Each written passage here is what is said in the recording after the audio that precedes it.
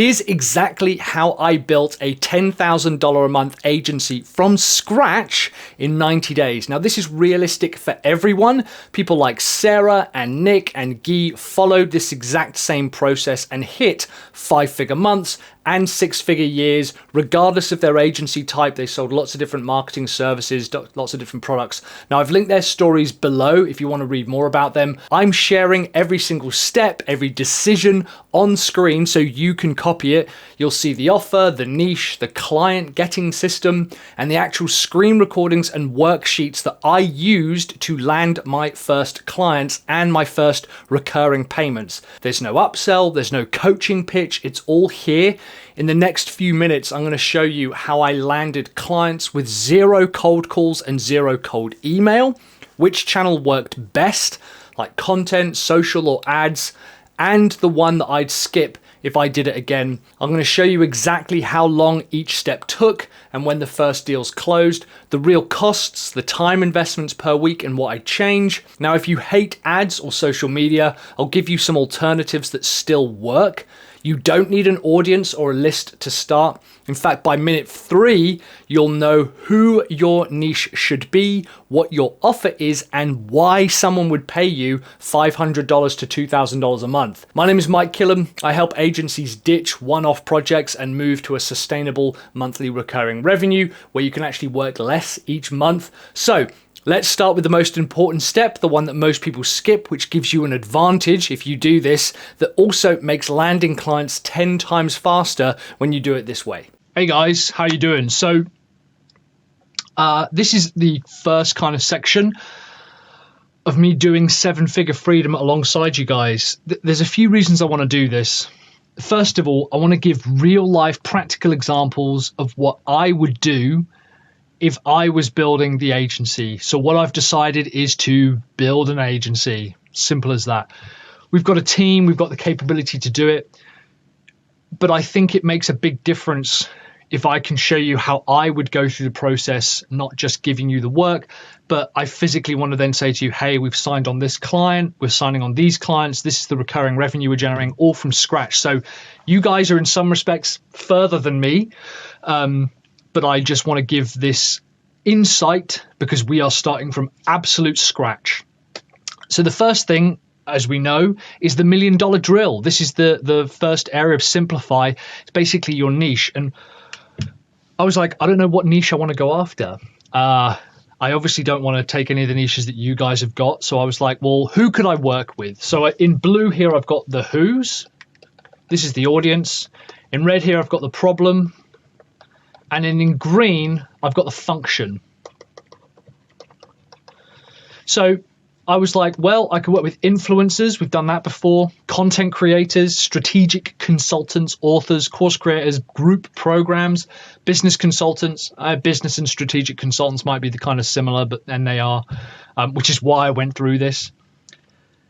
And then I did the same thing where I was like, well, first of all, who do I like working with? Who has the money? And who can I get the best results for? And so I basically went through that with every single one of these. Now, there are influencers and content creators with over 100,000 audience members, right? That would be ultimately who I would want to go for. Their problem for influencers is monetizing their audience. For content creators, it's monetizing their content. There is a lot of overlap. There is not a strict definition between an influencer and a content creator. They basically want to get non-ad or non-sponsor based revenue, right? So that was one that I thought. It's a huge market at the moment. Here's the problem.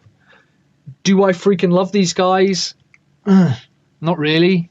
I don't know why. I just don't have a huge... I have a huge amount of respect for people who can do this, but I'm like not super desperate to get up and work with them. Strategic consultants, their biggest problem is, first of all, relying on retainers. A lot of them rely on retainers, and they want to book more clients. They just don't have the time to book more customers coming on board. So what they are essentially looking for, the function that I can deliver them, is revenue based from scalable clients. So scalable revenue from clients. So notice the function: revenue, revenue, sales, sales, sales, revenue. Most of mine are based around that. Yours could be leads. There are a few clients you could argue is one. The more specific you are, the better, right? So strategic consultants, they want to book more clients and retainers, scalable revenue. Have they got the money? Absolutely. We wouldn't need that many to be, the goal is to be at $83,000 a year.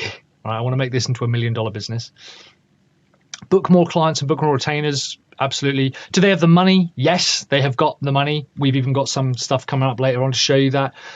Do I like working with them? I really do. I like working with strategic consultants, some types of strategic consultants.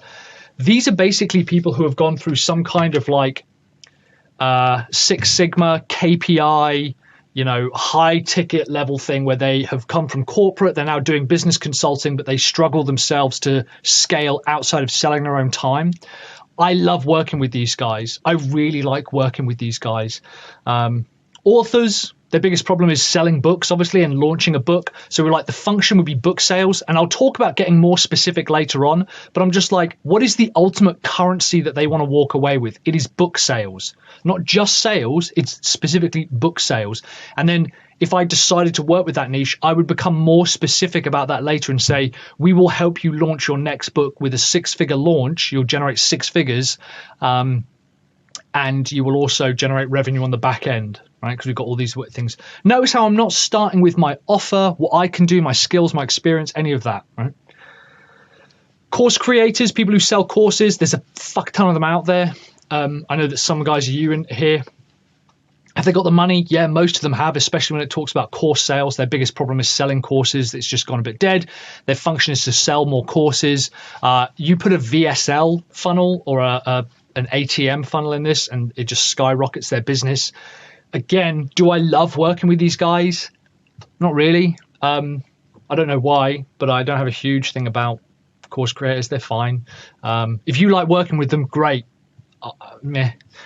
Group programs, yeah, fine. More members, they need member sales. So that's for like people who do like the group setup stuff around the country, typically live. Obviously, a lot of it's on Zoom now. They just want more members, so they're looking for member-based sales, typically high ticket. Fine, don't have a huge drive towards working with them. Business consultants, again, similar to strategic consultants, they're stuck with retainers or they sell one-off projects. And there's no follow-up sales. They want non-retainer revenue. Let me skip to the end. The one that did it for me with money, value, and whether I love working with them was strategic consultants. Here's why. It's 2 reasons why. A strategic consultant will sell a project, go in, develop leadership, put processes in place, and then leave. Now, that business will continue to benefit for years to come, potentially even decades to come, from working with them, and yet you will only profit from them once, right? That to me is criminal. If the customer is benefiting every single month, you should profit every single month. When it comes to booking one-off sales and retainers, they have the problem called the frog in the well problem, which is where as business owners, we have dug ourselves into a well in order to find the water source beneath, right? That's what we do. We're really good at doing that. The problem is that, like everyone, business consultants are now in the well and they can only see out this area. So if you're looking at it from the top up here, the frog in the well problem is that the frog believes that everything above them, that is their life. They believe that that is existence. This is also called Plato's cave as another analogy. Plato, P-A-L-T-O, cave. So they are saying, well, in order to get down here, I had to sell retainers and I had to sell one-off and I had to do the work myself, right? It was reliant on me. And I don't believe that any of that is true, right? So I want you to think about what is the Plato's cave that your customers have dug themselves into. They think, yeah, I'm comfortable here. I've got my water source. When I look up, that's everything. So therefore, that is existence. That is reality. When you say to someone like a course creator who's only ever sold $997 products and they're down here selling 997 products, you go, hey, did you know you could sell a course for $5,000? You go, no, I can't. And they reject it immediately because it's outside of reality, but that's actually where they need to get to. So that's who I've decided to work with, is strategic consultants. I might become more specific about that later. Here's the beginning of the $1 million drill. Strategic consultants, my qualifiers, which we'll talk about later in another thing, is they have to be doing over 20K a month in revenue. They have to have a $10,000 service. They have to have over 1,000 leads or customers per list. They have to be easy to coach, even though I'm going to be building an agency, and they want off the tools. They want to get off the tools. That's who I am going to be working with, essentially, is people who want to get off the tools. And we are going to be selling them exactly as you guys are, a range of products, everything from 25,000. Our core focus will be a SaaS model at $297 to $497 per month. We will have a $3,000 price point. We will also have a $1,500 and maybe a $97, like a low ticket entry, or maybe a book or something. I don't know, something like that. So this is the free/gift one. This is our core offer. This is actually going to be our core offer, is the recurring revenue. That's going to be our core offer, but I'll come back to that later. They are stuck with retainers. We'll talk about more problems later, but they're stuck with retainers. They're working on things one-on-one. They don't want to do that anymore. So that is the overlap, right? Strategic consultants, people who are stuck with retainers. That's our sweet spot. Here we go. I'm a strategic consultant. I've got a really scalable business. I can't help you. Not that I can't help you. I don't want to help you. I want to specifically focus on these people here who are stuck with retainers. This is why the problem is so important. The problem is not the only thing that they're worried about. It's a qualifier. If I say to someone, let's take Olivia. She works obviously at running, doing sports therapy. She works at a running shop as well, like providing shoes and stuff. Her specialty is runners who have been injured. So if you're a runner, particularly she likes off-road runners, off-road runner has an injury. Her sweet spot is in there. Off-road runner trying to improve a PB, yeah, she can help with, but it's not a sweet spot. Maybe James would be better with that. But off-road runner and injury, that's her sweet spot. She will even tell people, I'm probably not the best person to help you because you're not in my sweet spot. It's a qualifier. Because other agencies who come along and say, oh, we help strategic consultants as well. I go, great. With what? They go, we help strategic consultants with a turnover of over 10 million. Okay, so they're not stuck with retainers. No, well, then they probably would be better off working with you than me. This is what we call blue ocean thinking, right? And our function is to help them book more non-retainer based work. That's our goal, right? That's what I'm going to get them. And ideally, I'm going to get them to $25,000 per month in non-retainer based work. So that's actually what we sell. From all of this, that's what we sell. My core role will be content as per usual, and everyone else will be doing sales, delivery / ops, support, and admin. So now we could say we are the world's #1 non-revenue based, non-retainer revenue based strategic consultant agency in the world. Might need to tidy that up a bit. Can you see that already looks like a real business? And now I'm able to go, hey, if you're a strategic consultant and you are stuck with retainers and you're stuck with working one-on-one, selling one-off projects, I can help you. And our funnels and our agency can build that for them. Because I know what the tools are that can help build that out for them. Does that make sense? I hope that helped, guys. That was the first section, $1 million drill. We'll talk about this as we go forward. If you've got any questions, let me know. Cool. Speak to you later. Cheers, guys.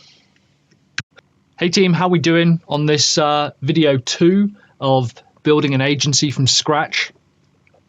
In this video, I want to talk about defining the function, also sometimes known as currency, depending on who you talk to.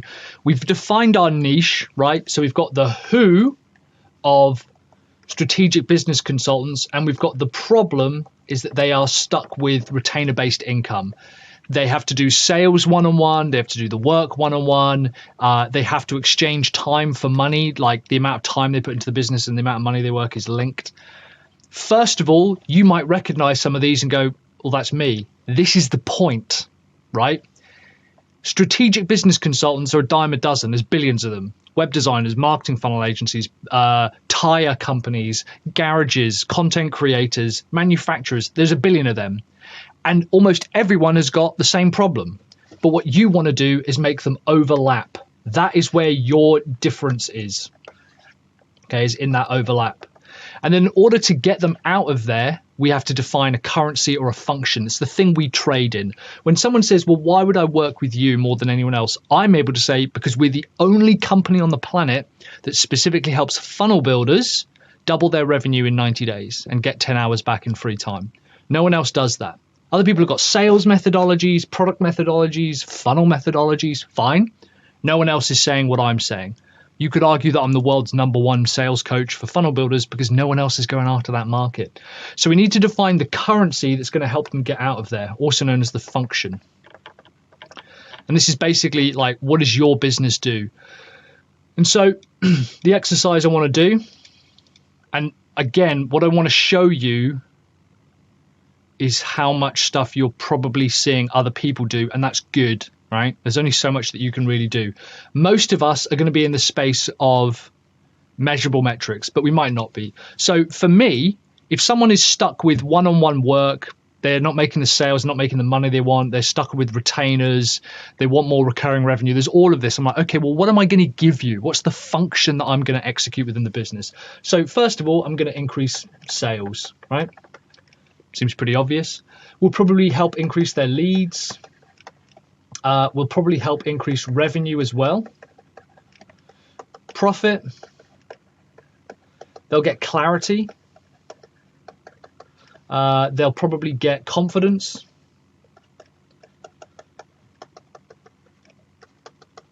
Will probably increase the number of calls that they make, if that's something that's important to them. Recurring revenue. Now, can you see that you might go through that and go, yeah, but everyone says they do that. Here's the problem. Most businesses will say, we can do all of this, right? We're not going to say that. Specificity wins. When you break $1 million or £1 million a year or $1.6 million specifically, come back to me and say, I don't need you anymore, Mike, because we're going to start doing everything. Great. But until you are $1 million or $1 million plus, focus. Specificity wins. And then I want to look at, well, what do we decrease? We decrease low value work, clients. What are we also going to increase? Probably could increase their pricing. We're going to decrease the amount of time they spend selling. Also their time at the office, time working. I'm going to decrease their stress levels. Confusion, we're going to decrease. Now, you might be like, in a classic case, not a lot of us are in this space, the health or wellness space, but you might be like, oh, I'm going to decrease your weight. Great. Or I'm going to increase muscle mass. Great. Specificity is what wins in this. Remember, specificity. Now, there's two things we now need to do. All right. Notice how I'm not overthinking this. Okay. If I come back to my function over here, there's two things I want to do. First of all, I want to choose the function that makes them go, oh my God, I categorically need to get on a call with Mike or a member of his team so I can have more of that, right? I want more sales, but great, but how do you want more sales? If we have broad and then specific, right? Things like confidence is broad. Something that's specific, and I'm not saying this is right, but something that's specific would be approach more women at bars. Why is it specific? Because it's measurable. And the way that we can put measures in is units and time. I think a lot of people think that these types of processes are like well, let me think and then I'll have one really good answer. It's not. It's write down a ton of answers and see which sticks. So in order to get the most appealing one, it's not just enough for us to go sales. It might be that in some cases, confidence might be the thing that someone is most looking for. But unless it has units and time associated with it, it is not something that we can specifically sell. It's not something we can give someone. Another thing is, you might think, yes, but everyone says they do lead generation. Everyone says they do sales. They do, which is why you need to say you do function in time with units for who with problem. Can you imagine if I said for sales, for example, let's put units and time. Let's say 50% non-retainer based revenue per month in 90 days. Let's say that I go with that. It needs tidying up, obviously, and it's a bit wordy, but that's a pretty good start for a function. So if someone says, yeah, but loads of people say they help consultants with sales, I go, great, awesome. What we do is we specifically help strategic business consultants who are stuck with retainer-based clients, and we can help them get 50% non-retainer-based revenue in 90 days. So actually, maybe it's a revenue one. Maybe it's a sales one. Depends how you want to do it. Can you see how people be like, oh, shit, that is super, super specific. No one else is competing in that. On the other way, let's say it's, if we take stress, for example. So again, if we look at like broad and specific, stress is up here. Whereas we have identified that sales is probably somewhere in the middle. It's good, but actually what moves it down to this level is unit plus time. And what's interesting is broad attracts a little, general topics attract general pay. Specific topics attract specific pay. All right. We see this a lot. You see this with movies, books, TV, any kind of media. Software, you know, you don't go to a Jurassic World film and they sort of dabble in all kinds of different, maybe the recent one they did, but you dabble in all kinds of areas. It's because it's tight and specific. If you look at, and I know this sounds insane, but if you look at the films and media that have stuck with us over the past pushing 100 years now, right? Terminator, Alien, horror films a lot of the time, Die Hard, it's because everything is so specific. Die Hard is a story about a guy trapped in a building with a load of terrorists. He doesn't have any shoes and he's just a regular cop. That's specific. If I said, what's Die Hard about? And I go, it's kind of about this guy and he wants to try being a chef. He's a police officer and now he doesn't want to be a police officer anymore and he's getting divorced. That meandering side doesn't stick with us. The more tight something is, the more likely is someone is to understand it. And the more likely they are to understand it, the more likely they are to buy. One other note on specificity. Specificity tells the audience that you are an expert in the problem. If someone has to choose between an expert in the solution and an expert in the problem, they would rather work with someone who's an expert in the problem, especially their problems. And if you say, I'm going to help you with this very specific set of characteristics, you win. And we'll talk about the other bit of the function in a minute. So stress, for example, we would need a unit and time. And so it might be, if you wear a monitor tracker, right, lower heart rate, 2 hours per day. All right, I can actually lower your heart rate 2 hours a day. Whatever your current heart rate is when you get stressed, I can lower it for 2 hours a day. Or I can help you sleep better. Bush Babies, which is like a sleep therapy clinic. Their thing is like, we will help your child get to sleep.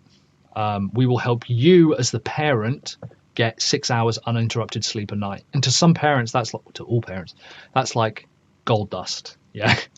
So if we say, yeah, great, it's sales, fine, but with unit and time that makes it more specific. So I think it's going to be something like this. All right. I'm going to help you generate 50% non-retainer based revenue per month in 90 days. Now, the problem that we all come across is they go, well, how could I possibly do that? I don't know anything about their business. Right. That's why we need to flip the acquisition model. And you are now looking for people who are suitable for this measure of function. When someone says to Olivia, I want to run a marathon in under 4 hours. No. Half marathon in under 4 hours. There we go. Unless she's working with Ulid Kipchoge, and they want to run a half marathon in under 4 hours, do you think that she says, what is your current half marathon time first? Of course she does. If they go, it's 4.5 hours, she goes, shaving half an hour off. Okay, fine. We could possibly do that. What's your current half marathon time? 4 hours. Okay, we can get that under. What's your current half marathon time? Oh, I've never done a half marathon, or it's 5.5 hours. That's almost impossible for her to knock that down, especially within 90 days. So she has to audition people. Liv says to people, if you're not already running X amount of miles or X amount of hours per day, and you should see her sell shoes. She's a goddamn genius with sales. She qualifies people. She qualifies people to buy the expensive shoes. Running shoes range anywhere from like $100 up to like 350, right? And she works at this very expensive running shop, and she'll say to them, they'll say, oh, what are those ones? And she'll say to them, I don't think that they will be suitable for you. You have to do quite a lot of miles to warrant a pair of shoes like that. How many miles do you do? And they go, oh, I probably do 700 miles a year. She's like, I think they wouldn't be suitable for you. These are really people who do 1,000 miles. Huh? And wouldn't you know it, they want it more, right? Obviously. But so you need to audition people. So I think the function is, we are going to help you book 50% non-retainer based work in 90 days. That's what our agency is going to do. This is what our funnels are going to do. Now, this might change, because the point is, I want to go through this process with you and show you my working ideas. So let's pick another one, right? Let's do recurring revenue. All right. A lot of them, if they are, again, this is why it's so important. It all stems from like this start over here. Strategic business consultants who are stuck with retainer-based income. What if I could help you get $10,000 in non-retainer income per month in 90 days?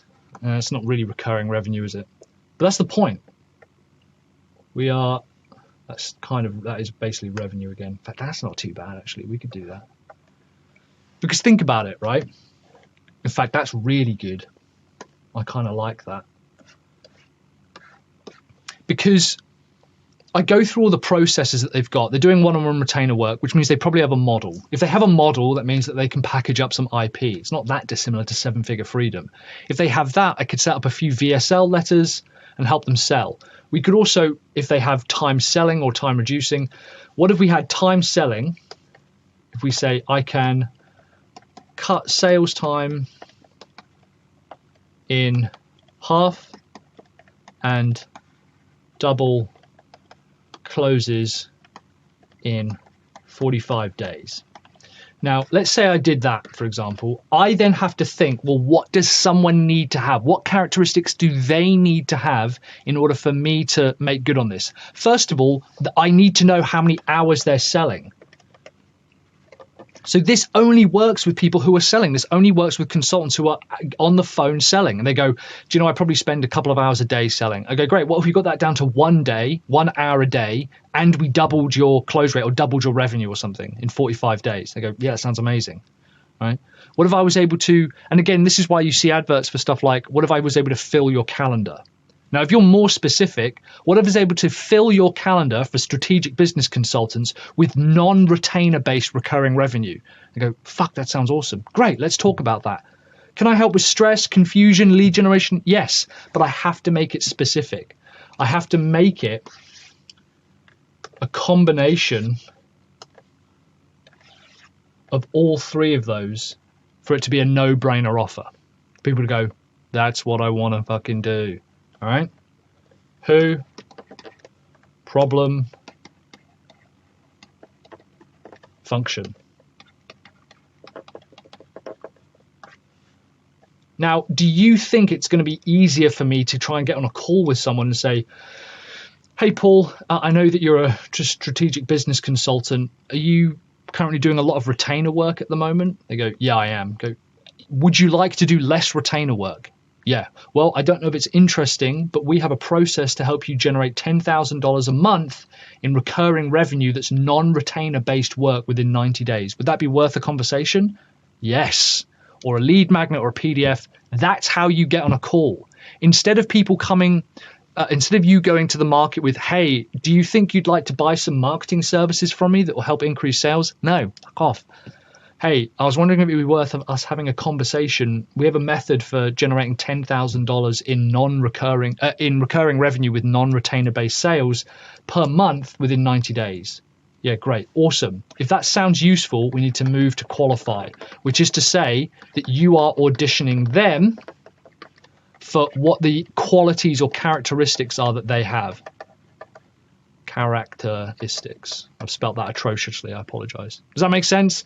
Let me know, guys. Hope this was useful. I think that's probably what we're going to be doing. I'm going to play around with the wording for this $10,000 in non-recurring revenue per month in 90 days. That, I think, is going to be the hook for the business. I'll see you on another video where I talk about whatever's coming up next in 7-Figure Freedom. Cheers, guys.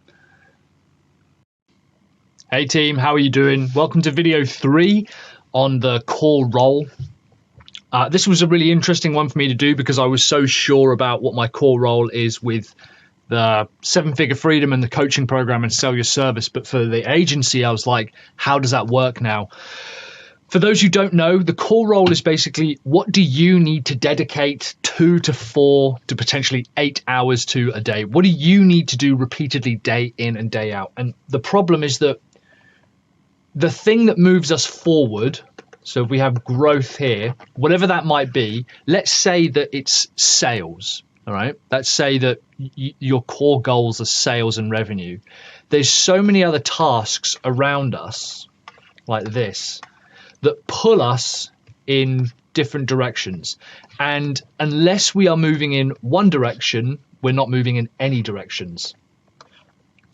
Does that make sense? So we need to start eliminating these other tasks that pull us all over the place and choose one that pulls us in the direction that we want to go. In this case, over to the left, which looks like backwards, but whatever.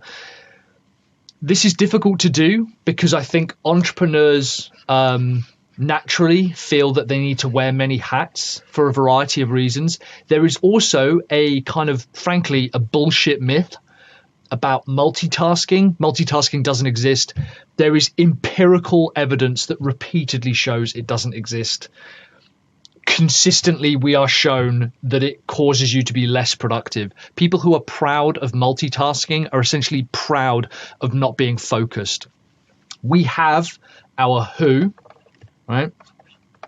We have our problem. We have our function. So we have all the pieces that go to market. The next thing we need is our core role. If you haven't read Mike Michalowicz's Clockwork, I highly recommend checking it out. It's a pretty easy book to read. In fact, there we go. I've opened the page on the exact pieces there. The core that he talks about is the queen bee role. So I would recommend doing that, but I want to get to this really quickly. This is not what's the only thing that you're ever going to do and everything else gets removed, but we need to think like that in order to understand who else we're hiring for. So what I like to do is write down the 6 things that I spend the most amount of time doing. So just the tasks that you as the leader do every day, or at least the things that you think you should be doing. So for example, I've got sales and closing.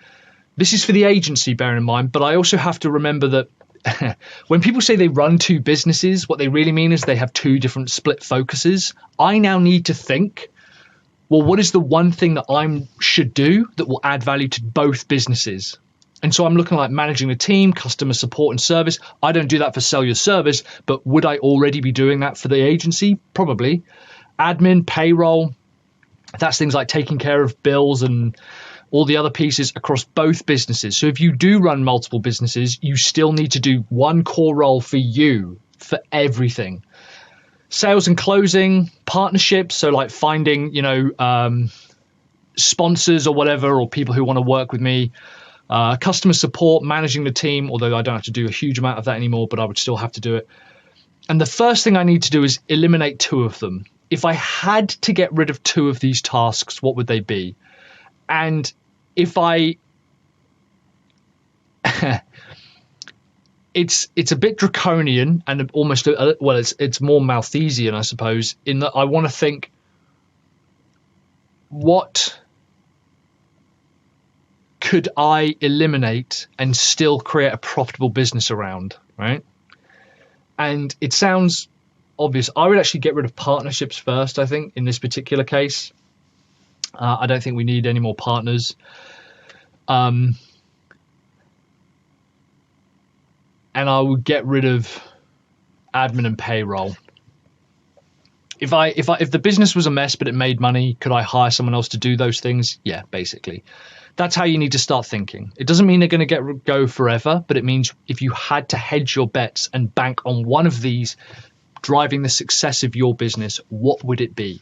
So I want you to write those 6 things down. If you had to hedge your bets on what you should be doing for 2 to 4 to 8 hours a day, what would those 6 things be? Or what are you currently doing already? Now we've got 4 left, so I need to eliminate another 2. And the way we need to start thinking about this one is how, if I could increase the value of any one of these 4, could I eliminate the other one? A bit like the big domino effect. If I could make our sales and closing so spectacular, so incredible, that it meant that I didn't have to manage the team or I didn't have to do content, could I do that? And so for me, I want to think, well, could I create content that was so good, or could our sales process be so good that we wouldn't need to do customer support and service? Is that possible to accelerate and increase the value of our sales and closing and content to the point where customer service is irrelevant? Yeah, I think we could. So I'll get rid of that. And now we're left with 3. And this is where people start to sweat and panic like I'm doing. Could I, in theory, create content that was so good that I wouldn't need to manage the team? Could our sales and closing be so good that I wouldn't need to manage the team? Now, you can read into that a few ways. Could I create a sales process that was so slick that there wasn't anything to manage? Possibly. People would just pay us money and they would take care of themselves. Maybe. Could I create content that was like full of like standard operating procedures and workflows and things for the team that they wouldn't need to check out? Maybe. Could I create content that was so good, or sales and closing that was so good, that we would be able to afford someone else to manage the team? Yeah, I think so. Cool. And so we're left with these 2 core roles. Now, remember, this is determined on what you want to do and where you think the direction of the business needs to go. The core role, we need to think of it as if you had to hedge your bets on the success of your business being just one of these. In theory, if you could do 100% of your work and it was outstanding to the point where people would actively comment on it, as in they would go, holy shit, this guy's content is so good, or holy shit, their sales process is so good, that you wouldn't need to do anything else, that it would elevate, you could elevate all of this to the point where other tasks would either be not needed or solved, right? If we could solve this one problem, could other tasks be eliminated or not need to be taken care of at all, or would it be easier at least? One of the ways that this was positioned to me as is obviously admin and payroll also would include invoicing. Could you create it where your content, like your blog content, webinars, books, whatever, was so good that people would pay you in advance? So you wouldn't need to give them an invoice or a proposal even, because you could give them something else. You could give them a receipt because they would pay in advance. Invoicing is only there because we say, well, I need to tell you how much it's going to cost and then you're going to give me the money. and then I'm going to do the work? What if it was the other way around? What if the work spoke for itself so much, and your content was so good, or your sales process was so good, or your ability to partner with people was so good that people would pay up front and give you the money first, and then get access to the work? Which one would it be? So for me, and this is horrible for me to say, I'm actually going to get rid of sales and closing, because can I create content that was so good that it makes our sales and closing process easier, or even potentially eliminates it? Can I create content that's so good that it attracts partners? Now, I'm not saying that everyone should create content. I'm not saying the core role of your business should be to create content. It might not be. It probably won't be. Some other examples, by the way. So this is what my core role is then, is content, essentially. All right. And that might change. I might learn that that's wrong, but other ones have come to do with communication. Can your communication process be so good? Now, that's very broad, but could your comms process, your communication process with your clients and your team be so good that you wouldn't need to do admin, that you wouldn't need to issue invoices? People will just pay you in advance. Charlie, if you're watching this, I would go, hey, Charlie, how you doing? I just wanted to make sure that you got our latest updates. Is there anything I can help you with? And you go, what updates? You go, well, the funnels that we've built, they're now doing automatic split tests so that you'll be able to segment out your audience and do tests. You go, no, that's awesome. So that's just me communicating with you. Or similarly, Charlie calls me up and he goes, man, we've got, these customers are calling up and the website doesn't work. And I'm just going to spend my time talking through with Charlie how this goes. Could my communication and my relationship, I suppose, with the customer be so good that everything else takes care of itself? Could in theory, my design be so good, just the design, be so outstanding that people will pay me in advance for my work? And we know that's true because we know that there are artists and agencies who are hired for their design. I'm going to argue that my ideas, not mine, sorry, I'm going to argue that someone like Casey Neistat, his ideas are so good that Nike and loads of companies give him money in advance, tens of thousands of dollars, hundreds sometimes, to say, he literally, there's a video of him out there that Nike said, here's 50 grand or something stupid like that, 10 grand, something insane. We want you to come back with an advert. They didn't even ask for a brief or anything. They just gave him the money, and he fucked off for like 3 months and just went traveling around the world and creating an ad. And it's an ad you probably know, but you didn't know that he did it because he did it before he was famous. That's purely his ideas.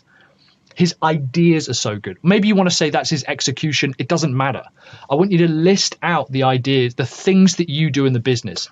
Admin, HR, in inverted commas, training, closing, selling. And don't overcomplicate this. Here's another thing. Don't overthink this. Just list down the 6 things, and I want you to think about if you had to hinge the success on one task, what would it be? If you had to hinge the success of your business and your agency, both businesses in my case, on one task, what would it be? And for me, it's content. I think I can create content that's so good that the team doesn't need to be managed. We can hire someone else. Customer support and service can be taken care of content, and admin and payroll can be taken care of somebody else as well. Does that make sense? I hope that does. So I now know that up here, I've done that the wrong way around as well. I'm like, who is strategic business consultants? Problem is retainers. The function is, have I told you guys this? Maybe I haven't finalized this. $10,000 a month in non-retainer based sales. Non-retainer based work, sorry. $10,000 a month in non-retainer based work. That's the function, right? 10K per month, non-retainer based work, right? My role is now content, and now the outcomes, really quickly, the outcomes that we need to look at we'll talk about in a bit in another video. Really quickly, it's sales and marketing, admin and finance, and ops and delivery. And then there is another component, but to be honest, it so rarely comes up. Leads and sales, admin and finance is making sure that you are paid and making sure that you pay. Ops and delivery is support and delivering basically. Really quickly. Cool. All right, guys, thank you so much for watching. I hope that helps. I'll see you on another video. Cheers, guys. Hey team, how are you doing? Welcome to another little video seeing over my shoulder as we build up another agency.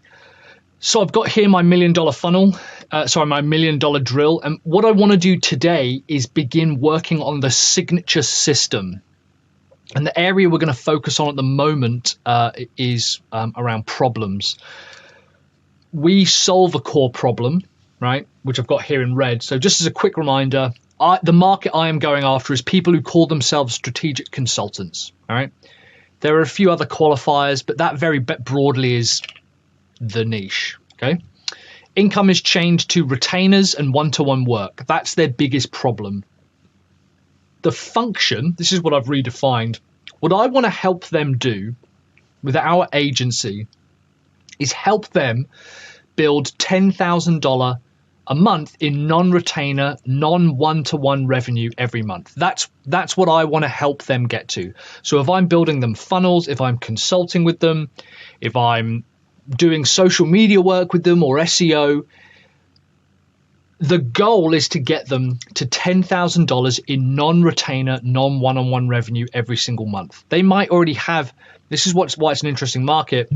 It's basically the niche, as we can see here, is people who call themselves strategic consultants who are chained to retainers and one-to-one work. That's the niche. So it's not just consultants. It's not even just strategic consultants. It is strategic consultants who are chained, or their income is chained to retainers and one-to-one work. That to me sounds like a pretty specific market. I'm happy to be wrong about it, but that to me sounds pretty specific. So what am I going to help them get? I'm going to help them generate $10,000 a month in non-retainer, non-one-to-one revenue. Okay. And there's a few ways that obviously I'm planning on doing that: increasing their sales, changing their sales methodology, helping the products that they sell. There's a bunch of different ways that we can do that. One of the problems that has come up, and we're going to say the word problem a lot in this video, I apologize, is as funnel builders and agencies, we have a lot of things that we can do. So we have a lot of what you suppose you refer to as skills. So we can build funnels. You might be really good at like messaging.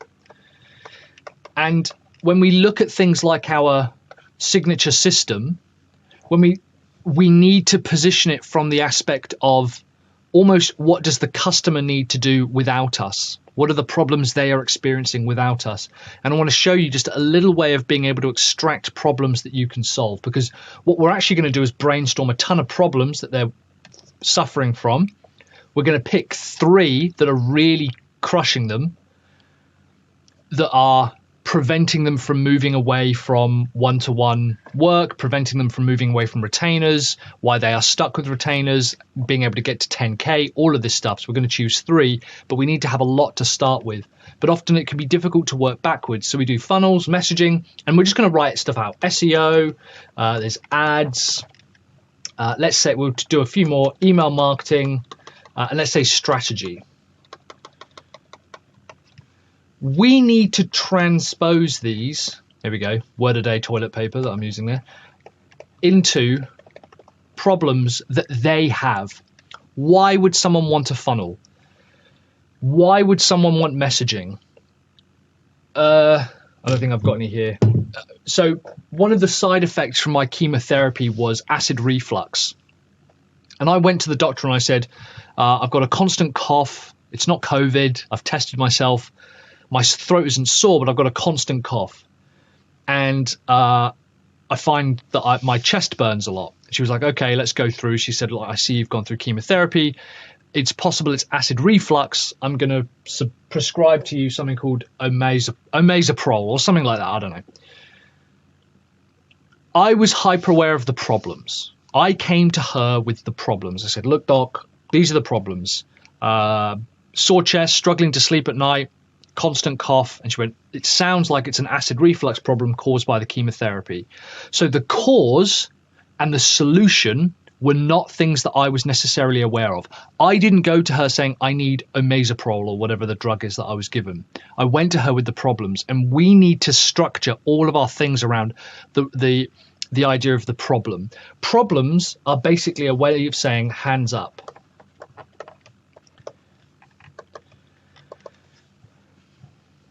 Funnels solve a lot of problems, and maybe you want to list them all out, but traffic is not a problem.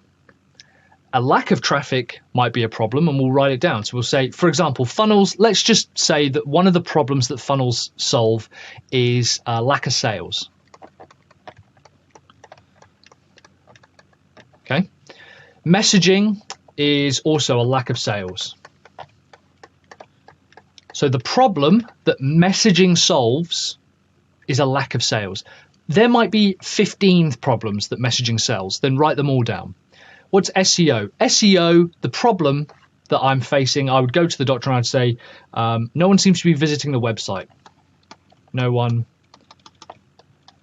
visiting, which they think is a problem, but as we all know, it's not. But anyway, right? Ads. I never have enough leads. Never enough leads. And again, your ads might solve a different problem. Write whatever that problem is down. Email. Email is, again, a lack of sales. Strategy. They feel confused all the time. They feel confused with their direction.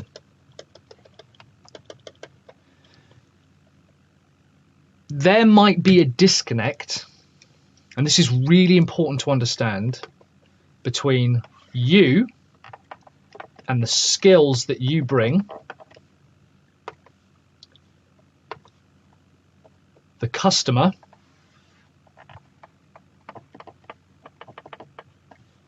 and the problems that overlap. What we want to make sure is that this green circle is here, right? And this is the cold, hard reality, is that if you have trained yourself up to become the world's best email consultant, and you think the biggest problem that email solves is a lack of sales, but your customer doesn't have a problem with a lack of sales, what they have a problem with is, I don't know, they generate tons of sales, but their profit margins are razor thin. If email can't solve that problem, you can't sell it to them.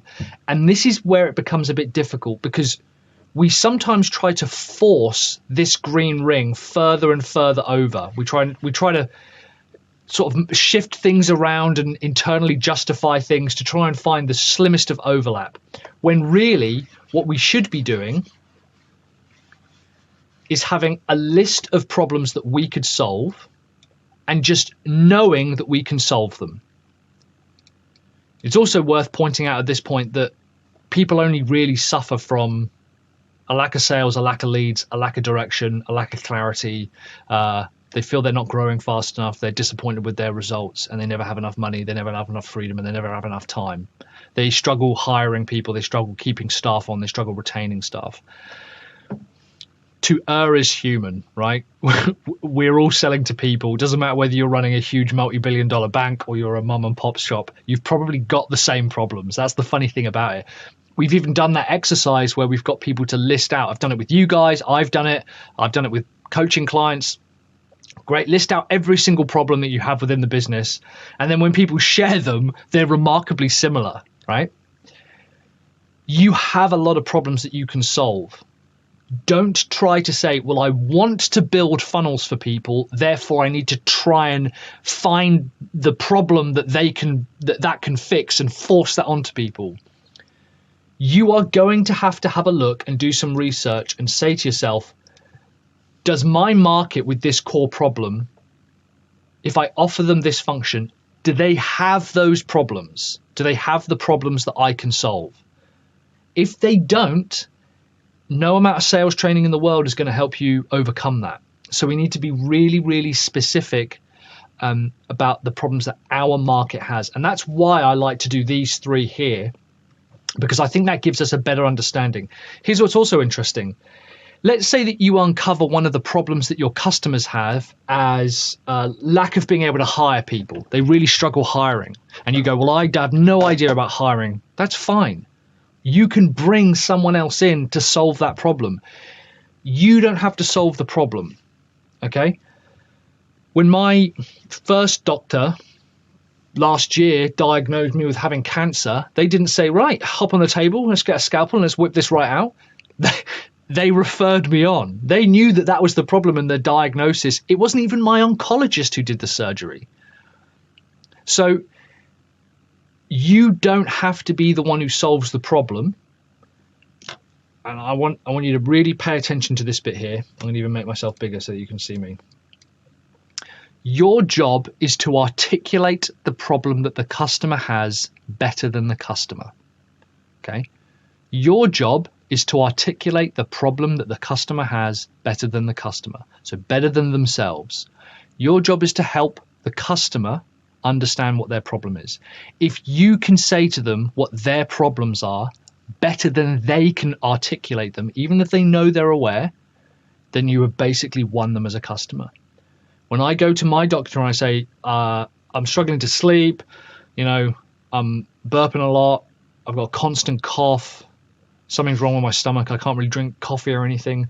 They go, okay, so do you find that you struggle to eat certain things and that you there's like a bubbling sensation, like a burning at the back of your throat? I'm like, yeah, that's it. Okay, and when you lie down, does it get worse and then it's worse in the morning? I go, yeah, great. You've probably got some kind of acid reflux problem caused by the chemotherapy. Oh my God, amazing. They just articulated what I had better than I could articulate it.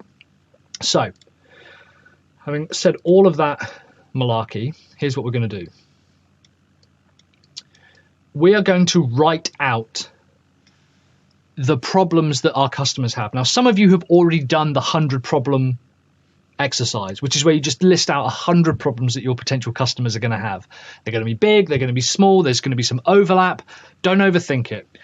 These are the ones that I identified as kind of the biggest problems for my market, for strategic consultants who are tied to retainers. And if we look at these, there's a lot of overlap. And so what we can do is start overlapping these and saying, okay, so there's not nurturing or following up. They're avoiding sales. Sales seem uncomfortable. They're relying on a handful of clients. They're competing with people. That basically seems to me about some kind of sales process. Okay. What else have we got? Selling one-to-one. Yeah, working one-to-one. If they don't work, they don't eat. They're working too much. Spending time with low-value clients. That is something to do with scale or time. What else have we got? Scared to lose clients. That's interesting. I think maybe that's the only one I've got left there. What else do they suffer from? They're scared to lose clients. They also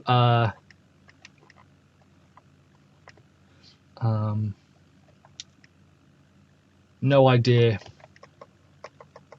how to scale.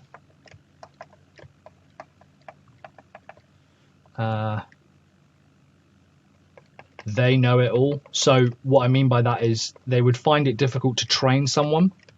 Now you might be thinking, how as an agency am I supposed to solve this? That's not your problem right now. Your problem is to identify the problems that they are experiencing. Selling one-to-one, working one-to-one, and nothing's written in stone, right? If we go through this exercise and we change it later, that's fine. And these colors don't mean anything. I'm just trying to correlate the colors from the groupings. You know, you might want to do it on cards or post-its or whatever. They've tried courses and it failed.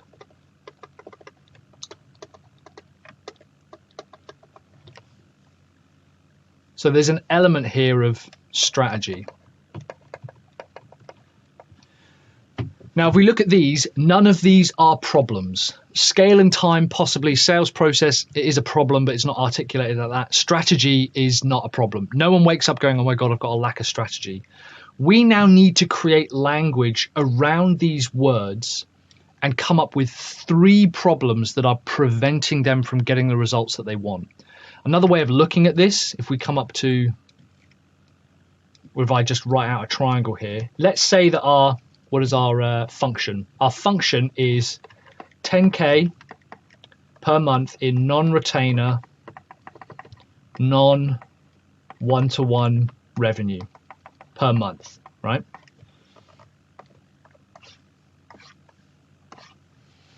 We want to look at what are the 3 things preventing them from doing this themselves? What are the 3 things preventing them from breaking away from retainers? And we've already identified, bearing in mind, a core problem. So we might say you are too reliant, or you are chained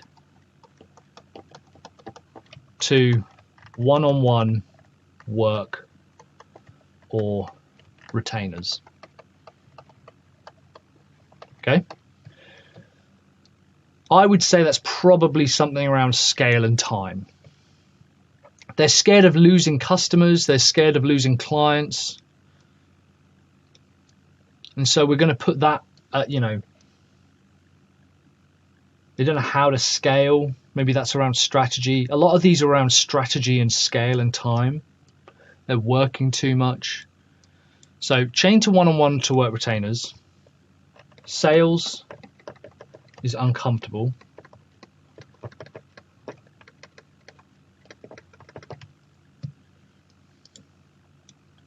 What else have we got? Scale, time, strategy. They've tried it all before. What's another problem that's standing in their way? They're chained to one-on-one work to retainers. Sales feels uncomfortable. And actually, let's change that. So I paused it because I wanted to have a think.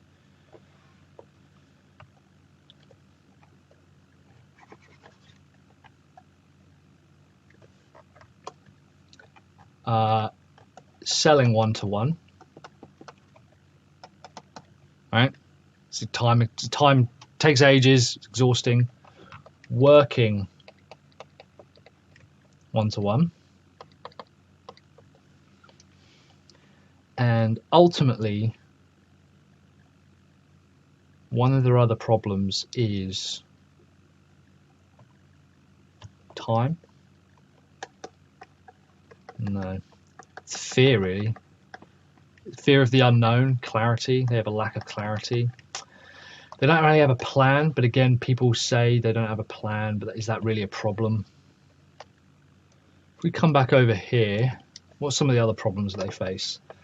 They hate creating content.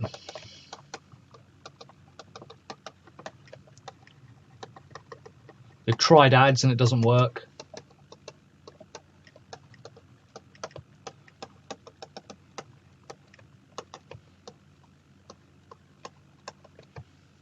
What else have we got? It's all very, tell you what it is.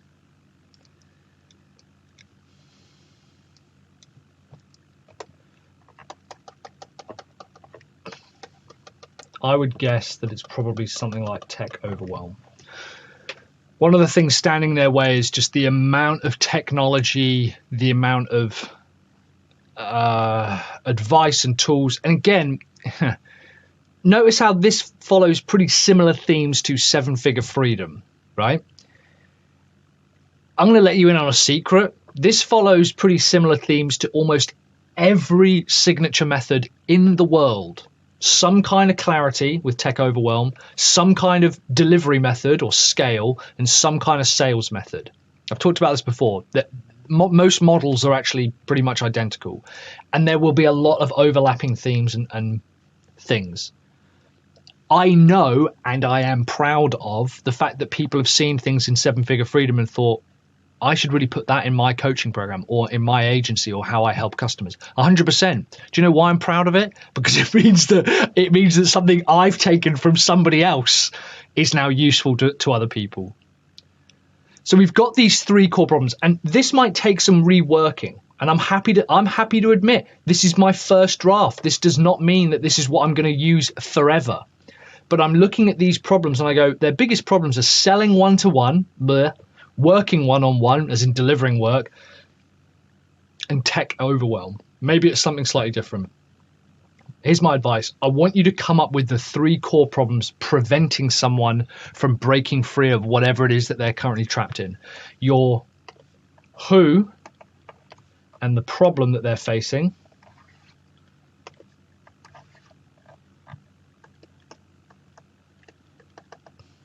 Right? What is preventing them from moving into another area? What are the 3? And it might be that one of these problems is the problem. That problem here might be up here. But what's number 2 and number 3? And like I said, writing a lot of problems out and then clumping them together, grouping them together is a really good way of doing it. So that's the methodology. At some point, obviously, I'll present back to you guys what the final result is for mine. In fact, actually, let me do that now. I'll pause it and we'll come back in a second. And so I've had to think about this. I think this is actually a pretty good start, and I'm going to work from this. And if we change the language, great. This needs to be refined, but basically I think the top 3 problems that my audience are facing are tech overwhelm, selling one-to-one, why can't I do the numbers, and working one-to-one. Those are the 3 biggest problems. So we need to find ways of helping them overcome tech overwhelm, helping them overcome selling one-to-one, and helping them overcome working one-to-one. I hope that was useful, guys. Again, bit behind the scenes. In the next video, I'll keep showing you just how we move through this, but you can see that all of this comes once you have your problem, your niche, and your function. Everything else becomes much more simple. I'll see you on the next video. Cheers for catching up with me. I'll speak to you later. Bye, guys. Hey guys, so we're working through the escape plan module, and I've been diligently working away trying to figure out, well, what are the problems we solve? And again, it's more about moving through the process rather than waiting till every step is perfect. Yeah. So what was tech overwhelm, working one-to-one, selling one-to-one, I think is they feel tied to client work. Sales takes up a lot of time and energy, and they have no idea where to start next, right? They have no idea what to change next. And I think those 3 kind of have transposed. So this comes from the these worksheets here. You know, what are they waking up thinking about? Thinking, I don't know where to start. Selling takes a lot of time and energy. I'm tied to client work, and goes round and round in a circle. And if they don't change, what are the consequences of those? And then on the opposite side, what are the goals? Like, what do they want? They want less work, more time, and more money, less stress. They probably want to feel clear and confident about their business. They don't want to be working in the business. They want to work on the business. So, for example, what do they want to see more of, or what do they want to reach or see happen? They want more time with less work and work less. They want more income, but to work less. They want more sales, but working less for the sales. They want to increase that ratio, right? And so we're just going to start jotting this stuff down. And this is where I think the signature system starts to take place. So the problems are, maybe make that a little bit thinner. No idea where to start or what to do next, maybe. They feel tied to client work. And these, by the way, these aren't supposed to be lining up with these. These are just, I'm listing them out one on top of the other, that's all.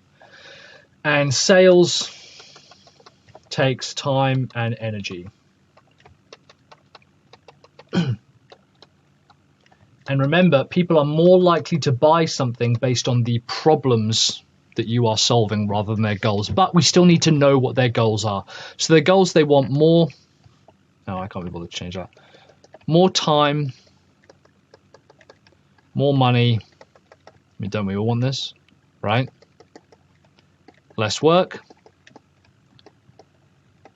They want to feel confident in their business.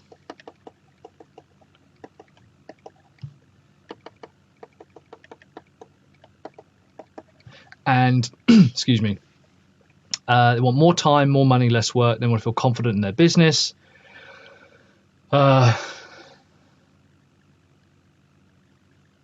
suppose at some point they want respect, I guess. They want more freedom.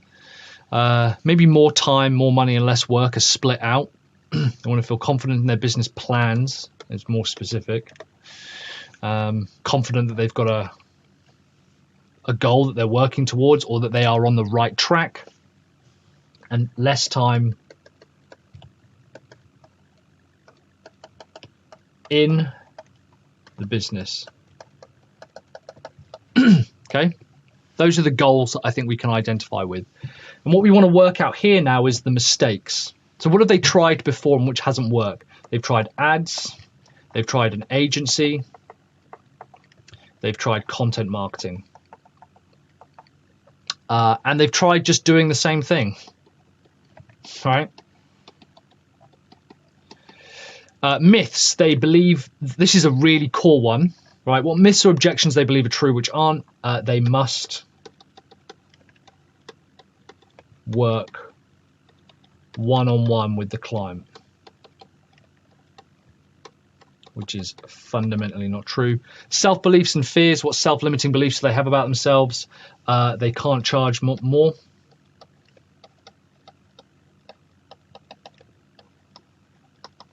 What else do they believe? Self-limiting beliefs. They can't charge more, and that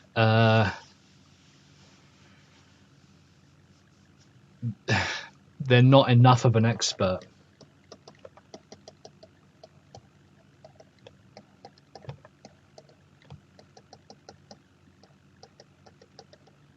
Okay, there we go. This is the beginning of a signature system. If we look at here, we've got these roadblocks. This is the beginning of a sales process. So we're now able to say to people, hey, if you're a strategic consultant and you are tied to retainers, you know how difficult it is to know what to do next. You've got, okay, so no idea already. Just by talking this out, we've changed it, right? Which is a good thing. Is that Martha Stewart who says that?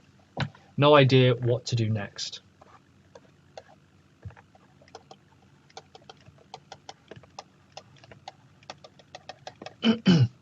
You know that you feel tied to client work, and if it's a demanding customer, you know that your amount of time you spend with them is time away from working on your business, working with other customers, or growing the business or generating new sales. But you're always tied to client work. And most frustratingly, sales takes so much time and energy. Why can't it be easier? You see other people who are generating sales and leads, you're like, how are they doing it? Wouldn't it be better if you had more time to yourself, you had more money, but you were working less? How about if you felt confident in your plans going forward within the business and you spent less time in the business? What would that do? Now, I know a lot of businesses like you have worked with content marketing and you've tried ads and you've worked with an agency and they haven't worked out, right? We know that to be the case. Maybe you've just tried doing the same thing over and over and over and it hasn't got you any better results. Lots of strategic consultants believe that they must work one-on-one with the client, and that is not the case. Many of them believe that they can't charge more or that they're not enough of an expert to be able to increase the amount that they earn but work fewer hours, and I'm here to tell you that is fundamentally incorrect. So that's the sales layer. We've begun creating the offer way before we've started creating anything else. If we put in some pretty simple funnels for these guys and did some pretty simple marketing for them, working on their messaging, working on their strategy, working on their content, changing their ads approach, they would be able to break all of these problems and start moving towards these goals and overcoming all of these myths and limiting beliefs in the middle. Irrelevant of whether it's a done for you service, done with you, if it's a SaaS model, if it's coaching, that doesn't matter. We are helping people move from here to here, from problem to goal. Let me know if this is useful so far, guys. Just put a comment down below if this is. The next, where's my Microsoft gone? Here we go.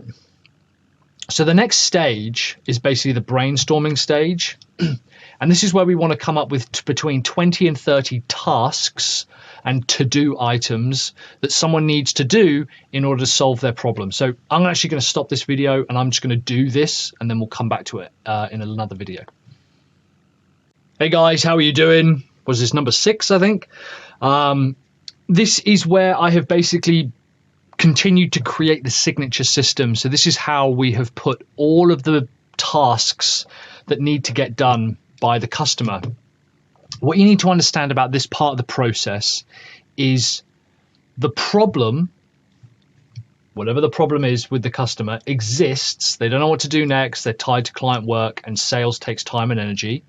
To be able to move to having more time, more money, less work, confident in their business, less time in the business, all of that, and ultimately to help them reach 10K in non-retainer, non-one-to-one revenue per month. That all exists in a world where you don't exist, right? That person is looking for that function, looking to achieve those goals and looking to solve those problems, and you don't exist. What most people try to do is they try to build the problems around what they offer. So they'll say, well, the problem is they don't have a funnel. That's not the problem. The problem is they're tied to client work, or they're not seeing the conversions that they need to, or that their sales have stagnated, or that every time they launch a new product, it costs them a ton of money, or that products... A really common problem for a lot of businesses is they will have 3 or 4 great months and the rest will be average. That's a problem to a lot of businesses, and they want to even that out. Their problem is not they don't have a marketing strategy. Their problem is not they don't have a sales funnel. Their goal is not to have a sales funnel. Their goal is to have more consistent months, and to have months 4 through 12 the exact same amount of revenue as months 1 till 3. Really common when people launch courses, they have a really good month and then the rest is shit because they don't know how to continue those sales. So they launch another product and another product, or they stay in that launch mentality. That's the problem. It is not that they don't have a consistent follow-up process. And so what we need to do now, and all we're trying to do, remember, all we're trying to do is get them from where they are with the problem into where they are with the retainer. Where they are with the problem, and where they want to be with the goal.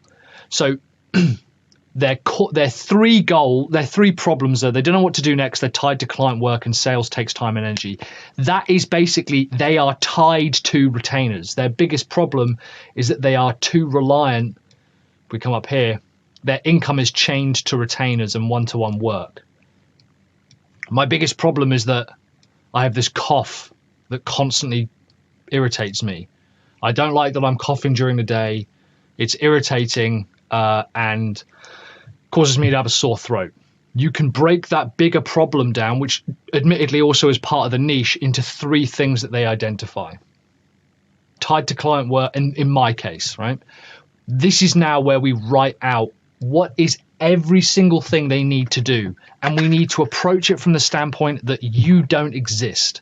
So when I say they need to start collecting reviews, I know how they can collect reviews, but they need to do it whether they work with me or not. Trust me when I say this is the strongest marketing that you could give. So many agencies are unwilling to tell people what they need to do for fear that they'll go away and do it with somebody else. First of all, that's unlikely to happen. Secondly, if you have a strong enough niche, they're actually more likely to want to work with you. So when I say, well, you need to create a sales video, and I'll even tell you how to create a sales video. You could do it with me. My agency could help create that sales video for you and put it into the best position for you. We need to do a hands-up content or campaign, or they need to do hands-up content or campaign. Now, this is where you can use your language. This is where you can use what your words are. And I have just written down, I think there's about 30 different ideas here of just what do they need to do. Big, small, some things will take a couple of weeks, some things will take a couple of seconds. Some things will be done on automation forever, some things will need to be done repeatedly. Don't get bogged down in the details of, well, this is too many things, this is too few, this is a huge thing, is it a task, is it an idea? Don't worry about that, just write it all down. And this is a process that will require you to write things down, step away from it for a day and come back to it a day later and have a look through it. What I like to do is I like to physically write them out. You guys have seen that I've created courses like this, books like this, entire pieces of software like this. Once you have written out everything, my advice is actually step away from it and then come back, because you're going to want to start eliminating things more than anything. If you find that, like, for example, I've got on here like strategy script and sales script. That's basically the same thing. Doesn't matter. Write it down and we can always eliminate it later. Is it 60% of enough of the way there? Yeah, probably. After that, you want to basically group them together, and you'll see that this first one is really light. That to me tells me that I've got something, that things that are too broad. It just says course content. Increase prices, right? These are really broad, so I'll need to figure out the tasks for those later. Others, like opt-in page, is obviously pretty specific, and it's one thing. So these are a lot thicker, right? I've obviously got more detail on this stack here. That's fine, all right? We're going to figure this out. If you follow the process, some things you will make bigger, like broader scope. Some things you will make smaller and subdivide them into tasks. That's not a problem. What you want to do is basically divide them up into stage 1, stage 2, stage 3. Simplify, systemize, sales, right? That's what you want to work on.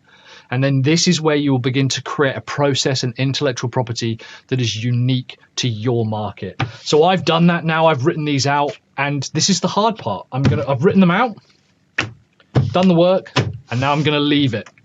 Probably over the weekend. It's a Friday when I'm recording this. I'm going to step away from this, close it all down, and then I will come back to it on Monday with a fresh perspective and say, is this everything that people need to do? And I might add things, I might take things away, but it's not until I've had that break from it that I'll want to come back to it. So that's what I implore you guys to do. Write out the list, step away from it, come back to it with fresh eyes. And I can already see things like create lead magnet and opt-in page. A lot of this stuff is probably going to be contained within the same area, right? Does that make sense? I hope it does. Let me know. Comment on these posts. I'll speak to you later. Have a fantastic weekend. Cheers, guys. Bye now. Hey, team. How are we doing? So it's been a little while since I've updated this Building Our Agency video series. The reason for that is because, and this is really important, I had written out all of the individual tasks. I'd brainstormed a bunch of things to try and get people there. I'd written out the core problems here. Where are they? This stuff here. And this is why writing it out is so important. It's not good enough to just have it in your brain and think about it. You need to write it out, and then you need to leave it. So I've left this for over a week now. I've come back to it a few times, and a few things have changed. But since rewriting it, as in physically writing out, although I'm doing it digitally, we've also done physical ones, and I've typed up a few things as well, going away and coming back. That's the key I've found, is physically getting it out of your head, leaving it, coming back to it, and then editing it from there. So this was originally the plan. We've got $10,000 a month in non-retainer based income. Sales is hard work. They're tied to income, and they've got no idea where to start. That has changed now to they're not making enough profit. So what I want to share with you here is still exactly the same market. People who call themselves strategic consultants, their income is changed to retainers and one-on-one work, and the function is $10,000 a month in non-retainer, non-one-on-one revenue. That's what I want to build, right? That's our agency. That's what our agency is going to do. And if we take a look at this one over here, you can see the problem, or the function I've got in the middle, is $10,000 a month in non-retainer based income. They are currently tied to retainers. Okay, that's a real big problem for strategic consultants. And so what we've got here is of that core problem, there are 3 problems which make that up. Yeah, there are 3 problems which we're solving essentially, tied to retainers. First of all, sales is hard work. They feel they have to keep their retainers because sales is hard work. If I can make sales easier, they don't need to be tied to retainers anymore. There's not enough profit in what they're doing, which is typically a time problem as well. If they had more profit, they'd feel that they could remove themselves from retainers, and their income is tied to one-on-one work, both in terms of sales and delivery. And what I mean by this is they are often the one doing the selling work. They are often the one delivering the content to the customer. And if we can physically show them how to break that one-on-one time, all of a sudden they will start generating more money where they're not the ones doing the work, okay? What I actually did is wrote the green ones out first. So I had a big list. Here it is. No, I don't want you. I want this one. I just listed all this out. Every single thing. And then just as I mentioned inside the training, I started clumping them together. And I realized ultimately what I want to try and do, if they want to make sales easier, they want to solve the problem of harder sales, let's create an opt-in funnel. Let's help them book calls, and let's show them a core funnel so that it sells to them without them having to be there. Okay, this would be the first thing for them to do. That I have called smoother sales. Second up, raise profits. And the way that we raise profits is what we call an ATM funnel. At least that's what I call it. An upsell campaign, and with memberships and recurring revenue. And I would show them how to do that. And remember, each one of these is going to have 3 kind of smaller tasks underneath, right? Each step. Which, to be honest, you don't really need to worry about too much right now. And then number 3, in my particular agency's case, I want to help them break the chains of income being tied to one-on-one work, both in terms of sales and delivery. So I'm going to show them how to build and sell courses, how to build and develop intellectual property, and the campaigns that I would run. All right, super simple. First of all, if you're looking at this thinking, shit, this is what my customers need, great. Take it, change the names of stuff, do whatever you need to do. I'm literally going to show you every single process that I'm going through for all of this. Things like opt-in funnels is like lead magnet, squeeze page, and thank you page, Booking calls is calendars, triage, and strategy. Now, you might be thinking, yeah, but as a marketing agency, I don't know how to write strategy calls. You do. You know how to write consulting calls. This is what I want us to understand as well. A marketing agency in 2022 needs to be so much more than creating some nice pages. If that's what you do, and you do it to the point where no one needs to do anything else, awesome. But so many of your customers would love to have a call script. So many of them would love to have a qualification script. So many of them would love to know how to write a proposal. You know how to write proposals. You know how to write blog posts. You know how to post on Facebook. Solve the problem. Don't restrict yourself to thinking, well, these are the things that I think an agency does, so therefore I can only sell that. Solve the problem. And if you realize, let's say that I thought, right, memberships and recurring revenue, I know that needs to be in there, and I have zero idea how to do that. First of all, do you actually have zero idea? Or do you think that the best people in the world are a 7 out of 7 in terms of skill set? You're maybe a 3. If you're a 3 or even a 2, that's probably good enough. I want to talk really quickly, by the way. So this is our model. This is now the model that we're going to use. We might call it something like retainer breaker. Yeah. And so we work specifically with strategic consultants. Maybe they've got a team, maybe they haven't. What we want to do is help them break the chains of one-on-one retainers and one-on-one work. Sales is hard work. We want to make sales much smoother for you. Often we find that there's not enough profit in what you're doing, so we're going to raise your profits, and income is often tied to your one-on-one time and work. both sales and delivery, so we're going to help break those chains, right? This is how we're going to do it. What they might need, okay, so this is you, and this is your customer. This is how we're going to do it.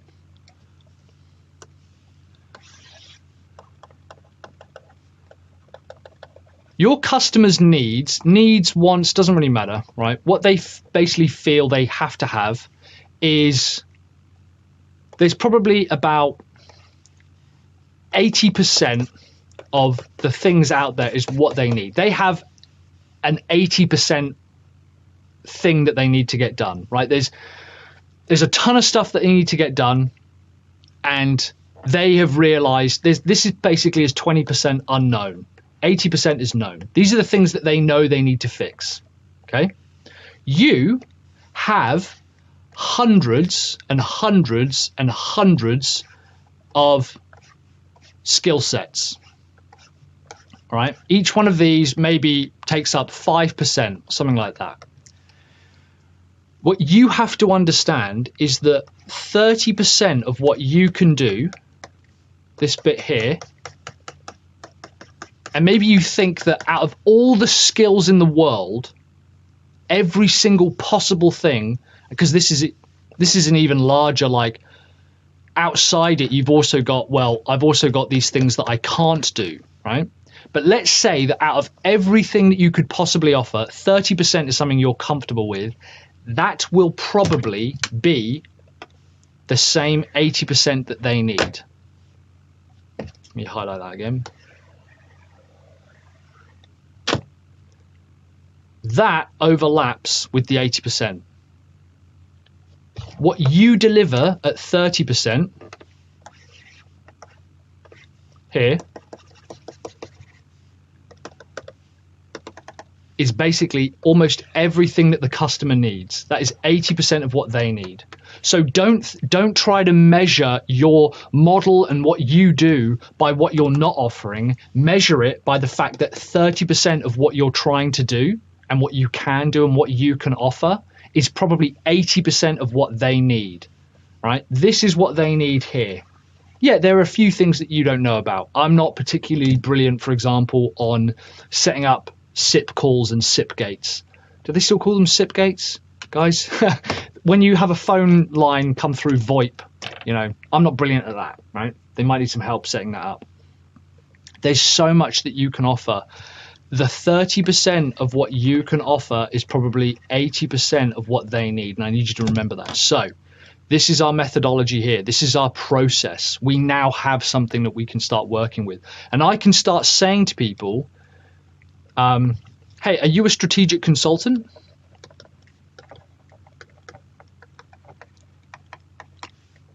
Do you feel tied to retainers?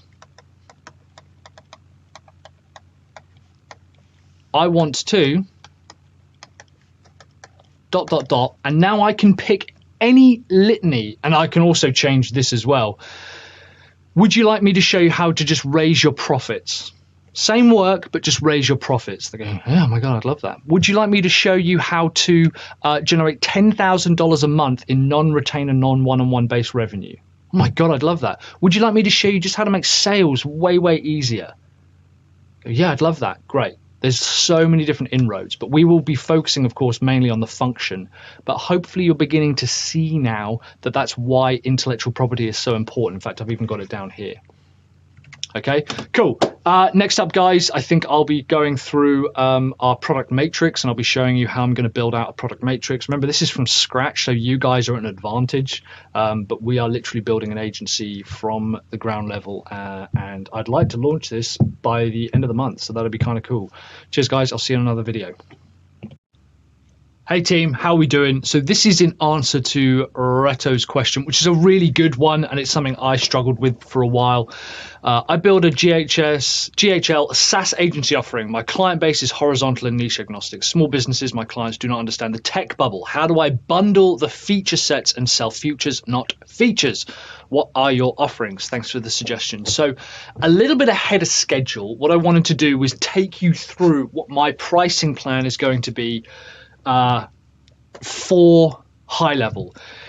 So first of all, this is I believe this is the standard configuration. I can't actually remember because I've changed a few things around. I'll talk about why that is. 197, 297, 497. So that's per month. I'm going to switch back to the whiteboard to talk about things. First of all, consolidation of tools. All right, that's the first thing.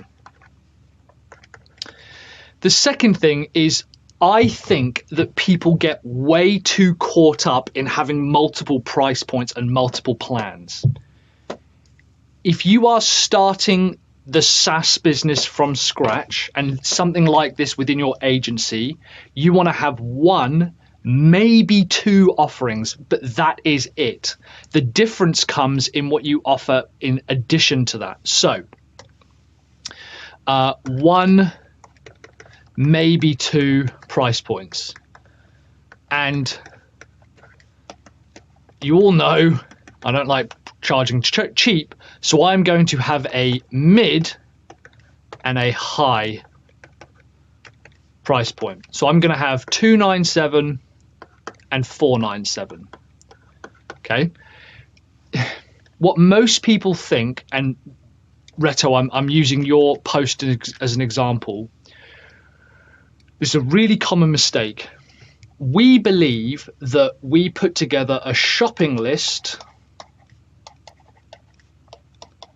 of features, and then we think, how much will someone pay? And this is fundamentally incorrect. And by the way, if you're watching this going, I thought you were going to learn how to sell $25,000 funnels and higher ticket stuff, I'm going to talk about that in a second. I will talk about that. I just want to focus on the SaaS part for the time being. This is wrong, right?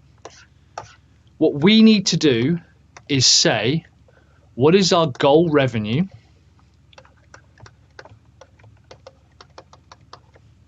And then what can we afford to give? Now,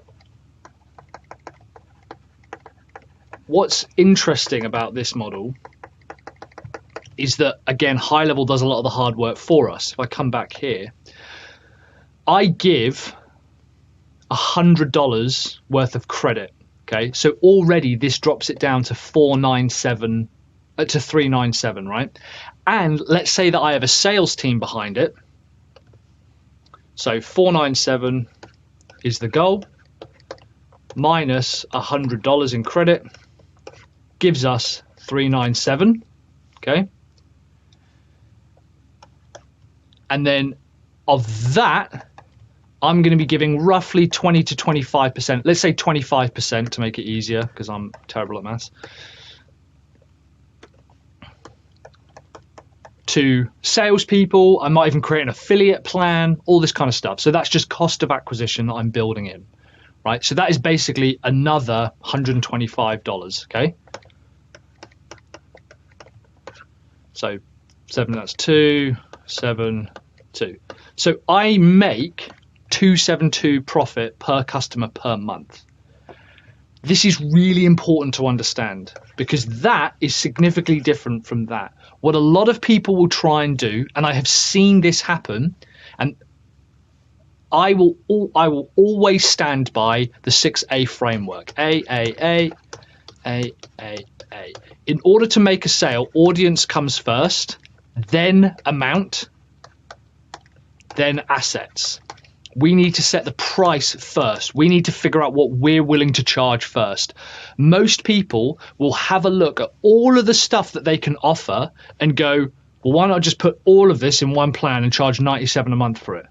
The cold, hard reality is that is not sustainable. You need to know what 297 or whatever we've worked out to be is going to bring in. Not even 297, is it? 272 is going to bring in, okay? Obviously this scales, which is great, but don't be tempted to bundle everything in. So what I am proposing is that we have a mid, we have a high, and we have a high ticket as well, which is like our core offer. So the high ticket thing is going to be anything around, for the sake of ease, I'm going to say 2,000 a month. So it's like 24 grand, right? If they don't want to pay 2,000 a month plus the 497, okay, that gives them access to the software. If they don't want to pay the 2,000, they can just pay for the software. Great. We have to also then understand, outside of all the features, what is the core function? This is absolutely critical. Alex Hormozy talks about this, and he's really, really good about this. He essentially runs an ads agency. All right, they are a dime a dozen. If I go into Facebook and let's have a look at SaaS. I'm just going to pick a random one. SaaS marketing automation. I don't know anything about this. 1.5 thousand members. Facebook ads.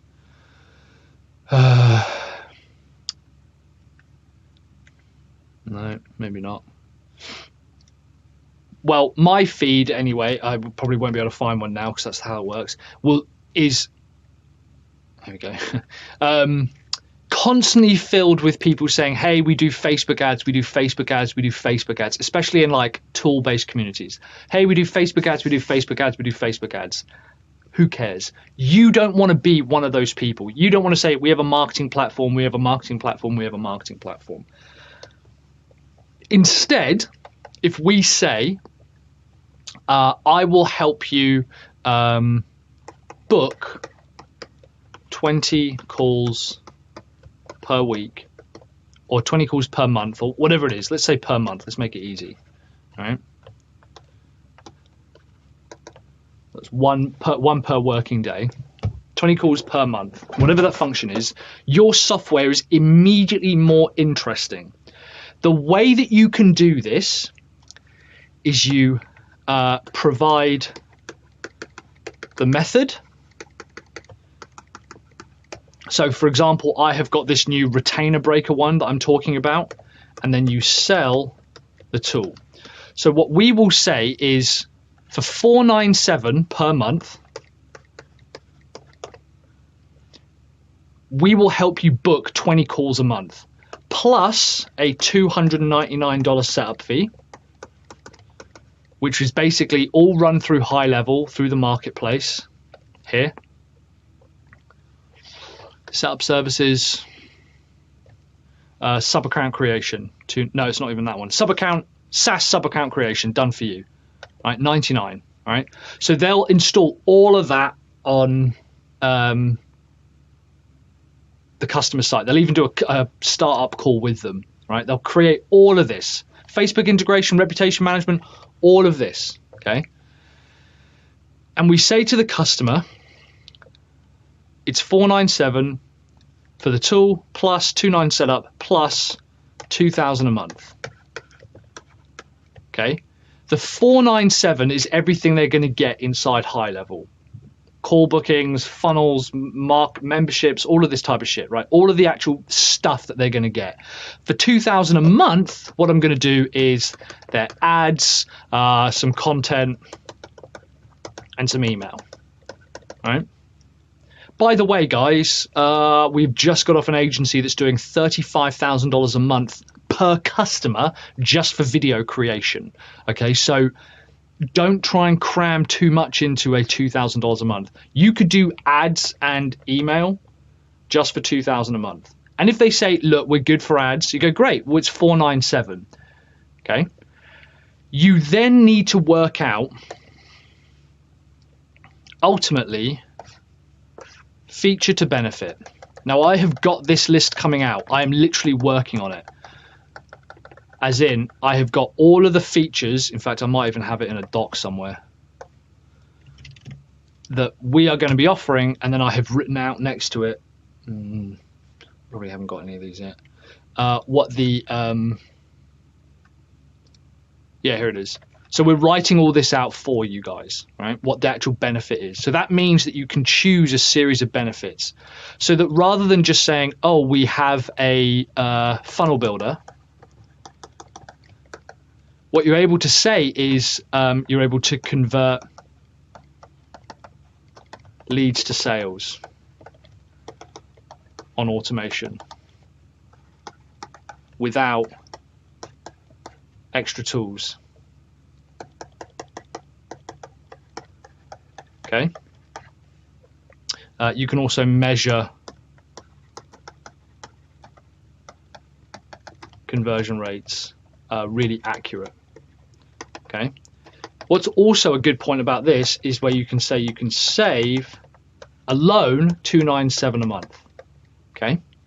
Average funnel builder to have what you're going to offer in this is you're going to save $297 a month.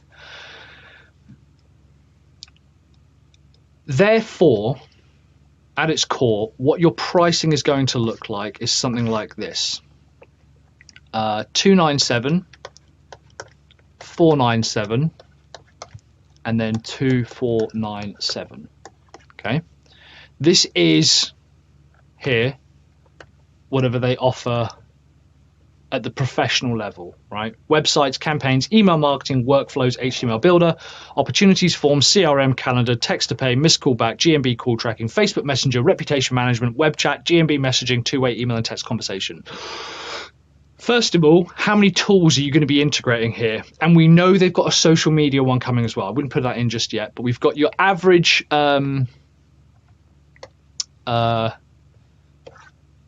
whatever it's called, email. I mean, we were spending $700 a month on email. So let's say email is 97. Let's just say that. Let's say that you have one of those text or chat widgets. How much is not Integromat, Intercom? Intercom's crazy expensive. I have no idea what the price is. Let's say it's $197 a month, all right?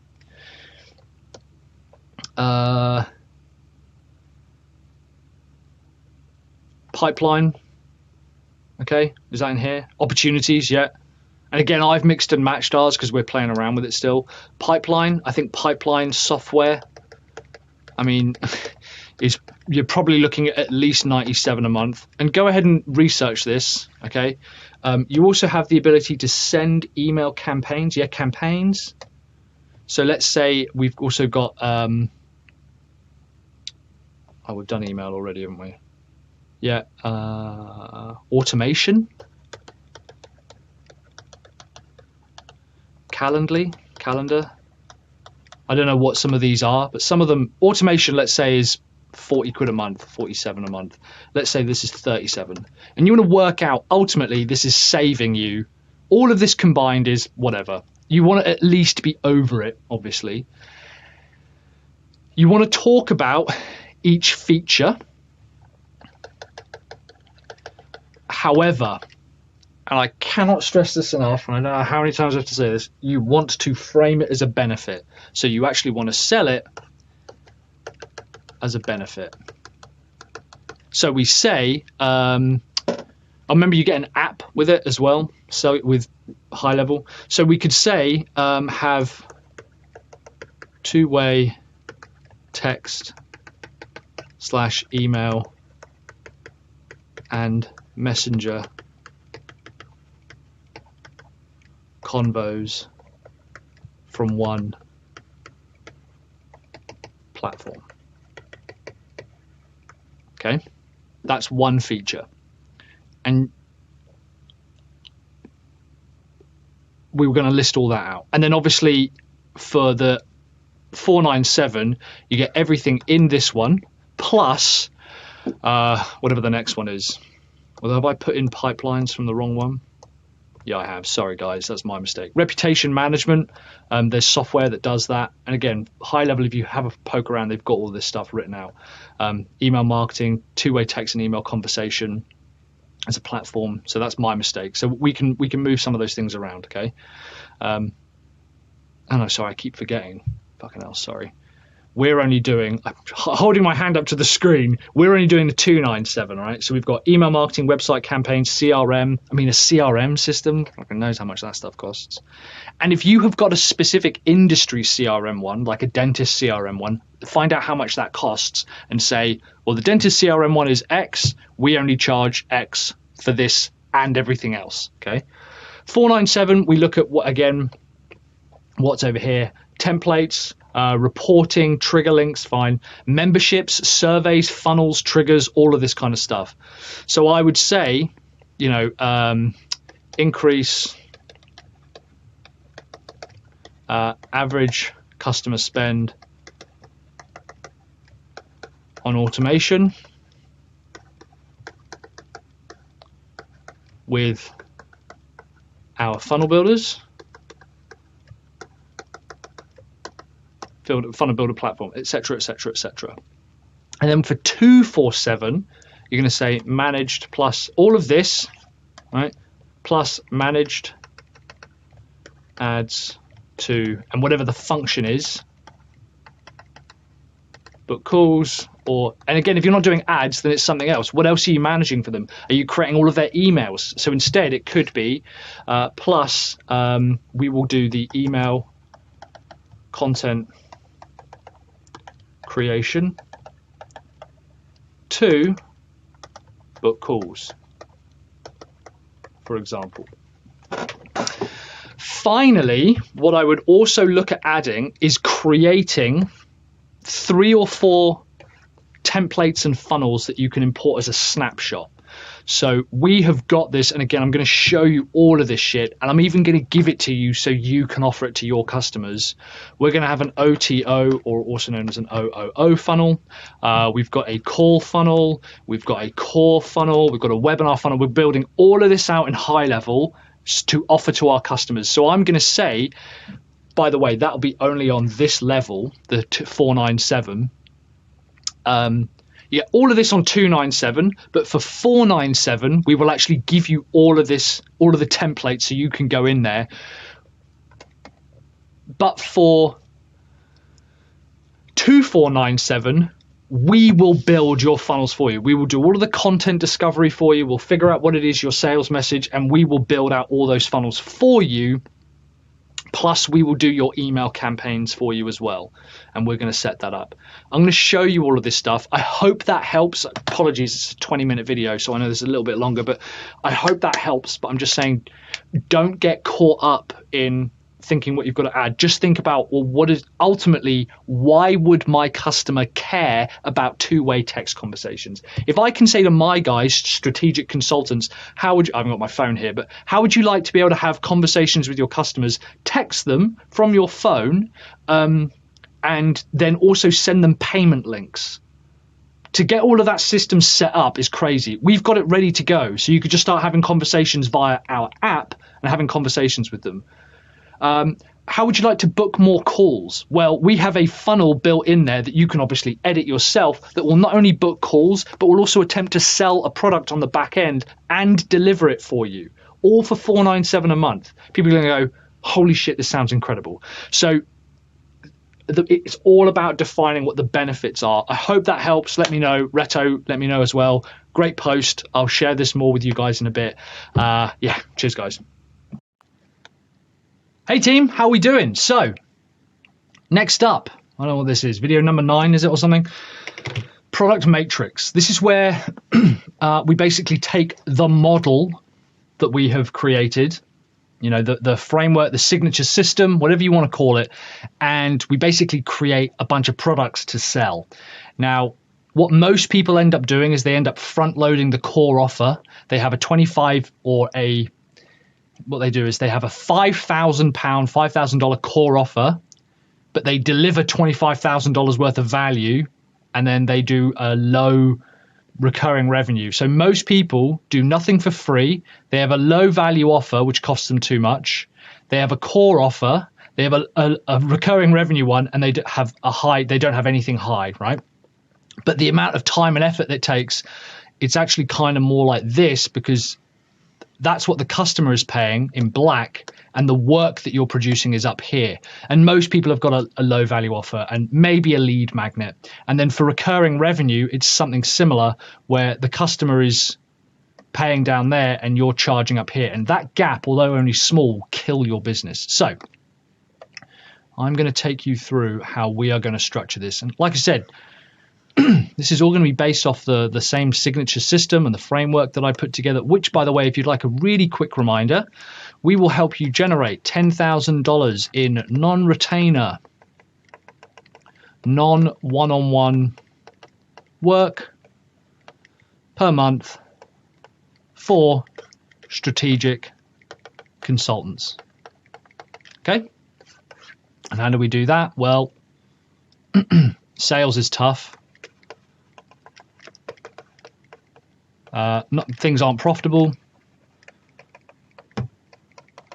and we are tied to one-on-one work. And what we're going to do is make sales smoother. So smoother sales, raise profits, break chains. Now, you'll forgive me because I cannot remember off the top of my head the exact immediate steps, but there's 1, 2, 3 steps to that, 4, 5, 6, and 7, 8, 9. In fact, I've got them behind me, actually. No, I haven't. That's the basic framework, right? Don't worry too much about that. So what are we going to do? The first thing we're going to do is set our prices. Most people try to define what they're going to deliver first. We're going to set our prices. Free is obviously going to be nothing. Low, I'm thinking like a $19 program. I'm even thinking, could I just create a book here out of this? Throw that out there. Problem solved, right? And then just use that as a way of channeling people into the program. I think we probably will do that. So $19 for a book, something like that. Our core offer, now the thing with the core offer is it wants to be at least $1,000 or ideally $2,000 of profit. So I'm thinking, let's put together a $4,997 training program or a course or something like that. And this is where we get a bit sneaky. The recurring revenue I've decided is basically going to be the $497 for high level. So we're going to white label high level. If they take the $497, we will give them access to the core course, right? But the $497 a month is the minimum recurring revenue that they'll pay. And then for the high ticket, we have a $25,000 program. I literally have no idea what that program is going to look like right now. So let's figure that out. But this is $497 per month. And I think in some other videos, or maybe in another video, I've talked about how I'm going to package that up. This $4,997, in fact, let's even make it, let's keep it as $4,997. This will be essentially a course and some training on how to do everything I've talked about in this model. And then I'll go, hey, and if you actually want to implement all of this, you can do it for $497. But if you want to do it for $497 a month, I will give you the course entirely for free. Does that make sense? That means that I could sell this as a one-off if people have already got other systems. They don't have to buy from me. Problem solved, right? $25,000. Let's figure out how we can break this down. So I'm going to cheat. $25,000. So we are left up here with 25 grand. I am first going to offer some kind of audit for 1,500. So I'll say, hey, I'll get one of my guys to go into your business, go through all of our audit pieces, find out exactly what you're missing within the business and give you a report, right? And we'll charge 1,500 for that. They go, well, 1,500 is a lot for an audit. Don't worry about that because it's how we sell it. If I say I'm going to tell you exactly where your next $3,000 is in revenue that you could probably generate within the next week, would that be worth paying 1,500 for? Yeah, perfect. So that leaves us with, sorry, I'm going to have to do maths now, 23,500. Then let's do some kind of consultation. Let's charge 4.5 grand for that. This is where we dive really deep into their business, have conversations with them, find out what it is that they want to build, and again, give them insights as to how they can take the business going forward. And again, the idea is that if they're on this SaaS platform, I'm going to keep saying to them, would you like us to literally personally go in there and audit your business? And go, yeah, we'd love that. Great. We could even probably, well, we could sell this just as a off the top. So we could sell this plain as it is as packaged. But the way that we're going to go is we're going to focus on the recurring revenue, the SaaS side. So what does that leave us? 4,500 is 19,000. Is that right? I'm sure you guys will let me know if it's not. Consultation. We then want to do some kind of what I call content or engage. So we will build you. I say you, talking to the customer. How about we write and create all of your copy and campaigns for you? The sales letters, the sales emails, set up the calendars. We'll physically build out the funnel for you. And again, we'll charge something like $8,000 for that. It'll be in high level. It'll be using all our templates. We'll even use something like GrowthWorks or our other software to write out this stuff. It mainly comes from the audit. The audit tells us what to consult them on, and the consultation tells us how to engage with them. So that gives us $11,000 left. And then let's run some campaigns for them. So this is where we will set up the actual physical campaigns for them. So that there will be $11,000. Now here's what's interesting. That is under, if we did that over 12 months, let's say we'll just straight up do that for $1,000 a month, or because I like a sales number, 997 per month. All right. So it's actually 26,000 just. Here's why this is so important, and this is why what people don't understand. When it comes to creating products, we think that work done by you is synonymous with the word value. And then we have the price along here.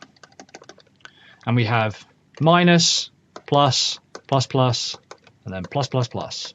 Right? So that's the level of money. And we think that if we increase the price, the amount of work that we have to do also has to go up.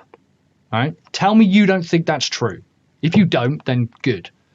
We think, well, if someone's paying us 10, 100, or 1,000, we need to give them 10, 100, or 1,000 worth of work, worth of effort, basically worth of sweat, blood, tears, pain, and heartache. And that is fundamentally incorrect. The correct methodology for this is this. First of all,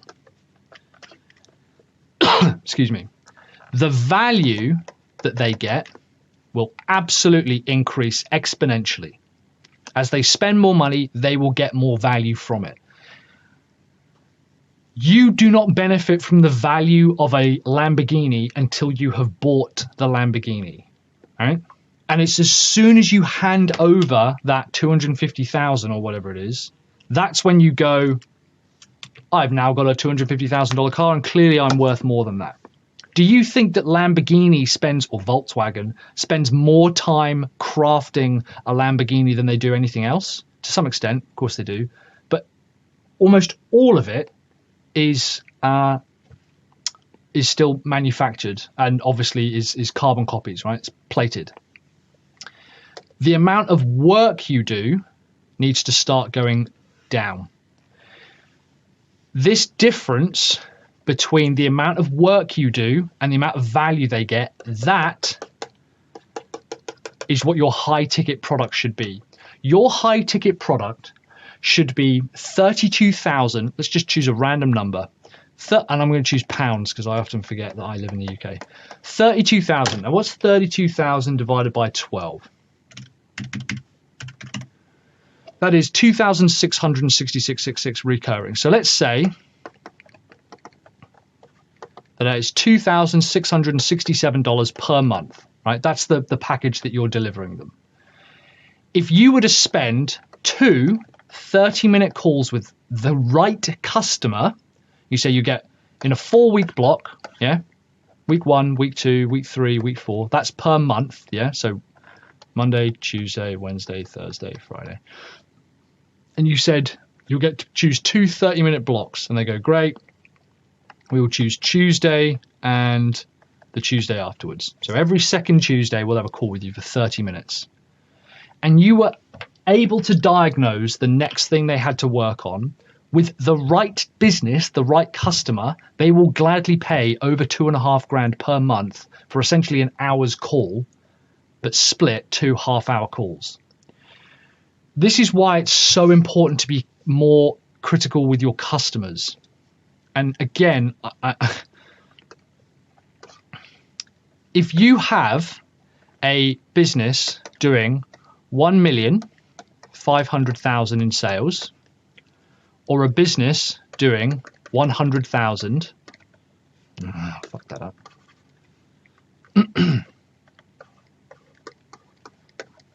And you say, I'm going to give you 10%. Every time we call, you'll feel that you've grown your business by 10%. 10% for these guys is 150 grand.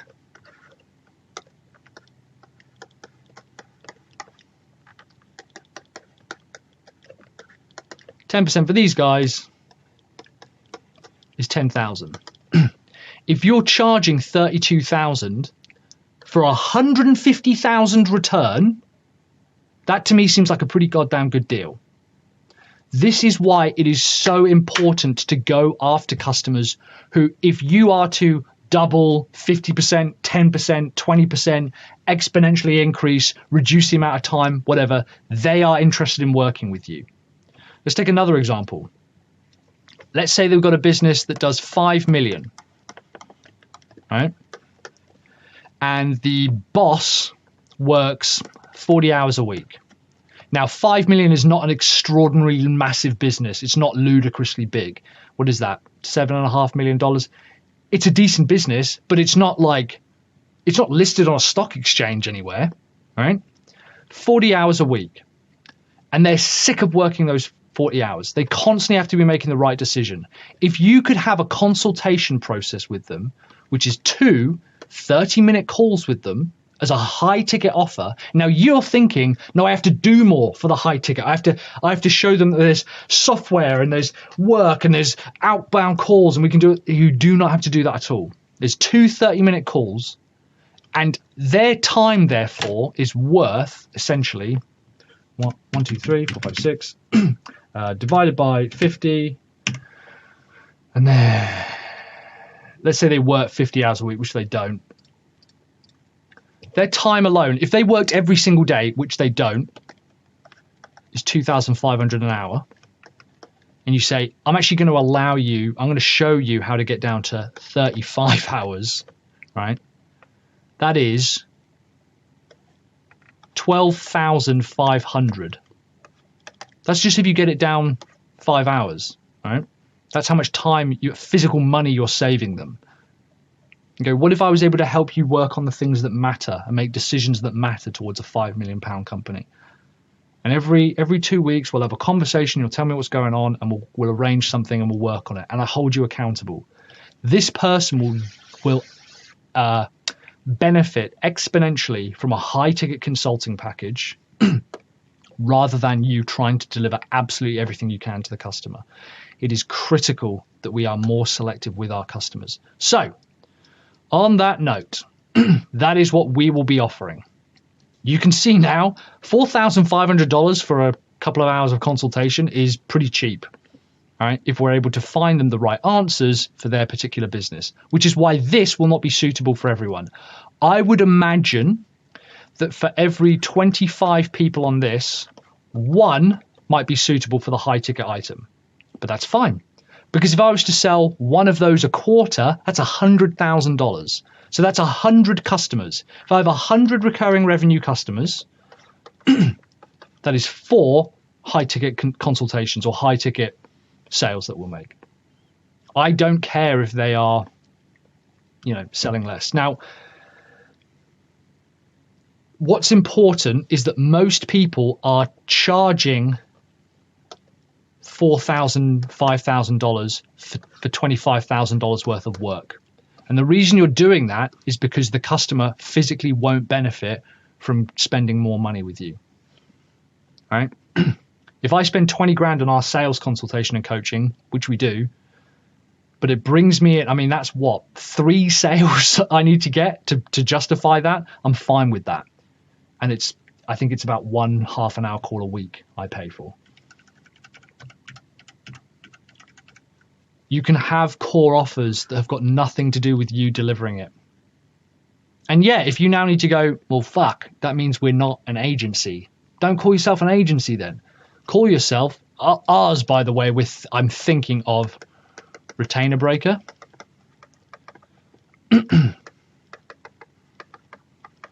Under the Sell Your Service brand, but this is going to be what we offer, Retainer Breaker, right? We are the world's #1 Retainer Breaker system for strategic consultants. We've created a category. You go, oh, okay, so what do you do? We have agency work that's done for you. Yeah, so we have, this is DIY. This is DIY. And this is more done with you, with a little bit here of done for you, right? A little bit. This is the product matrix. So free is going to be, and I will show you the video that we create. Video, lead magnet. And I've even created the free video lead magnets earlier, so on GrowthWorks. Lead magnet. This will be the book. This will be a course. And people will go, fucking, who would pay 5 grand for a course? Every single person here paid 5 grand essentially for a course. And yeah, we provide coaching and stuff, but that's why it's more than 5 grand. This is going to be software and high level as well, allows us to plug a bunch of extra services. So specifically, and I think I've talked a little bit about this, the way that this will work is we will have a 297 option, but I won't push it or sell it. We have 497, and we'll have 497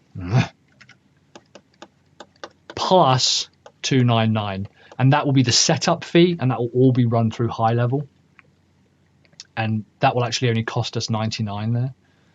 And then if they want to have us doing campaigns with them or ads for them, we can just add on those marketplace things and say, great, it's an extra $1,500 a month plus your ads budget, and we'll run all your ads for you. You go, no, I'm not interested in that. Fine, I don't really care because you're stuck on this here. Stuck, you're using this. I hope that makes sense. Let me know in the comments down below. Talk to me, guys. This is moving forward. You know, this is what we're doing. I will speak to you on another call. Yeah, have courage, commit, and take action. Bye, guys. Hey there, guys. There we go. How are you doing?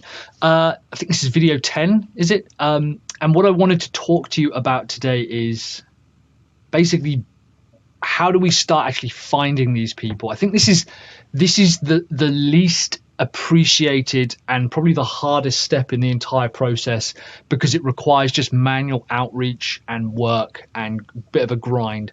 Now, you can get other people to do this for you. This is a great exercise for VAs to do. But it's also worth you doing. Frankly, I think it's worth you doing. It'll take an hour. And once you've done it for an hour, you can keep it for 3 or 4 months. It's a really simple process. It's a bit of a grind. It's very boring, but I'm telling you that businesses that do this find more leads and customers than businesses that don't. It's all well and good talking about, oh, I want to attract people and have them come to me. You still need to be going out there and finding people. The way that I have done this this hasn't changed in probably over a decade. I have always done it this way. The methodology might have changed slightly differently and the platforms might have changed, but overall the process is basically identical. So on the left here, I've got the different platforms that I could target. Now, back in the good old days, we would put down, I'm looking for strategic consultants, right? I am looking for strategic consultants who are tied to one-on-one retainer work and want to scale their monthly income. Monthly. All right, pretty simple. That's who I want to find. On the left here is a bunch of places where they might hang out. All right. LinkedIn, Facebook, podcasts, books, YouTube, Twitter, websites, forums, blogs, whatever. In the good old days, we would literally say, okay, we want strategic consultants who want one-on-one work. Where else would they possibly hang out? They would hang out at co-working spaces. They would hang out at industry events. They would hang out at magazines. And when I say hang out, I mean like, where are they spending their time? And we would literally just list out a bunch of places where they probably hang out, just the broad groups. Fucking Clubhouse, I don't know. Right. And then going across, I always divided this into who are they following, what are they using, who are they, and what's a membership that they're a part of. For example, I'm going to get rid of Clubhouse because I'm not searching on Clubhouse. Are there any tools that they use? Maybe they use ClickUp. Maybe they use Loom. Is there a Loom-based group inside LinkedIn? Is there... Who do they follow? And again, this is from research. So we're going to go through this and I'm going to show you how I manually do it. My first port of call is actually Amazon. All right. No one has more data on what human beings are buying than Amazon. No one in the world. So if I look up strategic consulting, here we go, strategic consulting, the investment journal, risk and strategic consulting complete guide, strategic consulting, this McKinsey Mind, sure. So this is a pretty good start. A strategic process to inform. So, and the thing that I think a lot of people get wrong is they go, oh, is that quite right?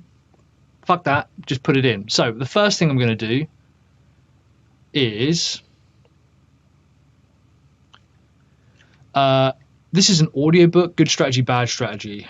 So Richard Rummelt, Good Strategy, Bad Strategy, and Why It Matters. What I'm actually going to do is copy the link and books, authorities, there. Performance consulting. Copy the link.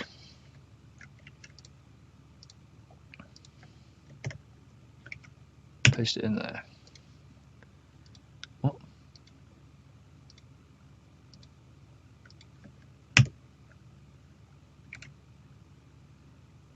There. Right. And I'm building this out bit by bit. And then I might go Dana Gaines Robinson, author. So there's a load of people who have been an author of this. Great. I wonder if they've got a Twitter profile. And this is why it is menial, boring work. But well worth it. Yeah, fine. McKinsey, obviously pretty big. Like there's a bunch of books here that strategic consultants are probably buying. Cool. The Investment Journal, Managing Performance at Work. There's a load of books here. Growth. Here we go.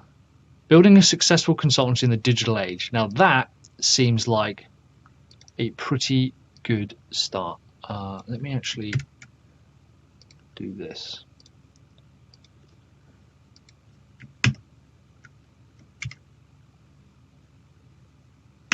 Right. I'm just listing these out. What's this guy's name? Joe O'Mahony. It's got one review, but that's fine, right?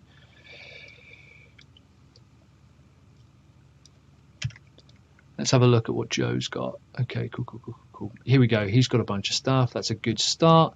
Now I want to find out. Yeah, whatever. Here we go. JoeMahoney.com.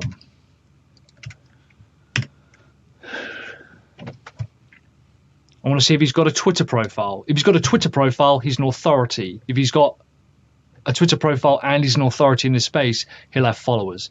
Resources, recent clients, contacts me. Okay, so he's got a LinkedIn page. That's better.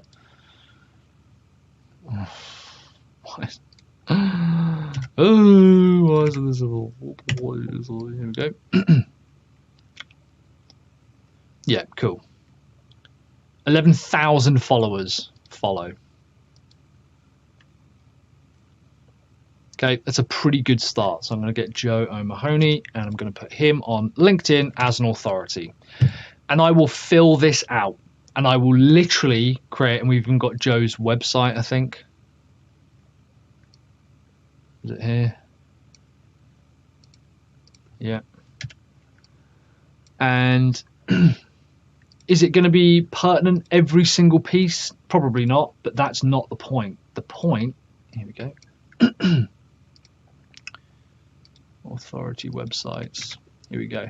And the co-working spaces and industrial events and stuff, that was just things I was giving examples from previously. Like if we wanted to work specifically with garages, we would literally say Exeter and we would list every single garage, right? What kind of tools are they using? Now, again, let's not overcomplicate this. Strategic consultant.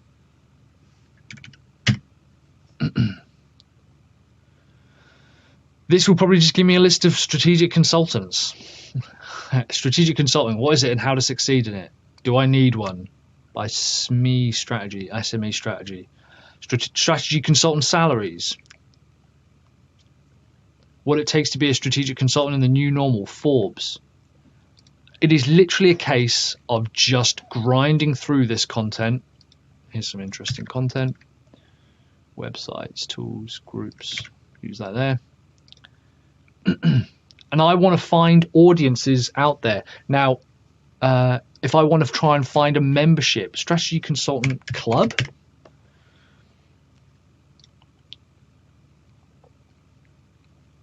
Seeks to empower students with a keen interest in consulting and strategic. See, yeah, I mean, it's students, but a thought leadership consulting firm that works with leading strategy firms. Yeah, great. Consulting club, London Business School.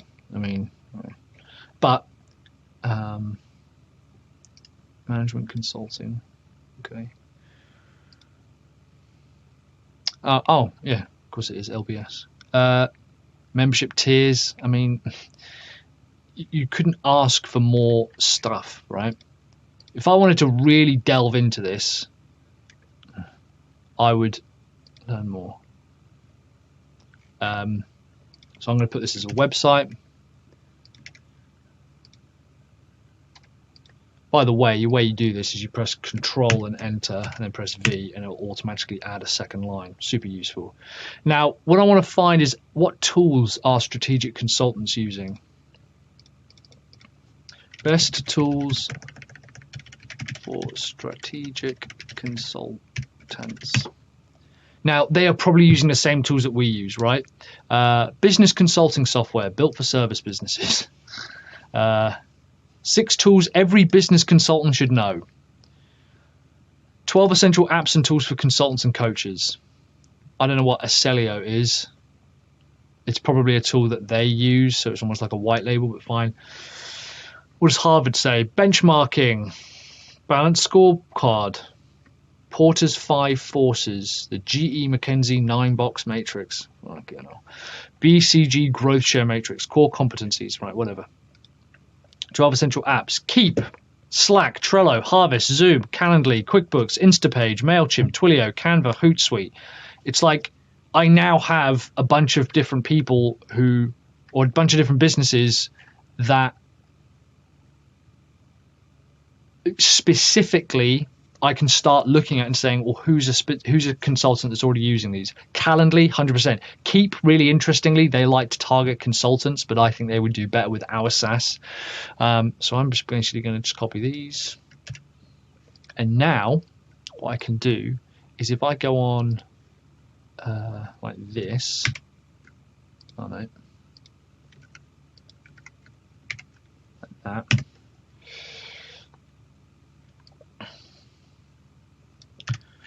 And now let's have a look on LinkedIn for strategic consultants. I don't want to target keep, but Calendly consultants.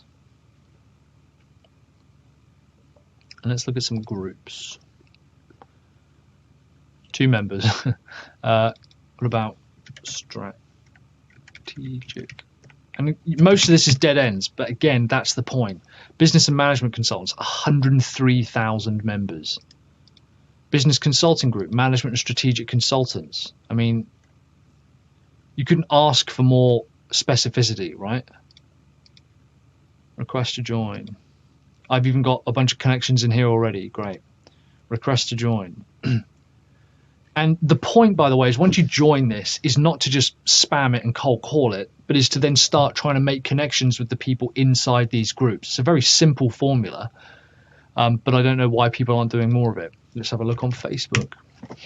So I can now go, whatever this group is here. And by the way, there's other ways of doing this. Like you could have a Google Doc and say tools LinkedIn, and then groups LinkedIn, and just bullet point them out. But this is just how I do it. Okay, and then this one as well. Is that the one I've got already? No. Cool. So I've got a couple of groups there. Dream 100 would be someone who I'm like, oh shit, they should actually be joining us. That's a potential customer. So I might come across someone and be like, oh, they're a really good example. I've even got David in it. That's interesting. Of someone who should be working with us. Yeah. One located in Honiton. That's where I live. So someone in here is within 5 miles of where I live, which is insane. Let's look on Facebook. Strategic consultants and groups. Here we go. Strategic Management Society. SMS seeks to bring together reflective business knowledge, a thoughtful scholarship, goal of creating impact, whatever. Let's have a look. I'm sure it'll be relatively useful. Online coaches and consultants, yeah. Coaches, consultants, and service providers, yeah. And what I like to do is I like to see if I can find ClickUp.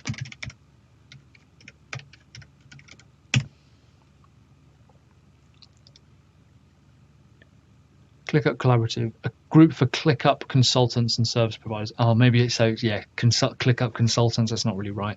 But there are a few, such as, I think I'm in one already, ClickUp for entrepreneurs, agencies, marketers, and CEOs. So that's like a combination too, and that's like proving that they're there.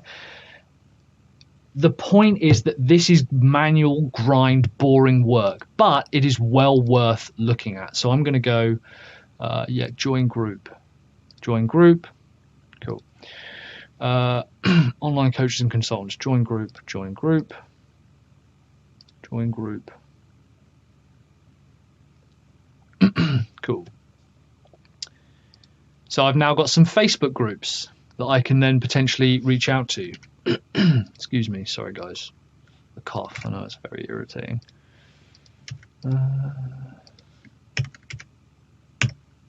And then what's this one as well?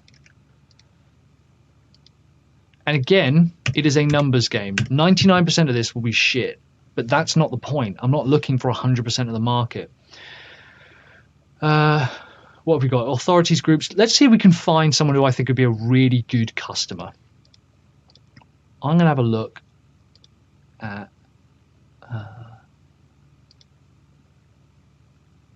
let's see if we can just find strategic.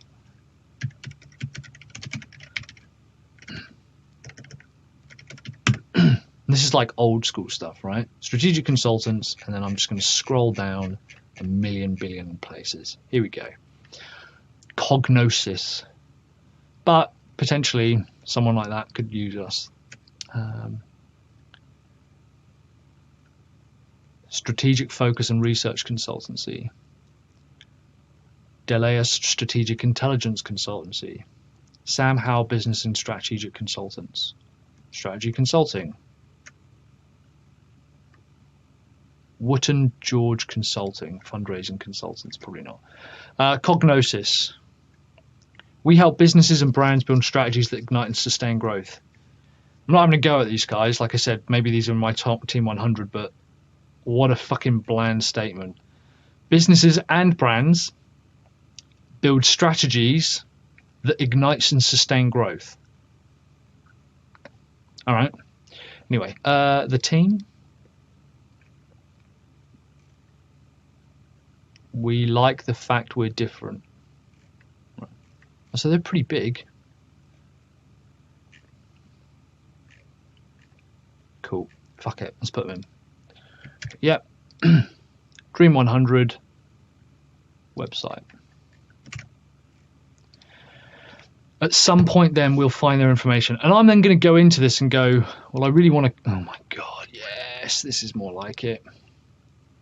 What we do. Clients and experience. Of course you have expertise in all of this, right? Cool. So yeah, someone like this would be good to contact us. What are they called? strategicfocus.net. But they're based in Hong Kong, so yeah, I don't know. I'm not really that interested. David Hugh from strategicfocus.com/Hong Kong. Great. Maybe they'll be worth it. But with these guys, managing partner, senior manager, HR director. Maybe not. Maybe these guys are a bit too big. They probably have all this shit in place already. So I want to find like smaller, independent. And we know they're out there, but again, it's a case of grinding it out and looking individually and going, right, I just need to start going through this. I don't want consulting firms. I want individual small consultants. And they're out there. I don't know what they call themselves, but it's a case of researching it. Anyway, guys, that's my methodology. And that then means that I've got some people who I can start reaching out to. I've got some people who I can start connecting with. I've got some groups I can start to join. I've got a bunch of books that I can take a look at. This is the hard work, grind, foundation part that everyone likes to ignore because they want to focus on the sexy stuff. But this is where progress is made. I hope that helps. I'll even share this in the group. Yeah, let me know. Cheers, guys. Hey team, how are we doing? I just wanted to give you a quick update as to where we are regards to the launch for our funnel agency and SaaS business. So I've been thinking about this, and I think that the SaaS product from High Level is probably going to be our core offer, so to speak, as in that's the one that I'm really going to push. I'm going to put together at some point, we'll put together like a course. And basically the idea is if they want to do this, that's great. And then we will use, if they buy this, we'll use this as a chance to try and upsell people to like a $2,000 a month program, which I outlined, I think, in a previous video. So we have a really simple page. It's not 100% perfect yet. We have retainerbreaker.com. So if you head to retainerbreaker.com, it's all on the sell your service like colors. We've just taken a few screenshots of the pages and whatnot. The platform for strategic consultants to break free from retainers. Never worry about difficult sales or being tied to one-on-one retainer-based work ever again. Faster and easier sales, higher profits, unlock your time. A platform built for sales and revenue. We're probably going to put a video here, like a walkthrough video of me going through the platform. I think we've got that floating around somewhere. This image is going to change to a picture of a funnel with all of the different like tools that we've included. So the entire pipeline from lead generation to sales and delivery. Collect leads, attract traffic, book calls, deliver products. Bit more like benefit stuff here. The pricing plan, 2 pricing models, everything that we're including. And if I click choose plan, it should come through to this. It'll come through to the checkout page here.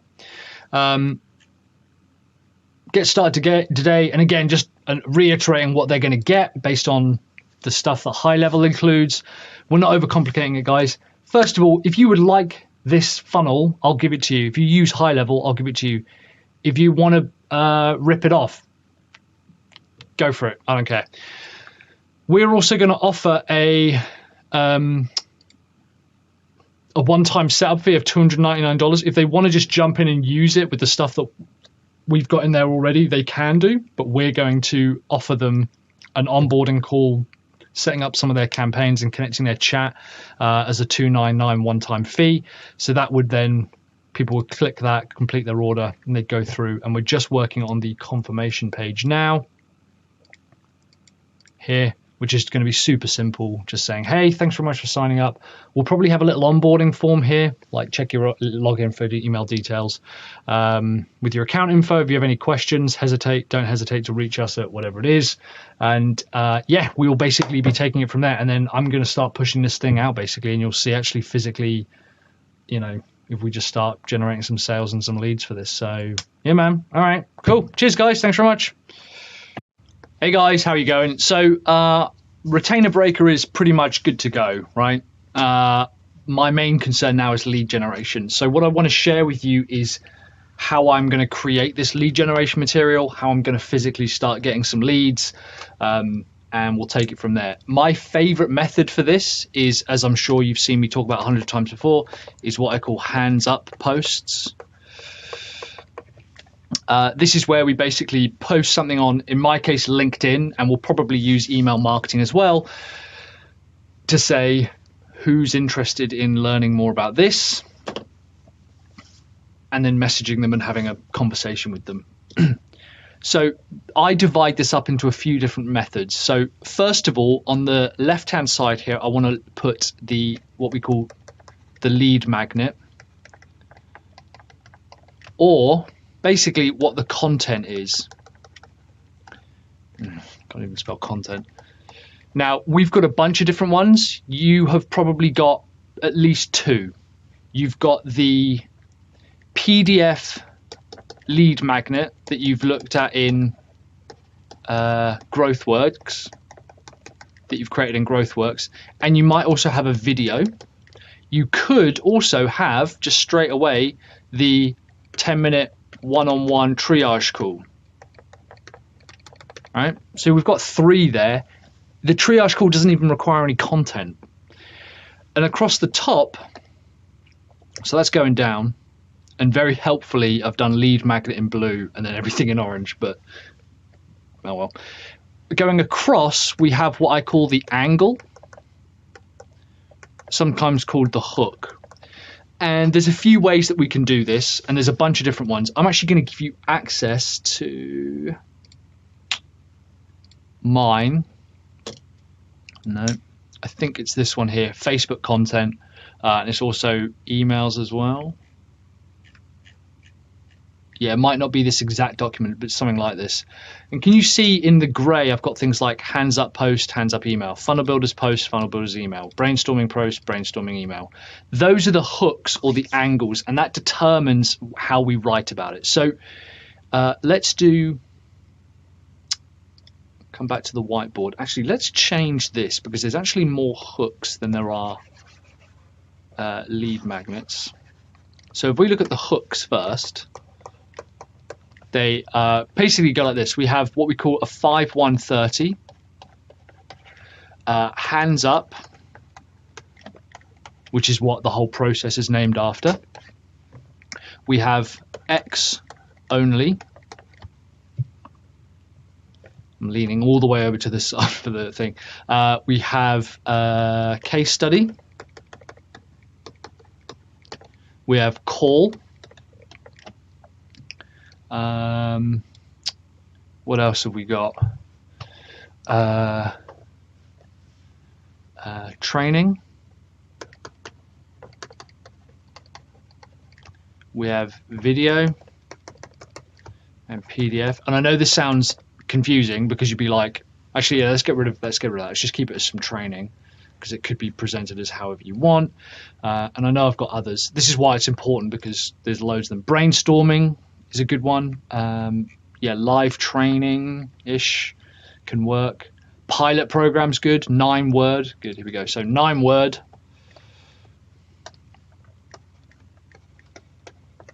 Pilot. What were some of the other ones?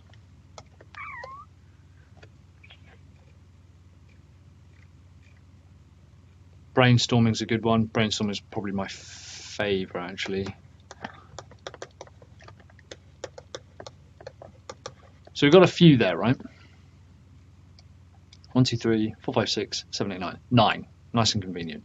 And then we have our actual lead magnets going along the top. So we have like a PDF download, which you can create in GrowthWorks, a really quick video, and a call. Now, don't limit yourself. You could do a 45-minute webinar. You could do a free course. You could do a lead series. You could do, we used to do these big group strategy calls. You could do a live webinar. Don't overthink this, but the main thing is to start getting content out there. And here's how this works. The hook determines the structure of the post. So 5130 means I'm looking for 5 strategic consultants, 5X, to help them break free from retainers and start generating $10,000 a month in non-retainer work in 30 days. So that's basically how it works. If you're interested, let me know below. And I might send them the PDF, I might send them the video, or I might try and get them on a call. But it's actually the same basic hook for all of it. I might try and put on, I'm looking to work with 5 strategic consultants to work within the next 30 days who want to break free from retainers and generate 10,000 a month in non-retainer based income. If you're interested, let's book a call. That might work. People might go, yeah, I'd be interested, and they just book a call. If you want to send them a video, you say, I've just recorded, I'm looking for 5 strategic consultants who are looking to break free from retainers or generate $10,000 a month. So again, function and problem is important. Audience, function, problem. This is why this is so important. I've just recorded a video. Who wants a copy of it? 5130, right? That's what. Hands up. Hands up if you're a strategic consultant who wants to break free from retainers and generate 10K a month in scalable revenue. They go, yeah, I'd be interested. You could send them the PDF, the video, or you could book them onto a call. X only means audience only, or problem or function only. So consultants on retainers only. If I could show you how to do 10,000 a month without retainers, would you be interested in having a conversation with me? They go, yeah, great. Case study. Hands up who's looking to generate more revenue, or hands up strategic consultants if you're looking to generate more revenue or break free from retainers. So again, it's all about listing them out, and you can see here, it's this one. This is the one I'll share with you. I've got all of these different posts, right? The post types. And this is for a webinar replay. And so if I come down to funnel builders only, and I'll give you guys this, the structure is basically the same.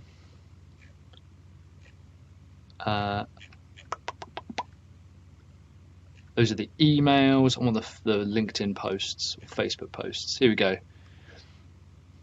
This is quite a long one. Hands up is quite long. And the reason you say hands up is because you have qualifiers in them. Pilot program. I'm putting together a pilot program for X, for strategic coaches. If you can, and then I'll qualify them. So if you are currently stuck with retainers and selling one-to-one, but you can sell a $5,000 or $10,000 program, and you're easy to coach, then comment freedom below, or comment below, and we'll get in touch with you. Hey, I'm looking for 5 strategic coaches who are looking to break free from retainers and scale their income. Hey, I'm looking for 5 strategic coaches who want to do 10,000 a month without selling a single retainer. Interested? And we just list these out, and then like scheduling them is another whole behemoth, but I don't really want to talk about that.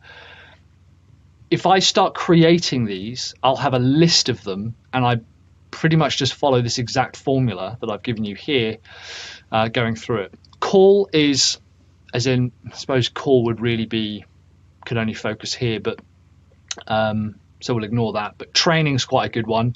I've put together some training on how X can Y even if they have Z, or I'm putting together some, or I've just finished some training, or I've just recorded some training for free where I show strategic consultants how to generate 10,000 a month in non-retainer based income. That's quite a good one.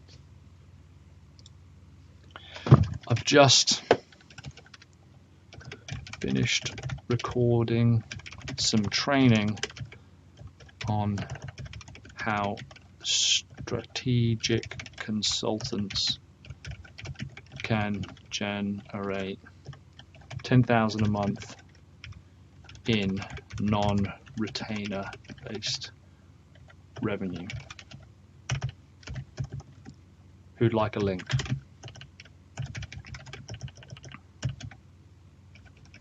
Who'd like the replay?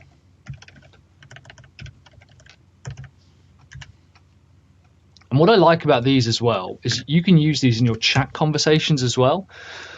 So when you eventually start having more conversations with people, you can quite comfortably say to them, hey, Sheila, look, I've just recorded some training on how strategic consultants can generate 10K a month in non-retainer based revenue. Would that be worth a conversation? Would that be worth us talking about? And they go, yeah, it would be. So it becomes way more natural when you start going through this. 9-word, the reason 9 words is so good is because it takes a long time to write as few words as possible. You're only allowed 9 words. So it would be something like strategic consultants. So that's 2 already. Who's sick of only selling retainers? 1, 2, 3. Who's? I'm going to count as 1, 1, 2, 3, 4, 5, 6, 7, 8. So that's 8. Or are you sick of only selling retainers? Or are you sick of relying on retainers? Are you sick of X, Y, Z? Is it who's doing the launch programs? I think Claire. Like coaches and consultants, are you sick of launching every 3 months to generate revenue? I mean, that's like 20 words there, but if you can get it down to just like a tweet, essentially 9-word tweet, you're golden. Pilot program, I'm putting together a pilot program, or brainstorming. Who'd like to brainstorm a few ideas on how to break free from retainers? And if you go through this, you will have a ton of content that you can start putting out. And I only do these on a Thursday. I only post these on a Thursday out to groups, and that's just how we slowly generate leads. And you don't even have to do it every Thursday. You could do it every 10 days. I know a lot of people who only do it every 10 days, and maybe we'll move to that model. But this is a good way to start slowly generating some leads and some sales and some interest. What's important to learn about this? Now, here's the key point. If you're still watching this, good, because this is the key point. This is not a case of going, I have X post about with Y hook, right? So I'm doing a 5/130 about the PDF, and you go, great, that got 10 leads. And then I'm going to do X about Y, and yep, that got 10 leads. And then I do X about Y, and they go, yep, that got 10. I know I'm doing the wrong way around, but the point is that as you post all of these, the amount of interest, leads, and sales you get is going to go like this. It's going to be random. Your job is to then go, oh shit, this one was interested to people, this one was interesting to people, and these two are fairly similar, but this one was boring and this one was boring. This one was all right as well. So let's do more of these. And we go back and we look at the language that people are interested in. And they go, oh shit. It appears that when we say it, and you will see patterns over time, you will see patterns.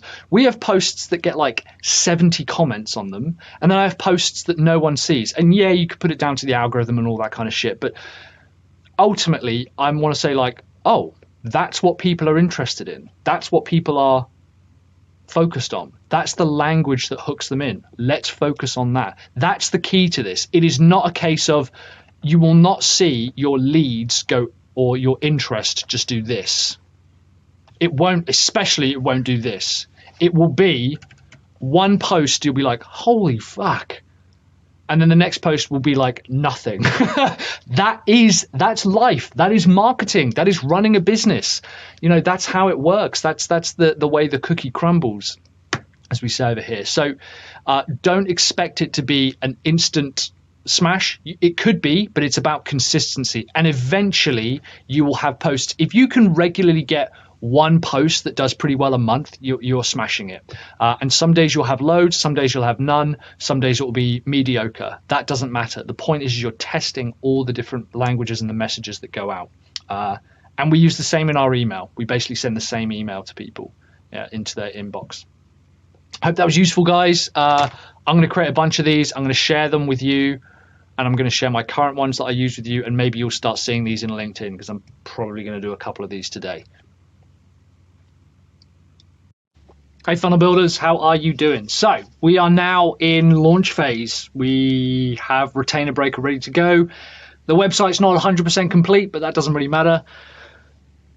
Here's what we're doing. So first of all, in the content calendar, I've created 14 different live streams. You don't have to do this. This is just what I'm doing to launch our agency. If you just want to do social posts, you know, hands up posts, do that.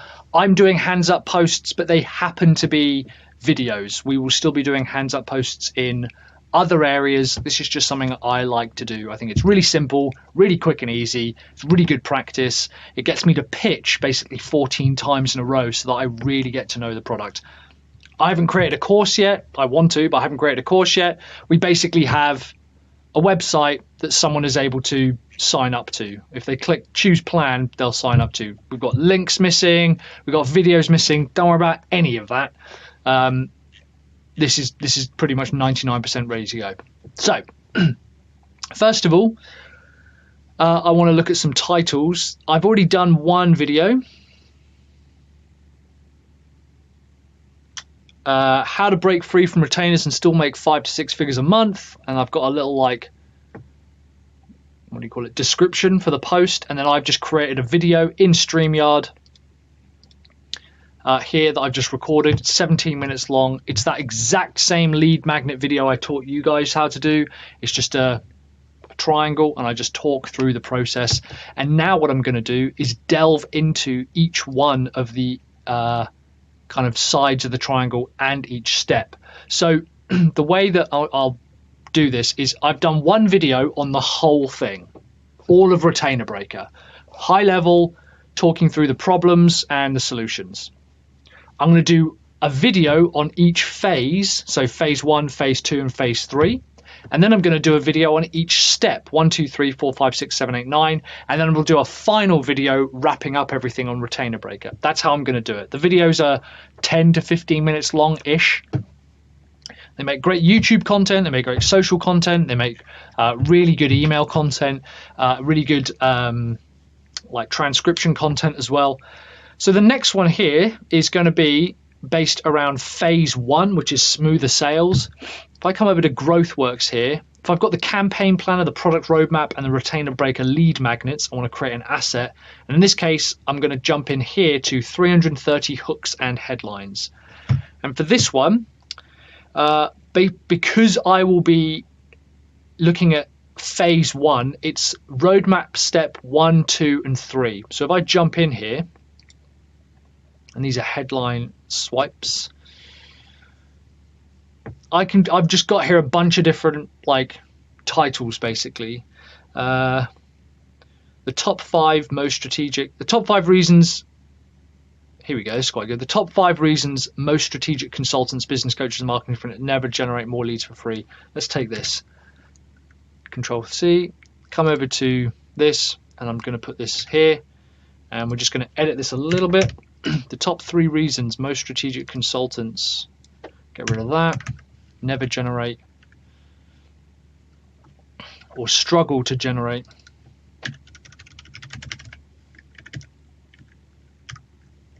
and sales for free. The top three reasons most strategic consultants struggle to generate more leads and sales for free. And then the description: generating leads and sales is tough, takes a long time, conversion process great. And I'm just going to talk through that part of the process. Cool. So I'm now going to jump back into StreamYard. I'll create a broadcast, create the video, and I will schedule that to go out tomorrow. The first one will be going out today, the one I've showed you earlier, and then this one will be going out tomorrow, and I will just start engaging and interacting with people who seem to be interested. But there's more to it than just this. This is just like a 14-day sprint, like just trying to get content out there to launch it so that we have videos and stuff around there. This is how you start the process. It's ugly. It doesn't seem particularly polished, but that doesn't matter. That's not going to stop you from getting your first 10 or 15 customers. So that's what I'm going to do, and we'll catch up you in a bit. Hey, funnel builders and freedom fighters, how are you doing? Mike here from Sell Your Service. So what I wanted to share with you today is, let me bring this up, on LinkedIn. In fact, I've been doing this across my platforms, right? I've got this video, and I've had a few of you ask me, why are you doing all these videos all of a sudden? Like, but also, is there a way to accelerate lead generation? How do I create content? I want to show you my methodology for doing this quite quickly. You'll see something like this that I've put up, and it says download our 9-step roadmap to generating 5 figures a month with 0 retainers and 0 one-to-one work. And it comes out retainer breaker 10K, download your retainer breaker. And so that is what I'm trying to do. Now, sometimes the call to action will be sign up to a product. Sometimes it will be, why not jump on a call with us, book in a 10-minute one-on-one brainstorming session or problem solving session. Sometimes it will be just send me a direct message. The call to action can change and shift. I have talked about hands up posts inside our content. I plan on doing a bit more content around that, but I want to show you guys, if I create a video, this is how I do it. Now, the goal to doing, some people have like the idea of doing 14 videos, like live streaming every day for 2 weeks in a row is terrifying, but that's kind of one of the reasons we do it. The first reason is actually to practice. It's a great way to practice doing video. It's a great way to practice your pitch, a great way to practice your model. It's a fantastic way of solidifying what it is that you've got. It is not a case of where you think about it, right, it's perfect, you've memorized it, now go do it. A lot of actors will state that they will read their lines and memorize them, but it's not until they start talking about them on set that they'll even start remembering them. So this is a way for you to start practicing that content. The second thing is to build content, build a backlog of content, build a little bit of authority. This is a really easy way to build this out. I will now have 14 videos specifically based around retainer breaker that we can use for lead magnets. And it's a really good way of us creating content in general. It can be transcribed, it can be turned into a podcast. You could even bundle them together, turn them into a small course and sell it. There's no reason why you couldn't. Just because you've live streamed it doesn't mean you aren't able to, you know. It's very, very flexible. There's a load of ways that you can do it. Don't overthink it. The number one thing to remember is this is a thing of practice. Number 3 is the call to action. This is a really good way of generating leads, sales, appointments, list building, like whatever. There's a bunch of different ways to be able to do this. In fact, let me have a quick look here. If I click up here, you can see that we have a bunch of videos. So these are ones that have been recorded. Now, I'm only doing this, it's just coincidence I've done it 14 days in a row 3 times. So I've done 6 weeks in a row, right? That's just coincidence. You don't need to do that. It's because I've got 3 different products that I was testing. The call to action for this particular case is to head to retainerbreaker.com/10K, right? Just to see, like, start testing the waters and pushing it out. And I want to show you how I create 14 different topic ideas. This is just a good thing to get into. So you have your model and you have your audience, your problem and your function, like that. And then there is a problem. So I know you've got a problem here. That's the core problem. And then you've got 3 things preventing people from either fixing that problem or achieving that function, right? And then you have your stages, or whatever you call them, stage 1, stage 2, stage 3. And then you've got steps, 1, 2, 3, 4, 5, 6, 7, 8, 9. The first video that I create encompasses all of this. It is just a really high level overview. It's about 10 to 15 minutes just talking through this and just explaining the model. I've got examples. I'm sure you've seen examples of me talking through this. They're not complex. I just outline, hey, look, if you're a strategic consultant and you feel chained and tied to retainers and one-on-one work that's not particularly scalable or not particularly profitable, I want to show you how to start generating $10,000 a month in revenue that doesn't rely on one-on-one work and doesn't rely on retainers within 90 days. Packaged up, right? That's APF all the way down, okay? And I'll say, look, the 3 core things standing in your way is typically sales are uncomfortable, You don't know where to find sales. You are tied to your work and you're chained to retainers or whatever. Finding customers is hard, work isn't profitable, and you're tied to one-on-one work, right?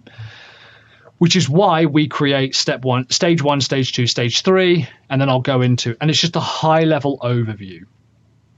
That's the first video. The second video is I will basically take one section like this, and I will say, I'm going to show you how to make sales much, much smoother and easier and solve the problem of sales being hard and finding customers is hard work. I'm going to help you find customers easier. So that is video 2, then video 3, then video 4, highlighting each particular stage problem. And yeah, I'll touch on the individual steps as well. This is why GrowthWorks is so powerful, because it gives you the script essentially to running this. If I jump into GrowthWorks here, you can see in the product design, I don't know what I'm in here, sell futures, not features. All right. Here we go, edit.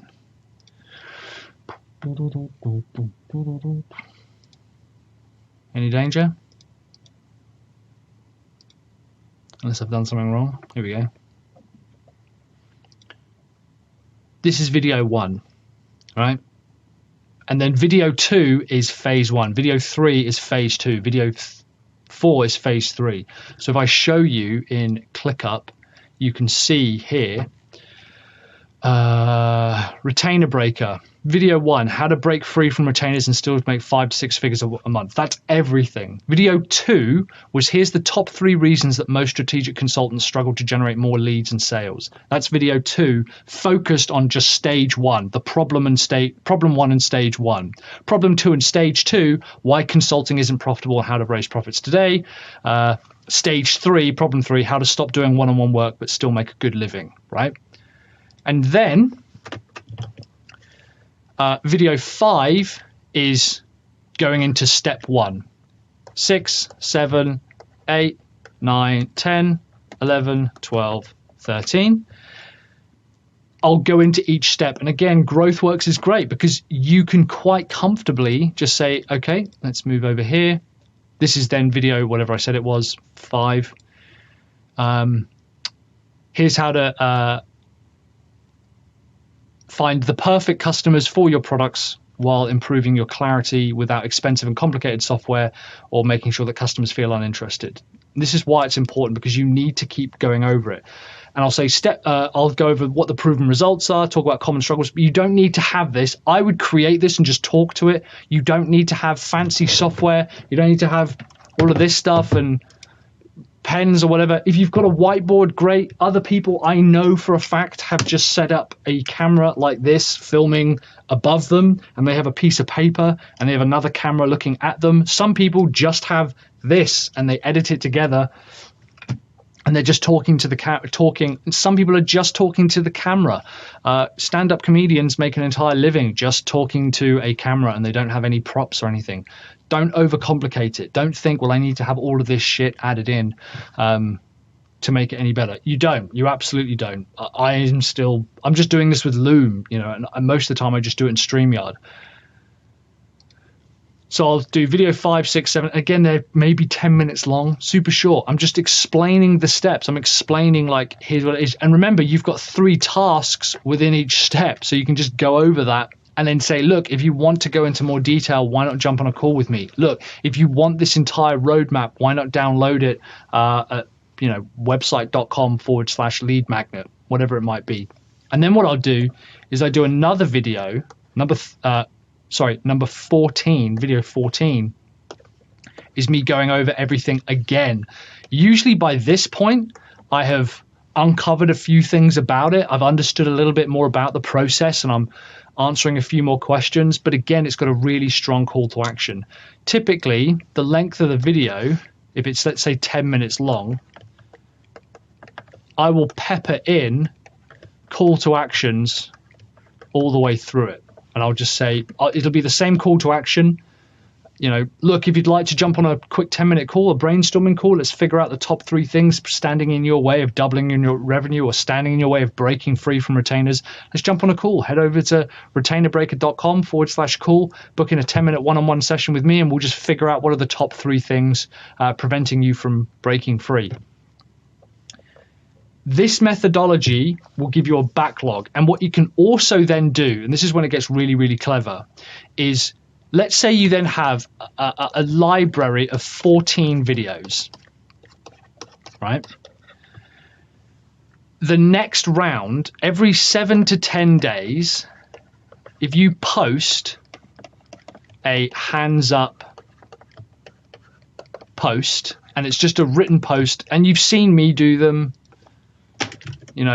I think, Nick, you were asking how we do those weird fancy graphics. I wish there was an easier way, or I wish it was more complicated, but it's all done in Facebook, right? So I go, I've just recorded some training on how funnel agencies can double their revenue. Who'd like the link? And as long as you can still see at the bottom left here, this AA symbol, you can create a little background and then click post. Sometimes what Clarence does is, you can see this one is that. Sometimes they are actually kind of, here we go. That's actually an image. I'm putting together a pilot program for 5 funnel builders. If you've got this stuff, you could put a hands up post saying, I've just recorded some training, or I've just remembered I have a 10-minute video talking about how dentists can increase their revenue by selling whatever your thing is, Sheila, the profitable cosmetic procedures. Who'd like the replay, or who'd like a link? And then you can start using this content as that thing. Go, yeah, I'd like a link. And then you open up the chat with them and you go, great. Hey, saw your post or saw your comment. Here's the link. And then follow up with them later, like, did you watch it? You could create a landing page that says, get a 2-week course for free on whatever your APF is, right? You could offer a landing page where you just offer one of the videos. Like, just because you have previously put it out there as live content doesn't mean you can't use it as a lead magnet. You can then put it on YouTube and have a lead magnet going towards what your other lead magnets are, built in GrowthWorks, yeah? These ones here. Right? If you want to get noticed, do things that are noticeable. Here's my final piece on this. You probably all heard of the term the flywheel. I think it's been massively brutalized. People are like, oh, it's not a funnel anymore, it's a flywheel. People have misunderstood what the flywheel is. The flywheel is a representation that there is no one magic miracle moment in a business. Businesses do not go, we know this, you know this as well as I do. Businesses do not go, great, it's just improvement, perfect. They also do not do this, nothing, skyrocket. They don't do that. What they do is this.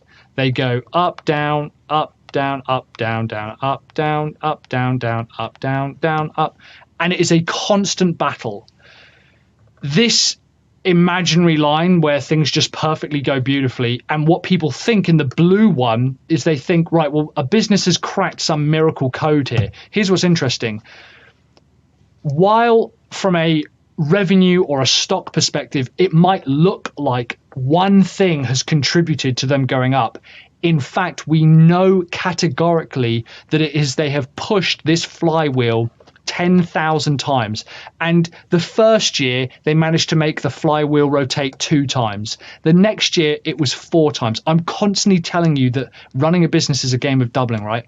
Then 8, then 16, 32, 64, 128, 256, then 512, 1024, etc., etc., etc., etc., etc. And it doubles and doubles and doubles. And eventually it will yield you results that will go like this. But people think that there is this magic moment here and this one thing that's going to accelerate their business.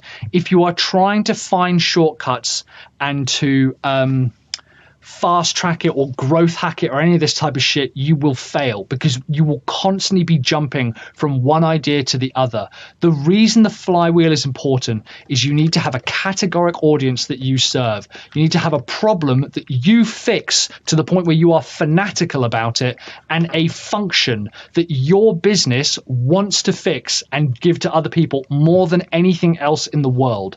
When you have those three things in alignment and you continuously create content, sell to people, create products, serve people, continually focused around that one thing, doesn't matter what technology you use, it doesn't matter what platforms you use, none of that matters. Your business will grow. I cannot make that clearer. There is no magic hack. There is no growth like growth hack. There's no magic moment that will suddenly accelerate your business. If you ever see a company's revenue do that, it is not one thing. It is everything they have done from there to there. Another way I've heard this is, if you are trying to break open a rock and it takes 100 smacks with the pickaxe, step 99 is not the one that did it. It's not step 100 that did it. It is all of the steps leading up to it. And the flywheel specifically is finding something that demonstrates you know what you're talking about with your APF and shows that you're willing to actually put those results out. And when you get those results, you talk about them and you share them. And that's what helps you attract more attention. That's what helps you get more results. That's more results for you to share. That's what a true flywheel is. Read the book Good to Great by Jim Collins if you want more information on that. But that's why I create this much content, and I will blast out 14 days of live content. Really quickly, how I do that is with StreamYard. Now, admittedly, with LinkedIn, we're having to download them and then upload them because you can't broadcast them from StreamYard. Well, you can, but LinkedIn Live, you have to have a special invite or whatever. I'll create a broadcast, new broadcast, record only. I will record the video, and then StreamYard allows me to basically create a live stream from a previous post, even something that I've recorded on Loom or on my phone or on my camera, so it looks like I'm going live when I'm not. Don't overthink it. All right, guys, you're way overthinking a lot of this stuff. And if you were to do this for 2 weeks, you would then have 14 weeks of weekly YouTube content and podcast content and transcripts. And this all adds up into a very, very powerful business, because you're talking about the same thing over and over and over. I know, what have we had today? 20 something views on a post. 23 views of this video. My friend Tom liked it. What did this one get yesterday? 29 views. It's small potatoes to start with, but it's always going to be small potatoes. That's the point. You have to continually do this. It is not one thing that is going to magically explode your growth. I hope that makes sense. That's how I'm using hands up posts. Ask more questions. If that's not making sense, let me know, and we will take it from there. Awesome. All right. Thanks very much, guys. Have courage, commit, take action. Bye. Hey, funnel builders. How are you doing? As I mentioned, we've got the new program coming out, which, by the way, is called 7-Figure Freedom. And you might have seen in another post that I talked about this concept of currency.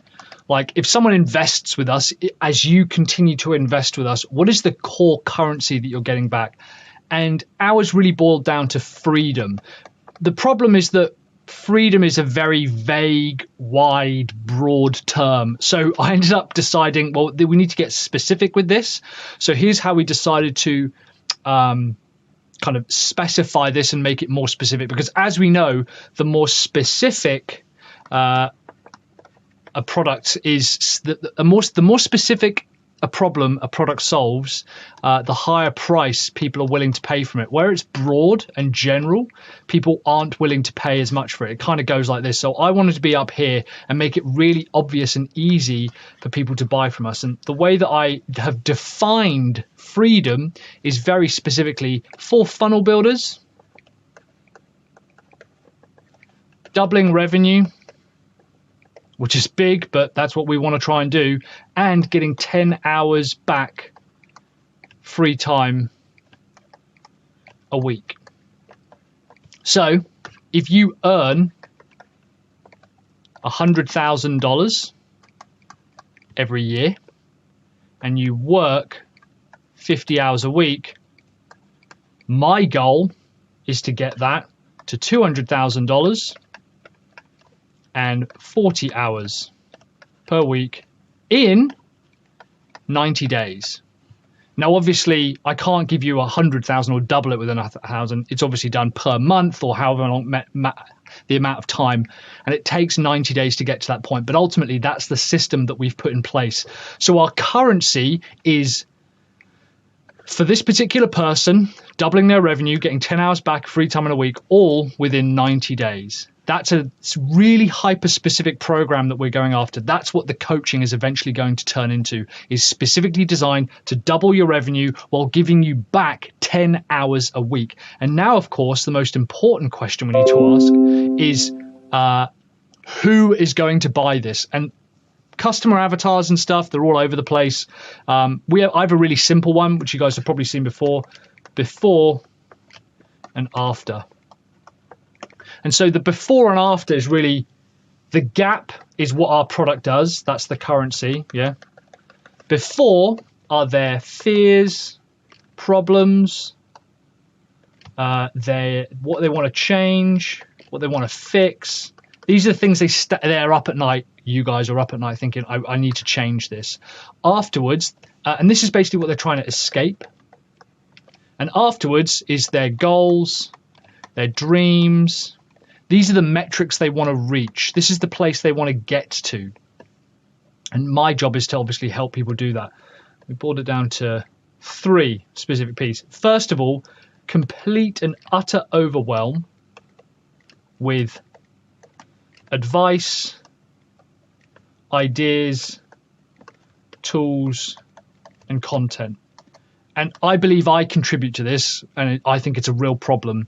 One of the biggest problems I find funnel builders facing is there is so much information out there and advice and tools on how to do it properly that you become completely overwhelmed. And you yourself have loads of different ideas. There's loads of different tools out there. And you think, well, where the hell do I go? So ultimately, this is about focus. There's also income tied to sales, and you hit what we call a sales ceiling, which means if you're working 50 hours a week and you earn 100 grand, you then think, well, how could I possibly get that to 200 grand? Because I can't possibly double the amount of time that I work. And so your income becomes tied to the amount that you work within the business. It becomes a case where you have to work more in the business to increase that revenue rather than being able to go, I know the business is going to grow and scale, revenue and sales are going to go up, which is going to give me the freedom to start stepping back. It just doesn't happen. Your income is tied to sales. And the other one is you're working too much in general, especially in the wrong areas. And this is really common. We're working too many hours. We're working too hard. We're working in too many areas. You know, our focus is all over the place. And I think people wake up, and tell me if I'm wrong, but this is after going over all of our data, all of the content, the comments, the posts, the stories that you guys tell. Ultimately, a lack of sales. You know, your sales have plateaued or they've hit a ceiling. You can't seem to push it past. You're overwhelmed with advice. You don't know where to focus. And you're already working too many hours and you feel that you don't have enough time to spend with family or doing the fun stuff. And the goal, therefore, the long-term goal is to reach, I think, financial freedom. Financial. And obviously, what does that look like? It's a higher income, ideally doubled. We also want to work less and spend more time doing the things we love and spending it with the people we love. I love building funnels and creating content, but it's not on my top priority of things that I want to do all the time. So there's financial freedom, which is around income, working less in general, and also having a clearer focus and simplifying the business, simplifying your life, simplifying your approach, simplifying all this shit, and cutting out all of the stuff that you know that you don't need. And that's a huge part of the process, the long-term goal. And I believe that financial freedom is made up of income, time, and focus. And we want to avoid things like burnout. Overwhelm causes burnout. Working too much causes burnout. And the problem is that we think, well, if I start lowering the amount of time that I work in order to increase my revenue, I might lose the sales that I'm already going to get. If I change my approach, I might lose what I've already got. I'd rather keep 50 hours and 100K in potentially, rather than risking to go after 40 hours and 200K. It's a big risk. We feel it's a big risk. And, you know, the goal is to feel successful, right? Feel like, yeah, I've made something appropriate and sensible and it works. And so we now have to think, well, who can we work with? And we've boiled it down to these kind of 4 points. First of all, earning 10K per month, roughly. In order to get you over this ceiling, you already need to be doing 10K a month. You also need to be charging or willing to charge 10K per customer. You need to be able to be willing to charge a $10,000 price tag, absolute minimum. And for some people, these two already are not a problem. Number 4 is give up control and hire people.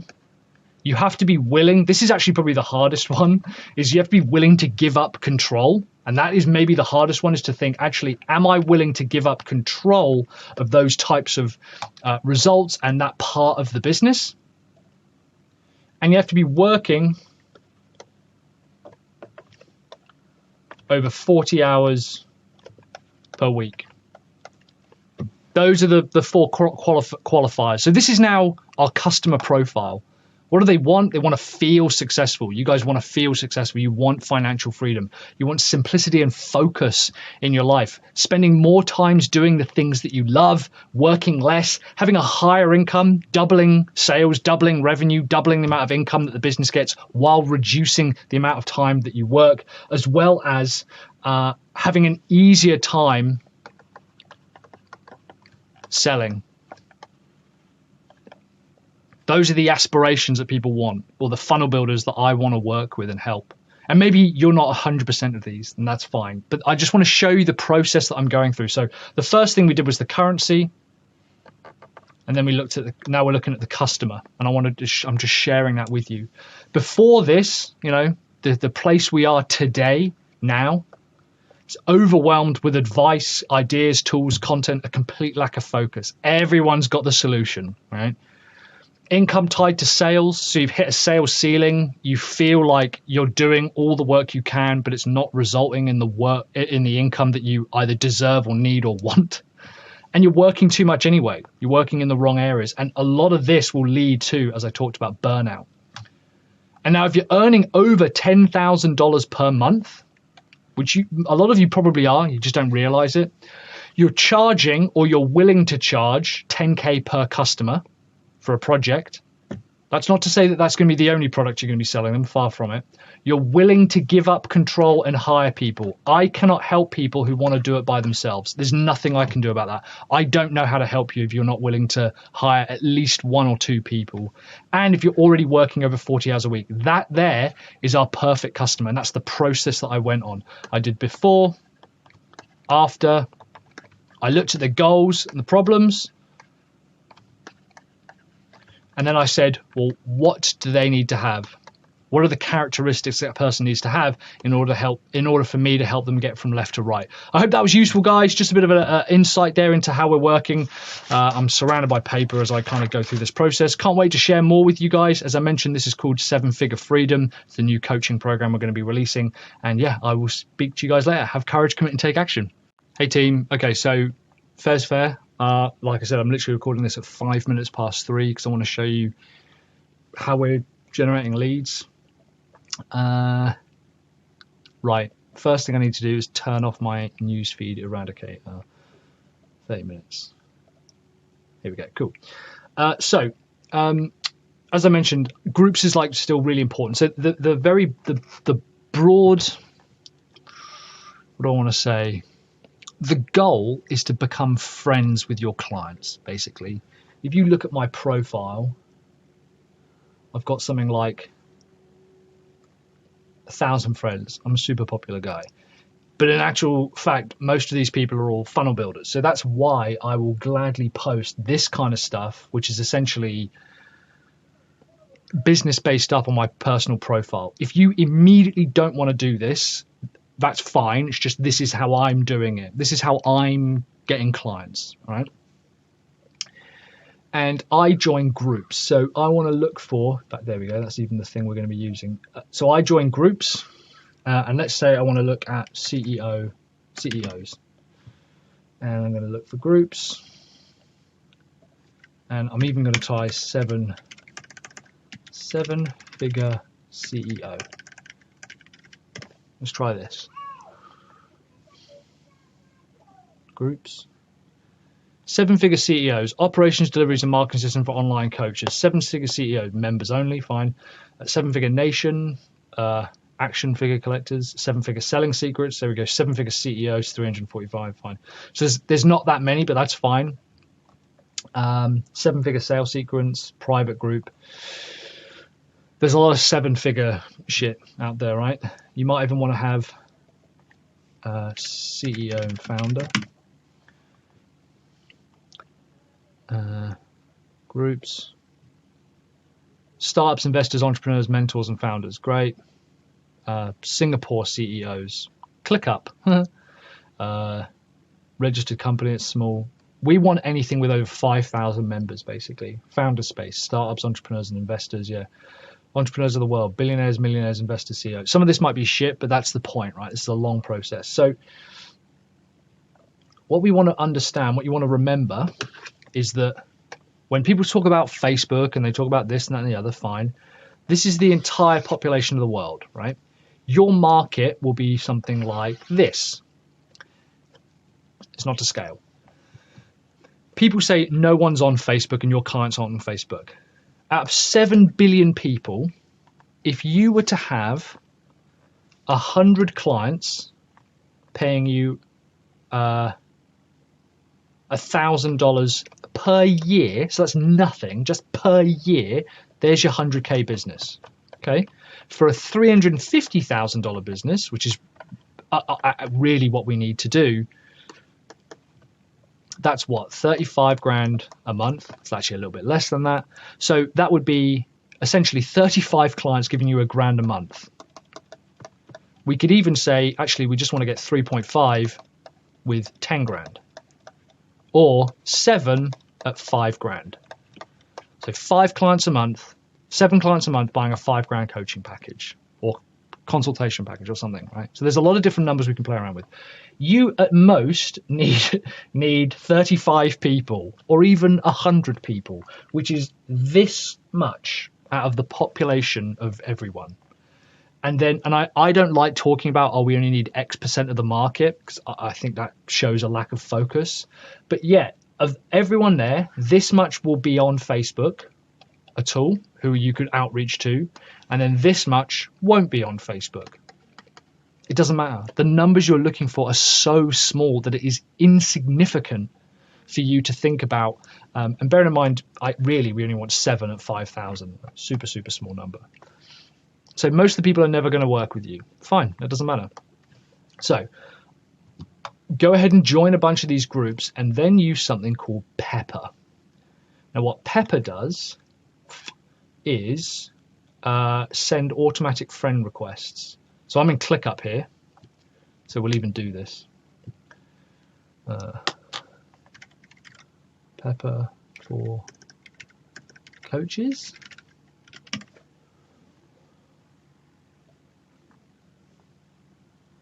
Here we go. Now, admittedly, there are cheaper versions than this. There's a 14-day free trial, and it's $100 a month. So there are cheaper versions than this, but here's how you can do it. And I believe there are other versions out there, and you guys will probably even know of other versions out there. Pepper is a little new little Chrome extension. So I come in, I go to groups, members, and all I try and do, now I do send automatic messages, and if you're not comfortable doing that, that's fine.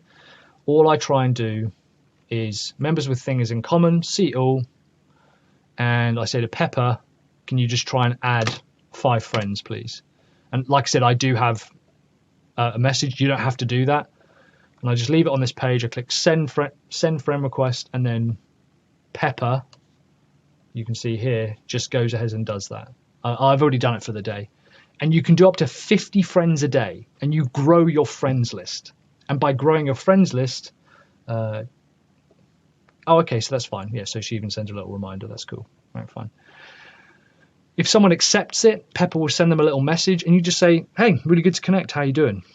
We're going to be talking about this more in the future. This is all stuff I've learned from Taki Moore. And ideally, this group wouldn't really work because there's only 1,000 people. And there's a bunch of like preferences and stuff that you can put in. So I say send to people with the word agency, funnel hacker owner, CEO. I want people to ignore like employee, works at, or director. And I ask them a thing saying, are you an agency owner? And that's basically how I grow my friends list by 5, 10, 15, depending on whatever setting I've got it on per day. And it just does it in the background. And that then means that I can then post things like this. Let me find my group. Here we go. I just recorded a video. Now, admittedly, this isn't my group, but if you're growing your friends list, I would post it in here too. And I think you can even now do specifically who sees it. Is that right? Yeah, here we go.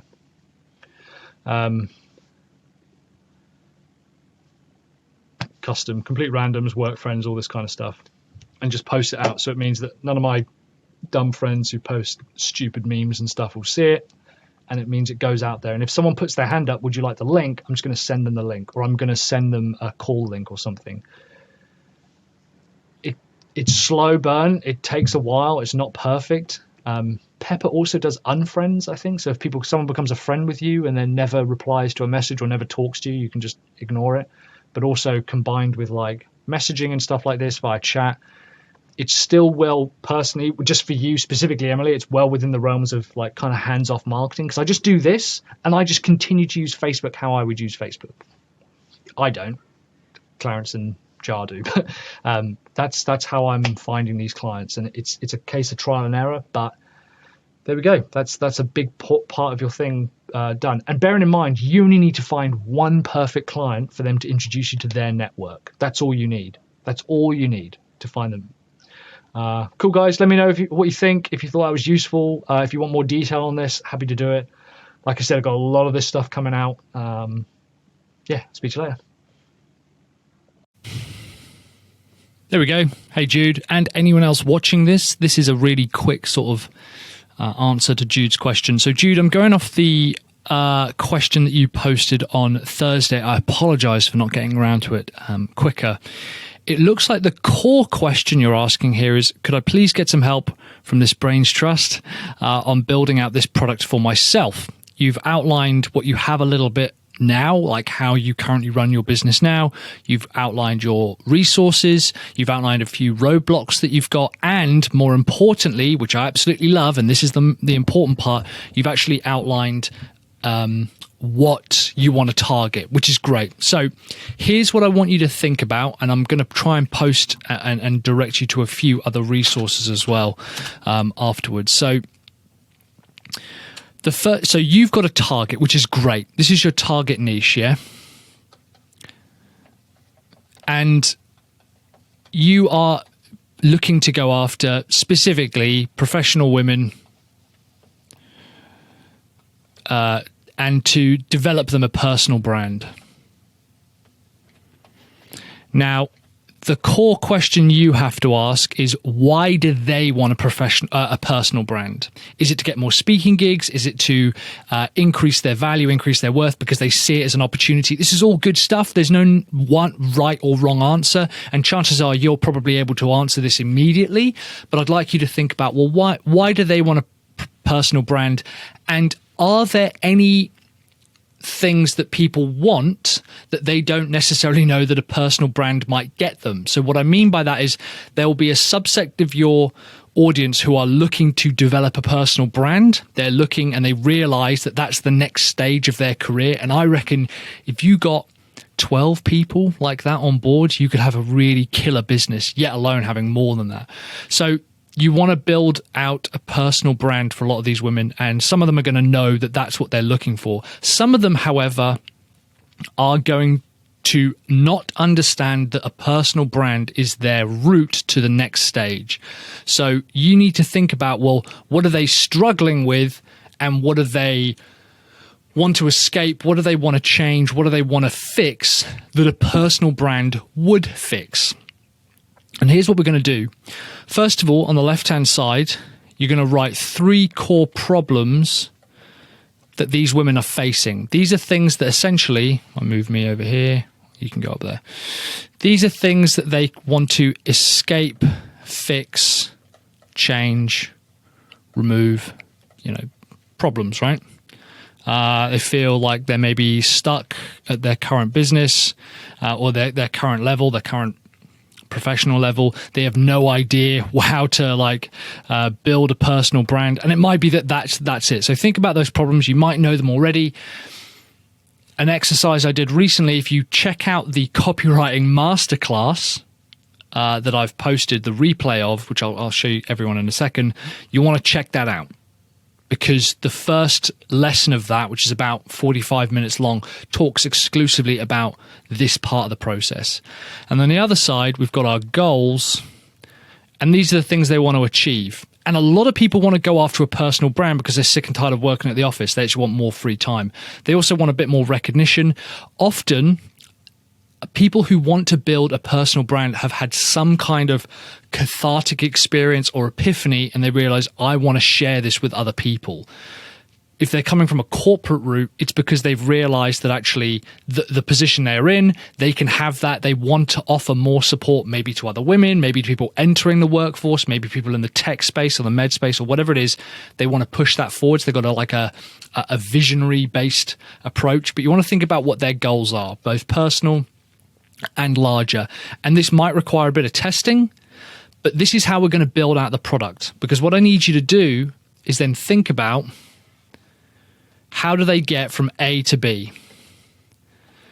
And that's going to be 1, 2, 3, 4, 5, 6, 7 stages, roughly. It could be anywhere, but typically we like to have it between 5 and 7. 3 can work, but we want enough detail that people see, oh, there is a progressive stage here. And we want enough simplicity for people to not be overwhelmed by it. In the future, and in the copywriting masterclass, I boil it down to 3. Typically, those are maybe the first 3, or the most perhaps important ones, like this one, and this one are the most important ones. Don't worry too much about that. Don't get bogged down in the details. I want you to think about, what are the stages that they need to get to, reach? What are the stages they need to check off? What are the milestones they need to check off in order to reach goals? Now, you have talked about how, and Charlie pointed out, what's your product ladder? He said, well, my lowest offering would be maintenance plans, and it would be then an audit, and then a new web build, and then further development and ongoing care plans and things like that. I actually agree, we need that because we need an offer. What I want you to think about is less about, well, I want to have a website, like they need a website. I want you to think a bit more benefit-based and less off the feature and delivery. And it might be the first thing that they need to do is define a niche. So in order to build a personal brand, the first thing they need to have is a niche. And the second thing they need to have is maybe a core message.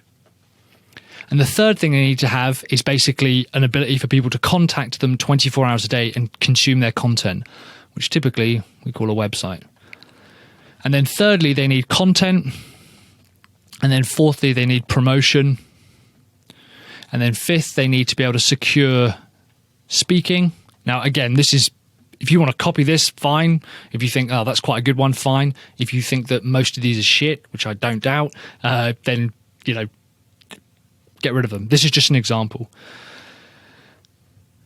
Here, now, we're able to approach anyone who's looking for a personal brand by saying, and we can talk about this in future, and again, the copywriting masterclass will help you with this, because the product and the offer doesn't come from the delivery, it comes from the message, which sounds counterintuitive.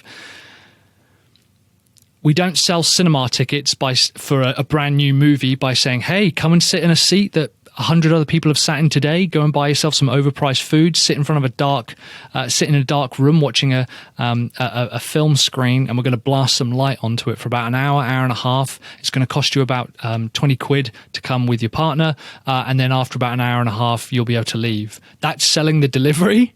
What we want to do is sell the message. And you say, hey, come and see the next Avengers film. How is the team going to get themselves out of this? So we sell the offer, right? The offer and the product offer is built around the messaging and vice versa, not from the delivery. So I want you to think about what these stages are. And then what I need you to do, this is going to help with your management of J as well. I want you to think about what your core role is, or sometimes known as Queen Bee role, or your core function. This is the thing that you would hinge the success of your business on. Not the thing that you want to do the most, but the thing that you would say, if I could only do this within my business, this would be it.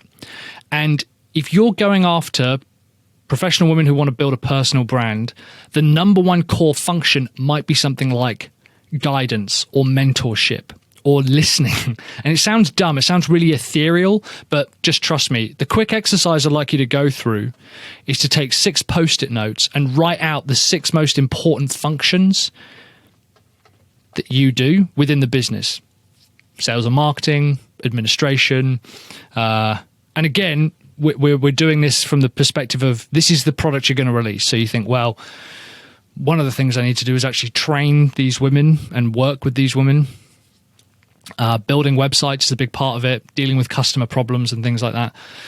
And then slowly eliminate them one by one. It's not easy, it's very difficult, until you come to a core role. This is the thing that you would hinge the success of your business on. This is the thing that you think, this is the number one thing that I can do. For me, for my business, Sell Your Service is all about creating content.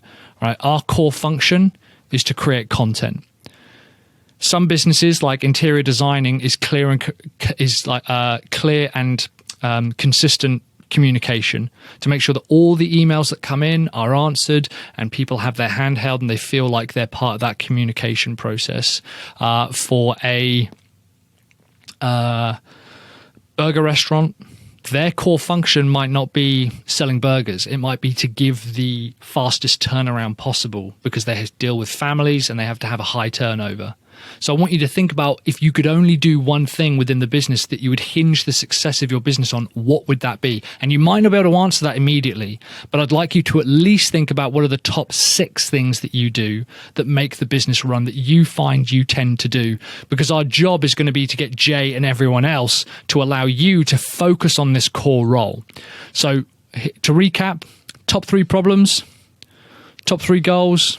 Think about the journey from A to B. What is that? The top 5 to 7 steps. And I want you to begin thinking about your core role, because this here is going to be the product and the offer that you push out. I hope this makes sense. I hope I've understood your question. If not, let me know. And in the meantime, let me know what you think of this. Cheers, guys.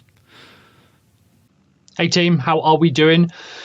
This is not going out on Facebook or YouTube. This is purely for you guys inside the 7-Figure Freedom program. So this is a question that comes up quite a lot. And I also get it inside the Facebook group. So I wanted to go over how we can answer this. This is often spurned by the mixture between the niche, the problem, the function that I talk about, and the escape plan. So we're basically asking, how can I guarantee results?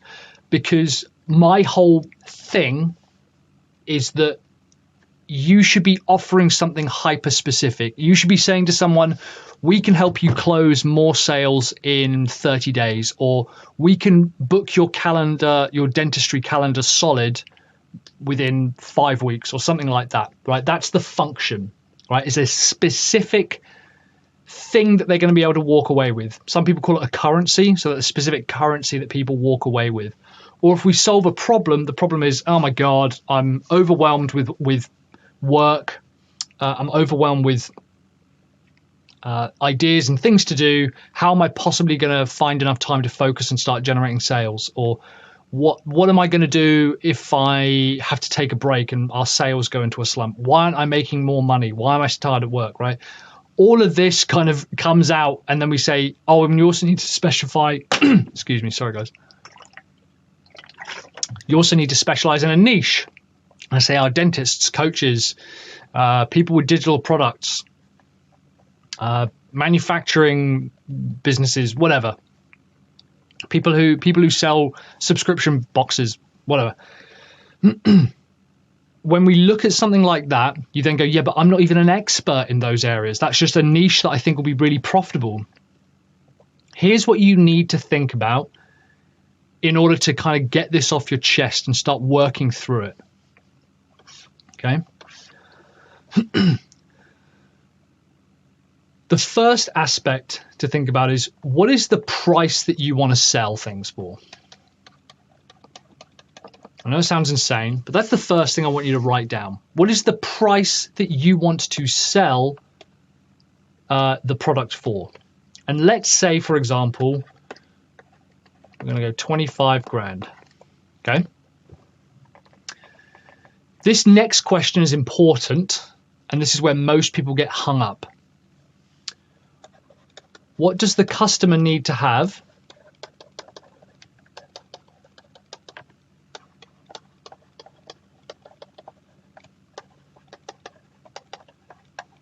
in order for you to take this project on? Think of it like this. If you only got paid if you got results, so after you got results,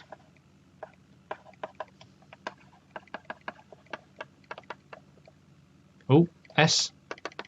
What would the customer need to have in order for you to go, I'll take this on, easy.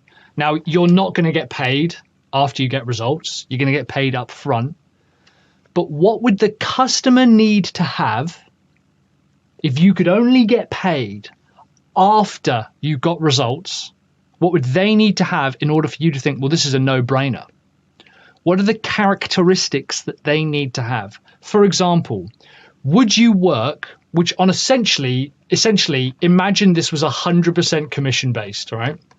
And you only made 25 grand if you got them results, right?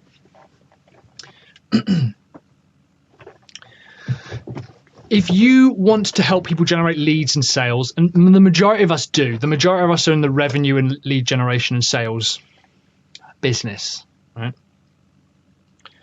If you could only get paid after the customer got results, what would they need to bring to the table in order for you to go, well, I know I'd make 25 grand almost immediately? For example, would you work with a startup business that has no proven track record or no products? No, of course you wouldn't. Or would you work with an established business that has established sales practices, but their owner is doing the majority of the sales? Maybe. Would they need to have a $10,000 product themselves that they have proven to sell? Would they need to be spending money on advertising already? Would they need to believe that advertising is the solution to their problem? Would they need to have a great sales process but almost zero traffic and leads? Imagine that for a business. And they are out there. They are out there. Businesses who have a great sales process, but they really struggle with lead generation. You could go out there and just generate a ton of leads for them, and it filters into that same process. So I want you to think about, what would the customer need to have if you could only get paid after you got results for them? What would they need to have in order for you to think, yeah, this will be successful? The next piece then is, what are the first three things that you would do for that customer? What are the first three things? What are the immediate three things? For example, customer comes to me and they say, Mike, our sales, they're fine, but they're hitting a bit of a plateau and we don't know what's going on. Right? What are the first three things that I would do? Well, I'd need to know, again, coming back to point 2 here, I'd need to know, do they have a list? Are they generating sales already?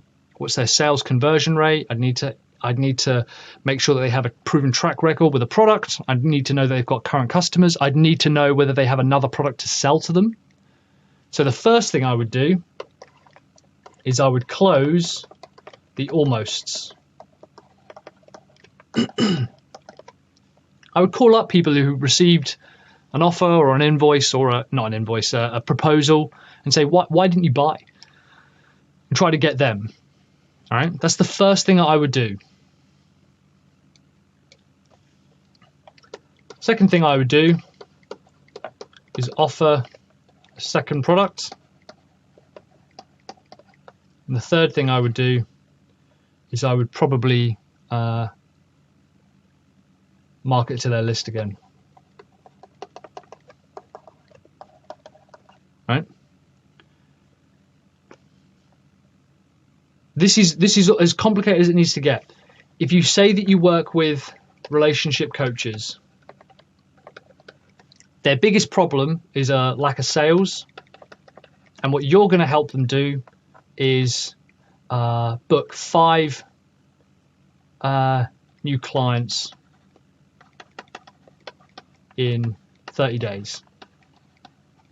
Right? That's what you want to do. Let's work this out. We'll do it over this side. So what would this customer need to have who wants this, and you're going to deliver that? What would they need to have? 5 clients in 30 days. Is it easier to generate 5 sales in 30 days from someone who has no list or a list of leads? Is it easier to someone who doesn't have a proven product, or I should say they have no proven product, or someone who has a proven product?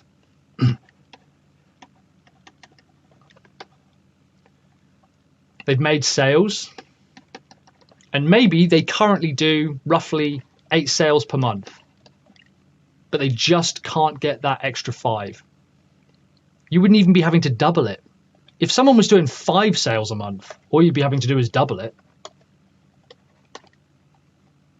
Or someone who's doing 1 sale per month. Do they have another product? Do they have a $10,000 product? What's their average price point? What's their average price point? Their average price point is such an important factor to understand, because everyone loves to sell cheap products and info products and little mini courses and stuff. I like it. I think it's a fantastic business model.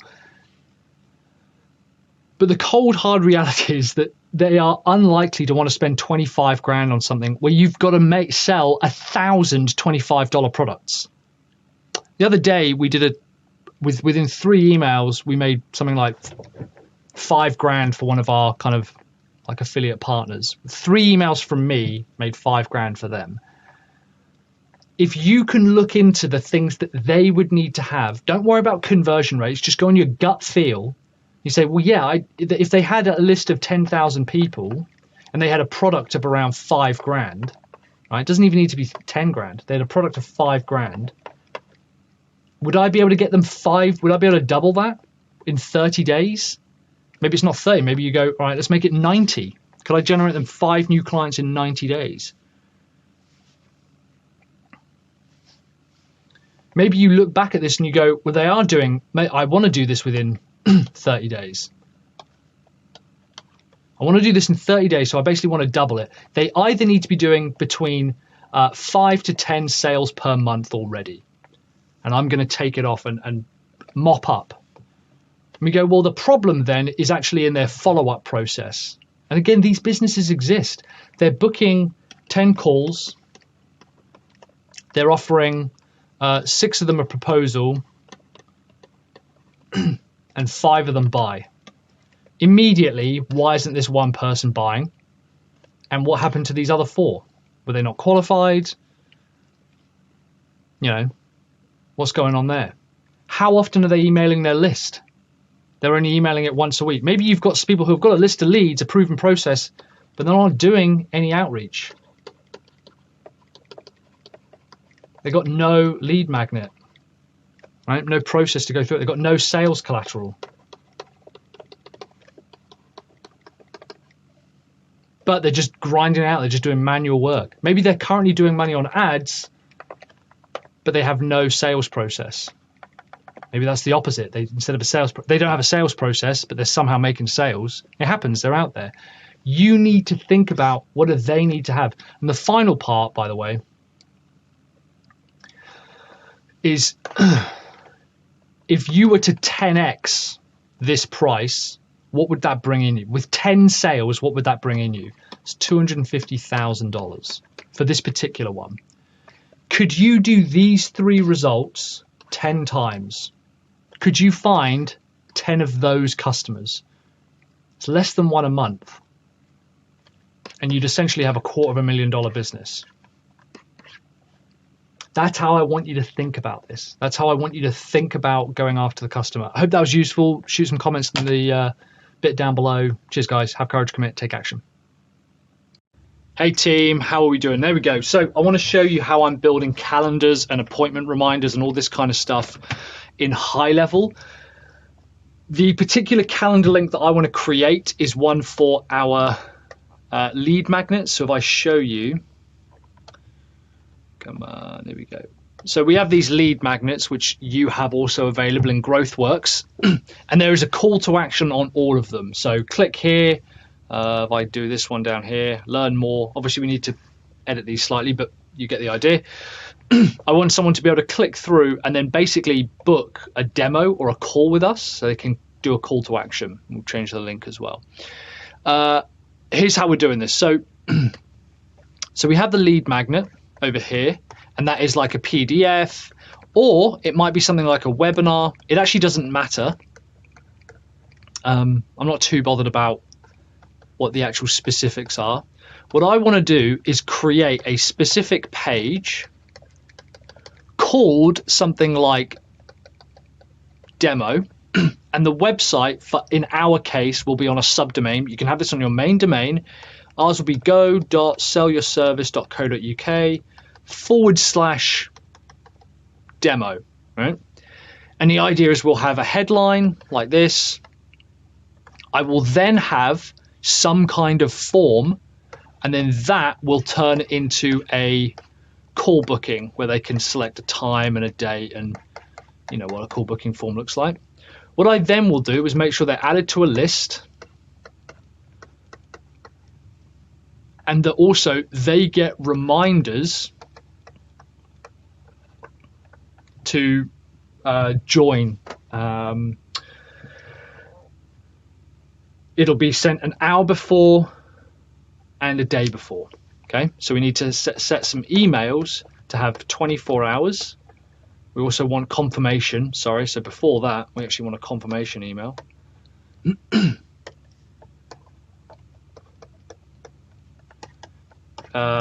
24 hours before, and then a text,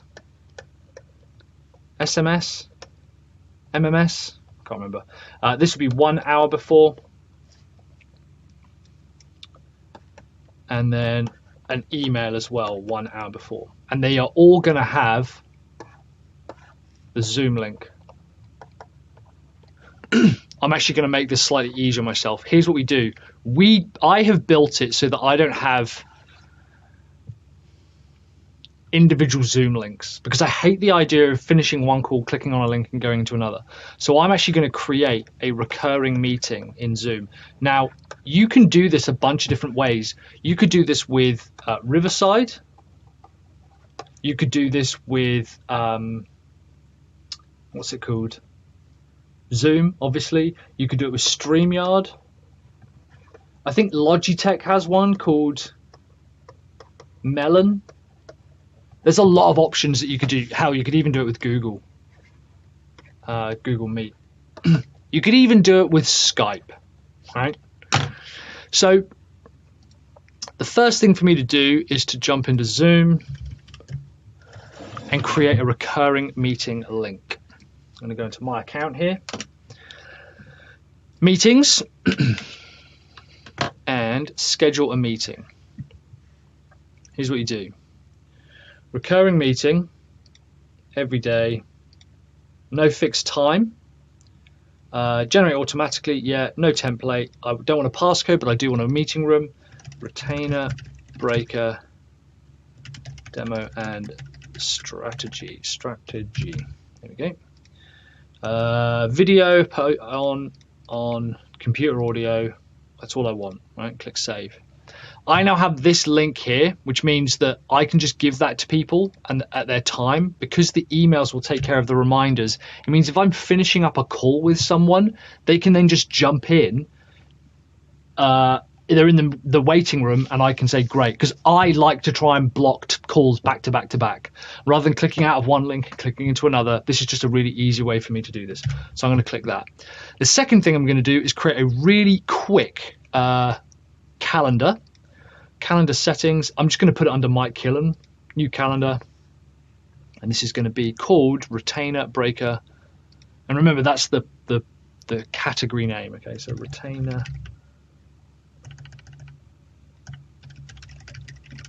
Breaker, product, demo, and strategy. So I wonder if I can just put demo. That works. Yep. 45-minute demo, product demo, and strategy call for retainer breaker, and it's going to be purple grape.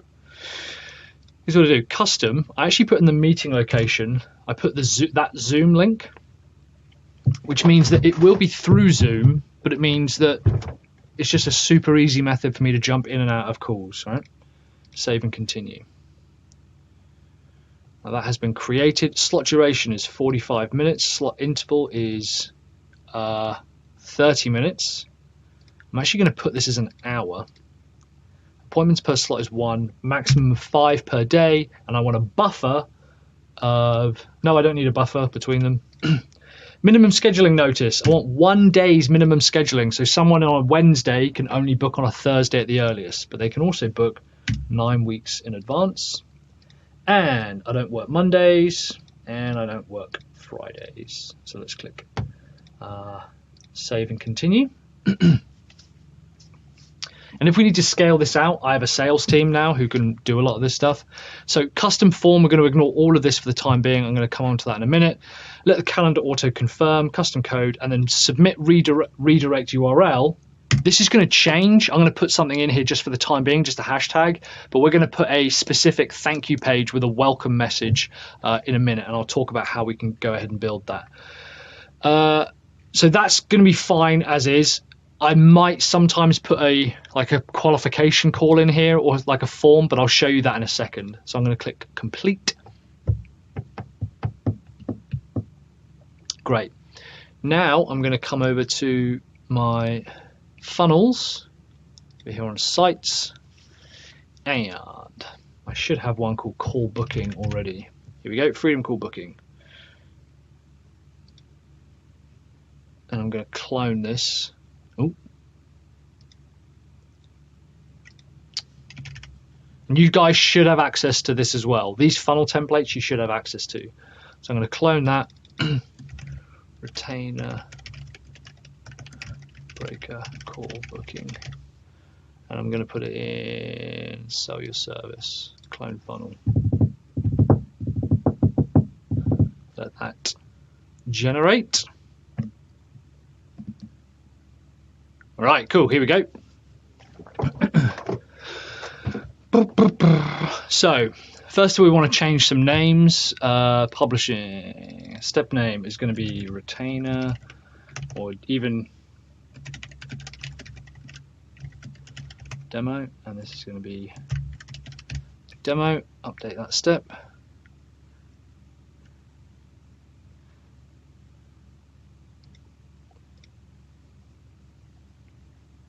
I'm publishing, retainer, breaker, demo, booking.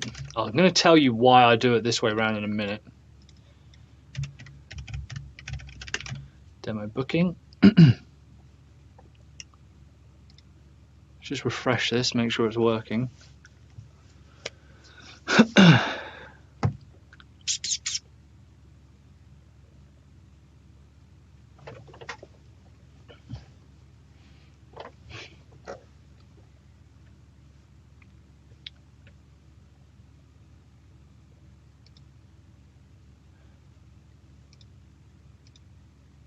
Yeah, cool, seems to be working. And then confirmation.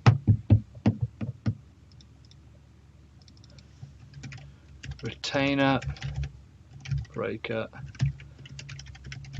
confirmation.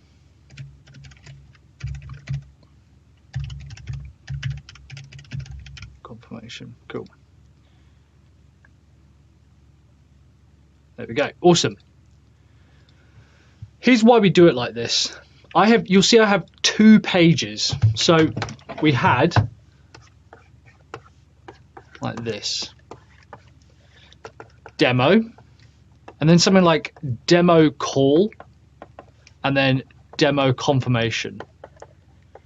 So the biggest problem that I faced when I opened up this funnel is I had loads of people who are frankly unqualified.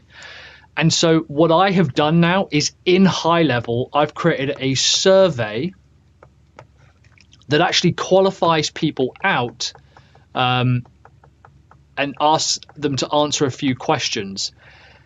If they answer the questions correctly, they are allowed to book a call. If they don't answer the questions correctly, i.e. if they say, oh, I'm just looking for some free stuff, I'm looking for free advice or whatever, or it's not allowed around that, but it's mainly around like budget or are you a strategic consultant? If they say no, I would actually say to them, oh, I'm really sorry, we don't have any bookings available. They're all booked up.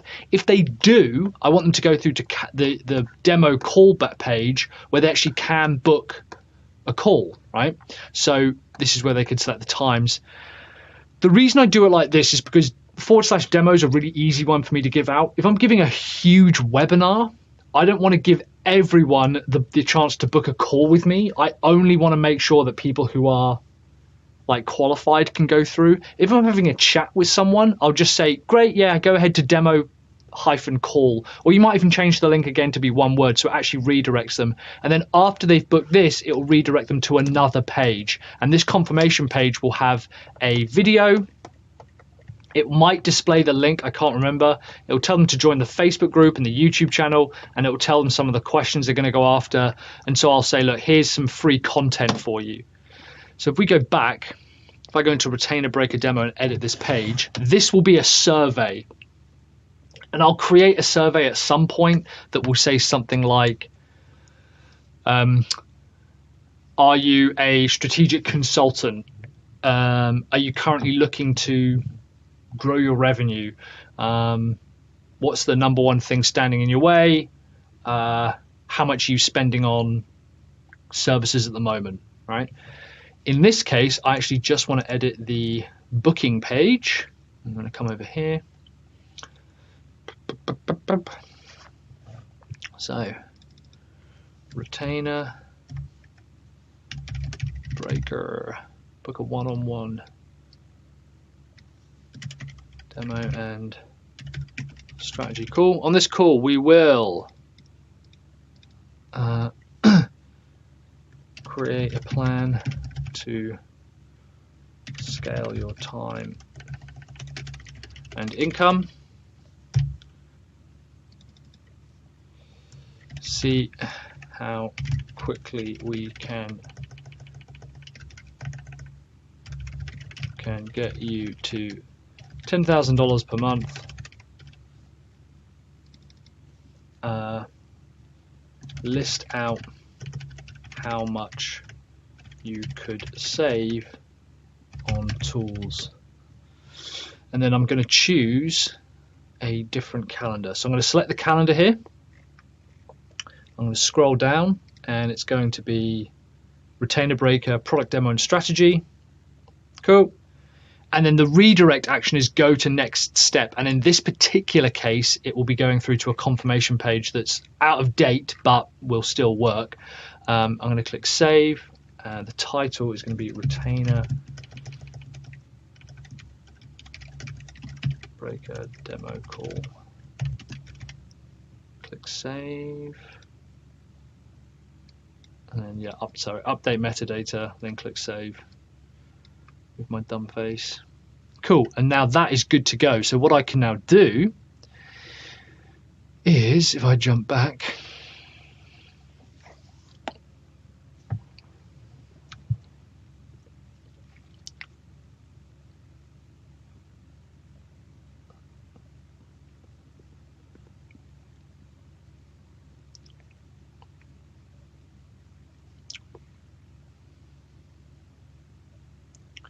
cool, I can even grab the link if I needed to. Path is demo booking. Update page. I want to change this one as well.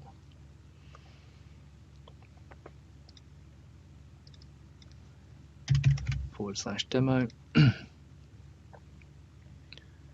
That means that go.service /demo booking should go through or not.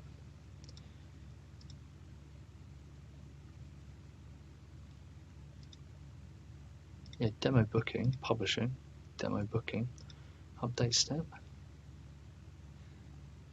Oh, I haven't set the, you dummy, select domain. But silly me. And we'll change this to demo.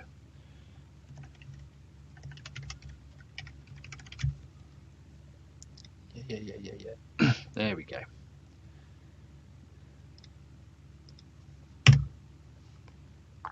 Right, well that's got to populate through, but basically that is done now, so we'll come back in a second and see when that's done.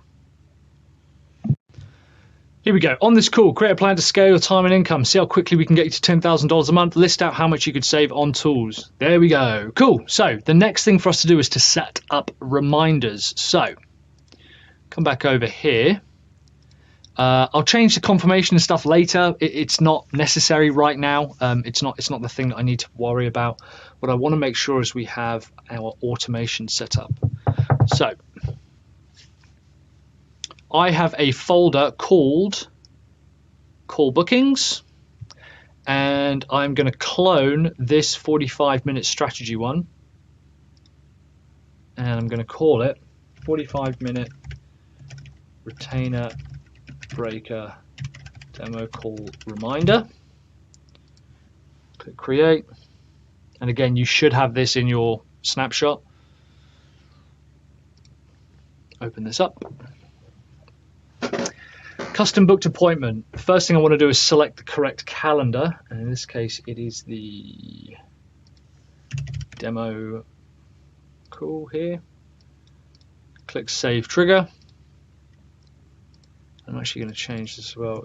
Customer booked demo call. Click Save, and I'm going to save it. Cool. Internal notification. The first thing is it's going to send me a notification from high level, and the subject is going to be new Retainer Breaker Demo Call. Hey Mike, you've got a new 45-minute meeting strategy call booking, appointment start time, contact name, and appointment notes. That is good enough. Add contact tag. This needs to change, obviously. And this will become add new tag. No. Idiot.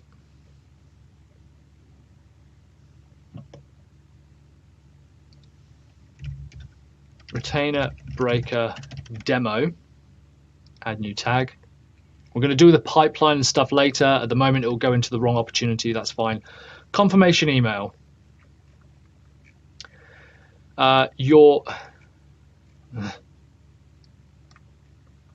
Usually we'd use a template for this, but for the sake of speed, I'm just going to throw it all in here. Hey, contact first name. Your strategy call has been confirmed for appointment start time to speak with appointment username. That's me. If this time doesn't work, please let you know. So I'm going to change this to your demo call, demo and strategy call has been confirmed. Click here to cancel, reschedule. This will put in that Zoom meeting. In theory, you could put this in again, the meeting reminder. But you don't have to worry about that too much. Tahoma 14. I want this to be Tahoma 14. Please turn up a few minutes early. Change the color as well. Save action. Reminder email. I'm actually going to take this here and come down to the reminder email. And I'm going to paste that in here, and I'm going to change is in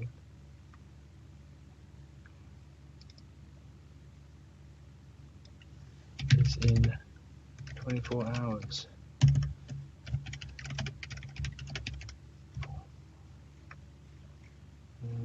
Notification, yeah, save action. SMS. So you can see I've got 24 hours before the appointment, and then 1 hour before the appointment. Just a reminder that your demo and strategy call with Mike, user first name is in 1 hour. Header to his appointment location, fine, save meeting, and then email before 1 hour.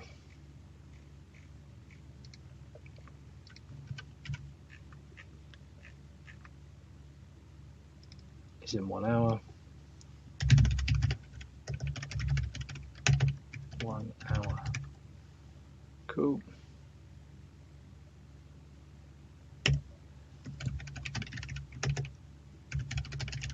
Is booked for. Reschedule, fine, click save action. And that is good to go. So now, if anyone books in, they'll get a confirmation email.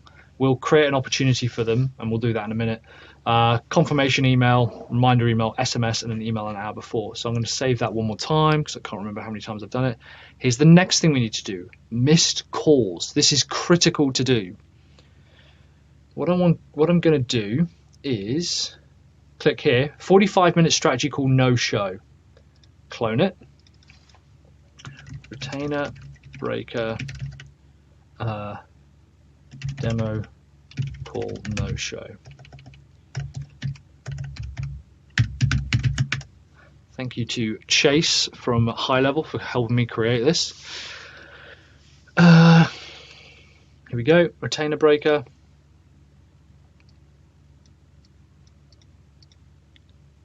Cool. Appointment, CRM, here we go. If the status is no show and it is in the calendar of demo, I click save trigger. Here's what I'll do. First of all, it'll wait a few minutes, 1 minute. I then send them an email to say, sorry you couldn't make it. Hey, contact first name, sorry you weren't able to make your strategy call, your demo and strategy call. Let's get you rescheduled. Shoot us a reply to this email or head over to reschedule link to reschedule. Please let me know if you have any questions in the meantime. We look forward to seeing you. Save action. Wait 1 minute or 5 minutes, and then I send them a text. your free strategy and demo call. Click Save Action, publish, save, and we're done. Now there's a few things I need to do. I need to create the pipeline, which I'll do later. I also need to create some like confirmation page content, which I'll do later as well, and I'll show you how I do that. But this basically means we can start booking calls now, and people can go through this, and if they miss the call, it will try to reschedule it with them, and it will just remind them, and basically this is going to help increase our demo show up rate. So I hope that helps. I hope that was useful. That is how we create schedule links. Oh, very quickly actually, I want to show you. I'm going to take this demo booking. First of all, I'm going to send this to my team. Hey Mike, got this. Here's the call booking link. And I'm also going to put it in here, GrowthWorks.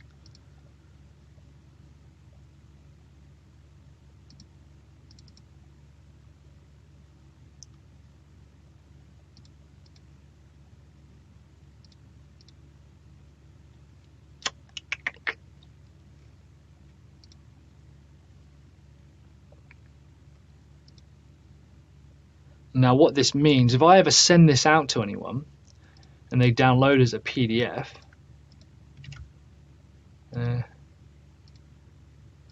this link down here in the bottom there will automatically redirect them to that call booking page. And it just means that like I can give this out to people now for free. I don't really even have to capture any details from them, and it will generate leads for us and get people on calls, and it will do it all automatically. So it's a very, very useful template, useful tool. All right, guys, thanks for watching. I'll see you on another video. Cheers, guys. Hey, mate, Nick as well. I'm also going to share this with the rest of the group. Hey, guys, we've got a lot more content about this particular problem coming up. Starting this Thursday about what your offer is, and then later on in a couple of months I think we're doing more about like how to open up connection requests and things like that. So I wanted to talk about how to start messaging people really, really quickly. So there's a few things. Let's say, for example, both on Facebook and LinkedIn, and I'm going to be showing you real time how I'm going to do this later. There's two things that you're going to try and do. The first is actually connect with someone, and this means connect. That means either building them as a friend, or in LinkedIn's case, I think they call them a connection. The connection is really important because over time, this is going to build your audience of people who you can eventually reach out to. So I now have not that many, 1,500 friends or something, 1,200 friends, something. Obviously, our email list is massive, or big.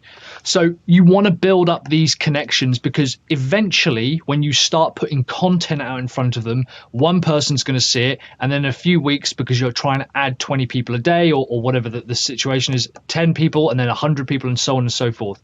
Colleague of mine, Gareth, this is what he uses. He has a relatively large following on LinkedIn, and he will post those kind of hands up style posts that I'm sure you've seen me write, where I'm like, hey, I'm looking to work with 5 funnel builders to see if we can double their revenue. Just shoot me a PM or comment down below and we'll get started. So this first section to connect with people is extremely important for what we call hands up posts. And these are kind of like, think of them as micro squeeze pages. Someone reads them, but we actually need to build those connections and build that audience. And there's no reason why you couldn't do it on LinkedIn and on Facebook. And I will show you, potentially even today, how I'm doing that. The next aspect is messaging, right? Now, messaging is like any other form of communication. It could be email, it could be calls. It doesn't really matter. What most people get wrong, in fact, let's have a look at mine here.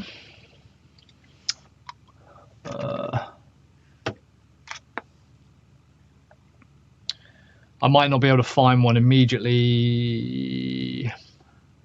I get, let's see, connect. Yeah, no, there's a website, nudge me. No. Let's have a look, hold on. Here we go. So this one here from Anum.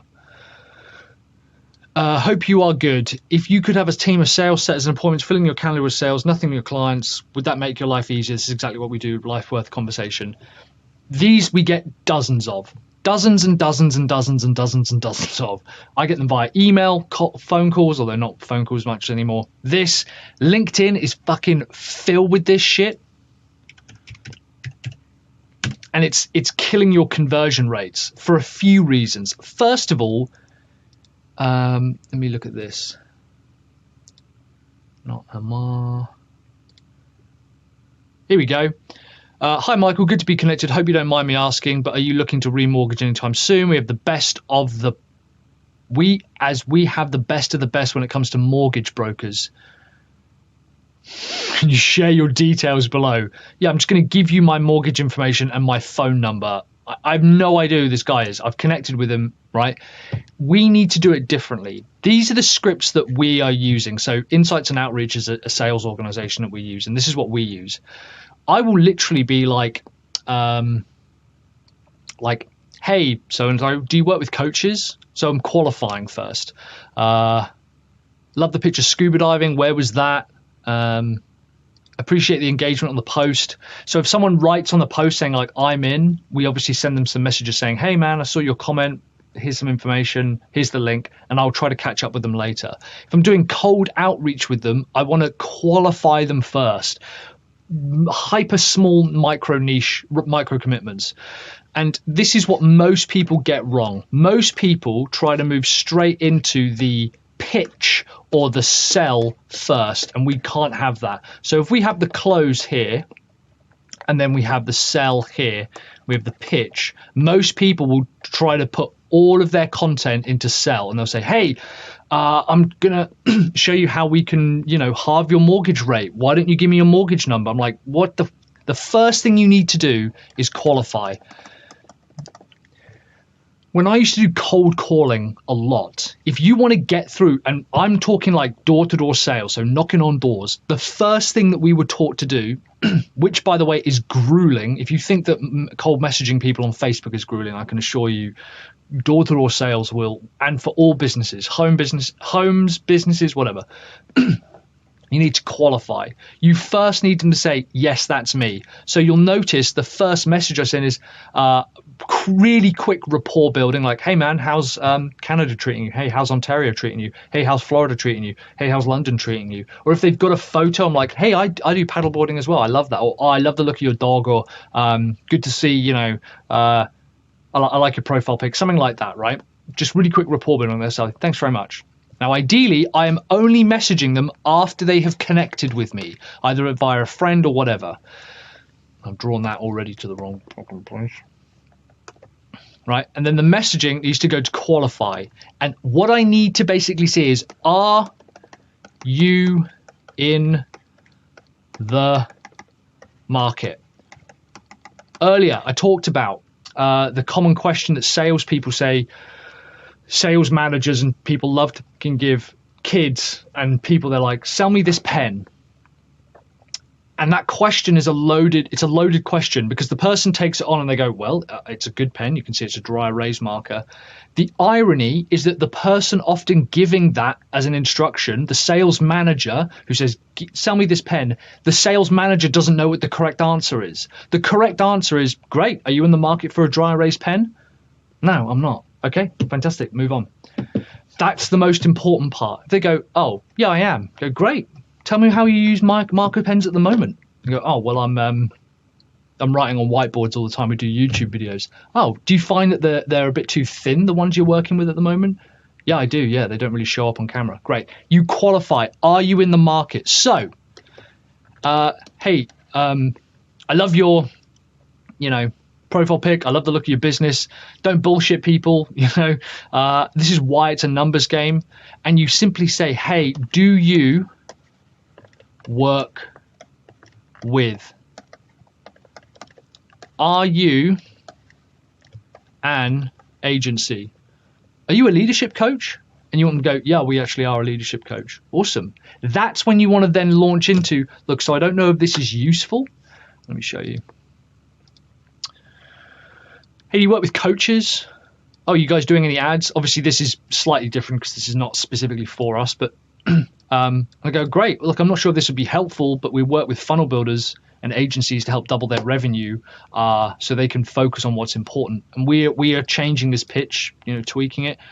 And I will go, would that be worth a conversation? They go, maybe.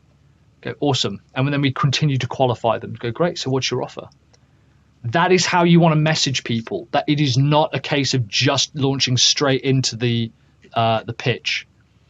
Okay, so I hope that makes sense. I'm happy to do some more training on this, and maybe I'll create a few more documents around this. But this is how you need to be running these types of campaigns. All right, cheers, guys.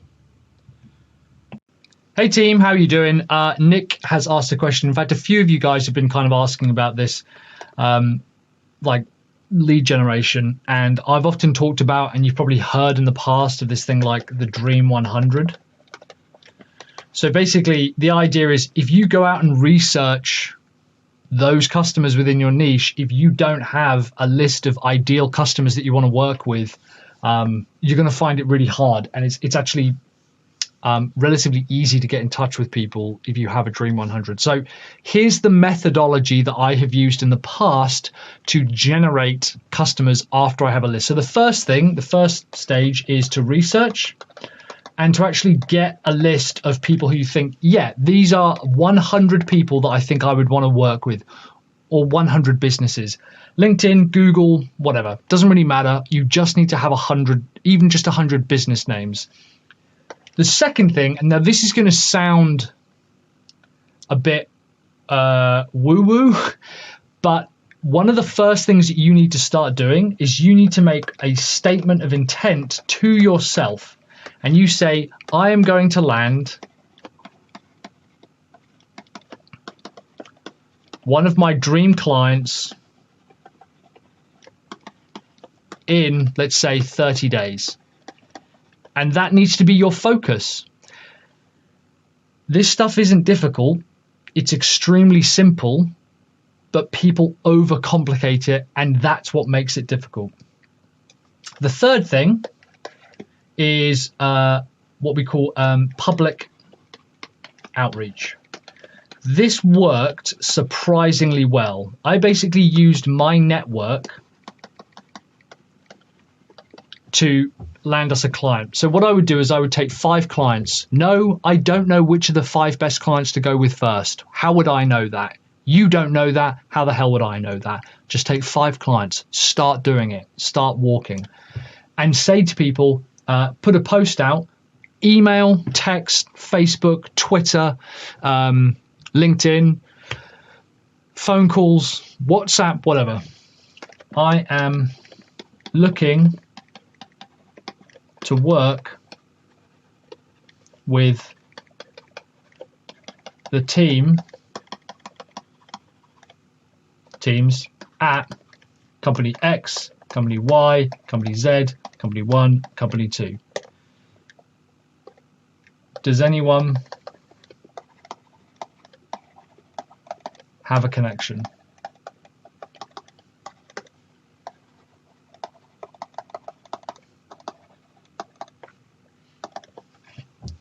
And people go, no, I don't know. Okay, cool. After a few days, right? I am looking to work with, and so on and so forth. And you start reaching out to people in your network and you start saying, hey, do you know anyone? Does this take a long time? Yeah, of course it does. You don't have enough money or audience in order to scale it faster. But this is how you get through it. This is how you find customers. So number 4 is to research on LinkedIn and websites the decision maker, and then here's what you want to do. If this is the decision maker, you find their profile on their website like this, and you go, that's the decision maker. They're number 1. You want to find number 2. So you want to find, if they are the CEO, you want to find their director of marketing.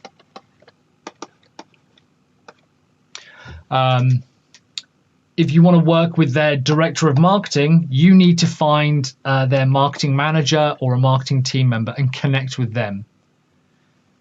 Gatekeepers are extremely frustrating when you're trying to get into them. However, they can also be extremely useful because this person is 100 times easier to connect with than this person.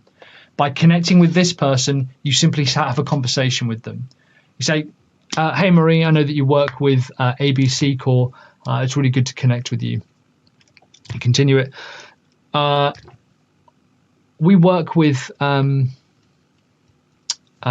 whatever it is, I don't know, sustainability businesses, and we're currently running a program. And remember, the first thing you do with cold calling when you're doing outreach like this is qualifying. You don't pitch, you qualify. So you say, we currently work with sustainability businesses in order to whatever your thing is, double their monthly revenue or increase their growth rate when they feel like their competition are crushing it. Who would be the best person to talk to about this? They say, probably not me. Now, 90% of them, 99% of them are never going to get back to you. It doesn't matter because you are playing a numbers game and you are looking for the one person who does get back to you. And that person says, oh, it will probably be Sarah, who's our director of manager. You say, would you be able to put me in touch with Sarah, or would you be able to endorse me if I sent a friend request? I'd love to have a conversation with her. Or what's her email address? I'd love to have a conversation with her. And then you're able to go in.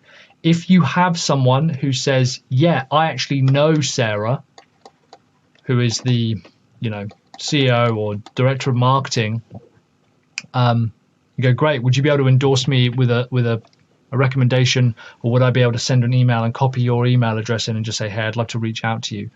The first thing is to ask, would you be the right person to talk to if I wanted to show you how we're increasing revenue by 30% for sustainability businesses? And say, yeah, that would be the right person to talk to. Awesome. I'd love to jump on a really quick call, just 10 minutes, discover a bit more about the business in order to make sure that what our system does works. When would be a good time for you? I've got some time next Tuesday. The three ways that you make money are with money, time, and audience. If you want to start selling products, you can either spend a ton of money on ads or endorsement. If you don't have money, you can use your audience to do mass level of outreach and do speech. If you don't have that, then you need to do this manually through time. You need to go through it and you need to do it step by step by step. I wish there was a faster way, but there isn't. If there is a faster way, I don't know of it, and I'd be happy to be shown wrong. But this is the methodology that I'm using. I hope that makes sense, guys. I hope that's useful. In the meantime, I will catch you later. Cheers, guys. Hey team, how are we doing? So, in this video, I want to cover off my very simple Facebook ads formula. Now, this is compiled from stuff that I've learned from guys like Miles Beckler, Parky Moore, and this to me is a really easy way to generate 100 qualified leads. I'm going to give you a rough goal of between $4 and $5 per lead is what you should be looking at. Anything higher than that, then it might be take too long to recover the costs. So you can expect to spend anywhere between $300 and $400 or $500. But before that, I want to talk a little bit about the maths of what we should be looking to pay first, because cost per lead is a bit of a misnomer. It's not really a particularly useful statistic, because if you generate 100 leads and they never qualify, then they weren't worth anything, even if you only paid $2 for them. But if you paid, $100 per lead, but every single one of them converted into a $25,000 client, then that's the thing you really want. So for some of you, this might be baby time play school stuff. For some of you, this might be brand new. In my opinion, there's no hack or secret to Facebook ads. It's just a game of testing, and the more simple the experiment you run, the easier it is to test. So I'm basically going to show you that process. Like I said, some of you may have seen this before. I've kind of gone over this in bits and bobs in other areas. I know that in the core hook of Seven Figure Freedom is we will help you do this without generating leads or spending money on ads. But it's still a useful string to have to your bow. And I think when you have doubled your revenue for the first time, it's then a good idea to start looking at ads because you know what the process is. So what we're going to be doing is there's 3 kind of components to Facebook ads. And if you're brand new to Facebook ads, this will hopefully explain a few things. And I'm going to kind of draw this out a little bit like it is in the Facebook Ads Manager. You have 3 tabs, and you have campaign, and then you have ad set, and then you have ads. And the way I want you to think about these is objective, audience, and basically copy/creative.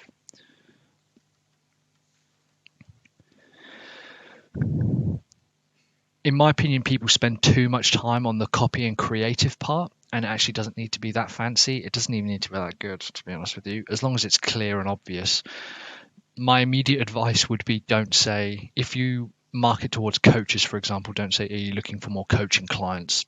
We need to be a bit more specific than that. But pretty much that's as simple as it's going to get. And we're going to offer a PDF or some kind of lead magnet download. We use the ones built in GrowthWorks, and I'll show you obviously examples, but the ad is very simple. It's a picture of the PDF download in situ, and then there's some text explaining a very basic story, or the text goes on top, doesn't it? I've messed that up, but don't worry about it. The audience is where the magic happens, because this is where we're basically going to test something called interests. Now, I know that Jake in the program, Jake Mason, is a Facebook ad, I want to say Facebook ad freak. That sounds a bit harsh, Jake, but he's very good with Facebook ads and talks about layering interests, which is really interesting. Just for the time being, I just want to show a really simple approach so that we can systematically say, this works, this doesn't work, this works, this doesn't work. And the objective is always going to be the same. In this particular case, we're going to collect leads from a lead form ad.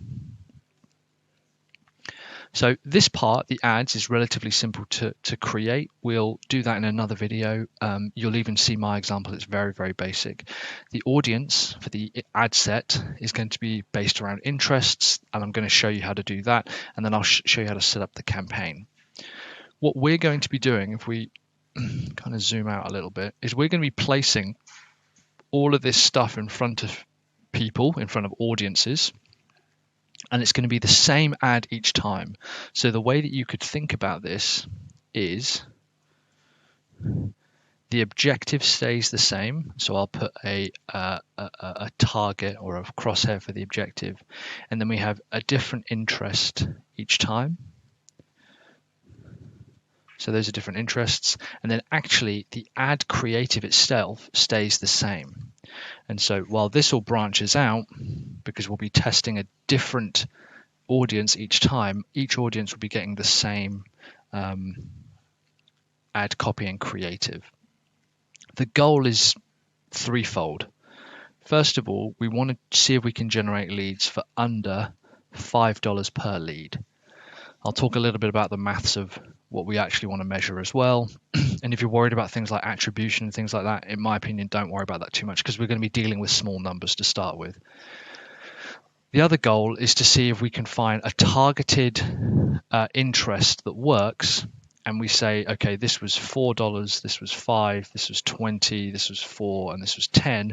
We could say, well, what we'll do is we'll keep these ones, the ones that have worked, and then we'll test a different ad towards them. Maybe we'll test a slightly different copy or a slightly different hook or a slightly different lead magnet and see if we get the same results. And what it means is that we can have a really systematic approach to testing ad sets and just constantly turning them over.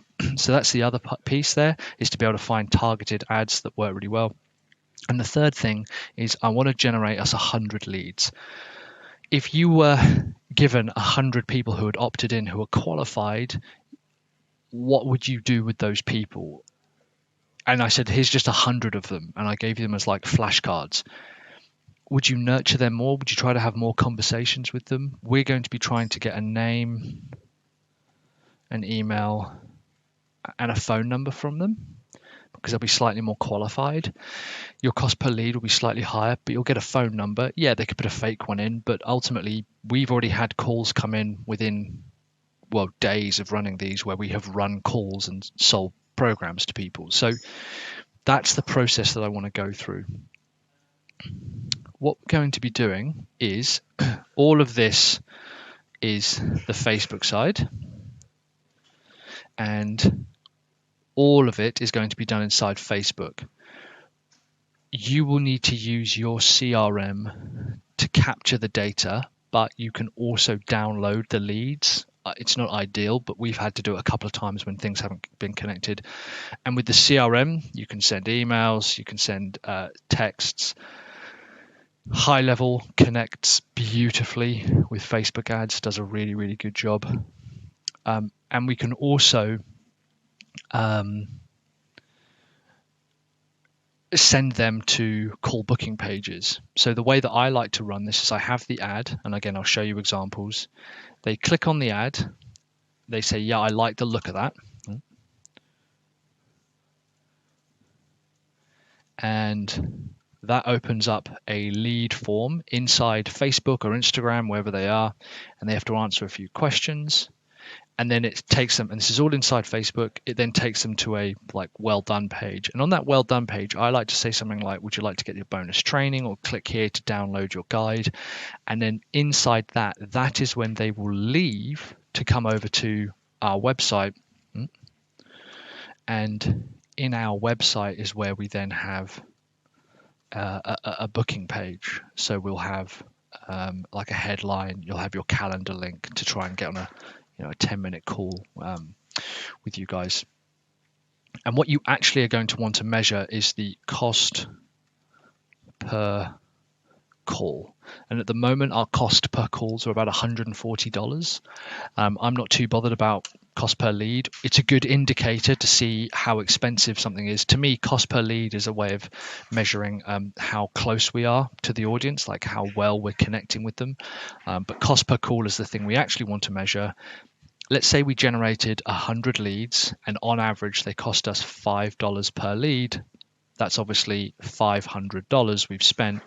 If we managed, however, to get 5 calls from that, now I'll tell you, I think 5 calls out of 100 is quite high, but just for the sake of maths, that's $100 per call.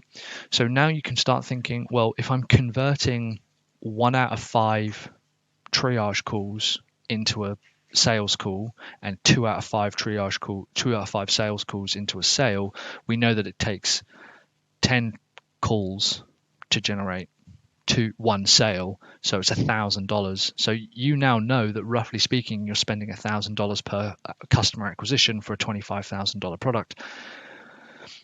And Jake, I know that you talk about this a lot. Cost per acquisition is actually the number that people should know, and they don't. In my opinion, cost per acquisition is the golden number to figure out, and number of offers made. Number of offers made is the one thing that you should be measuring going out. We'll talk about this in another video. How many times have you offered this product to this customer? How many offers have you made today? How many offers have you made for this product in total? All of those things are what actually matter, and cost per acquisition is how you measure the success of that. Ultimately, this wants to come down, and number of offers made wants to go up. It's a very vague rule.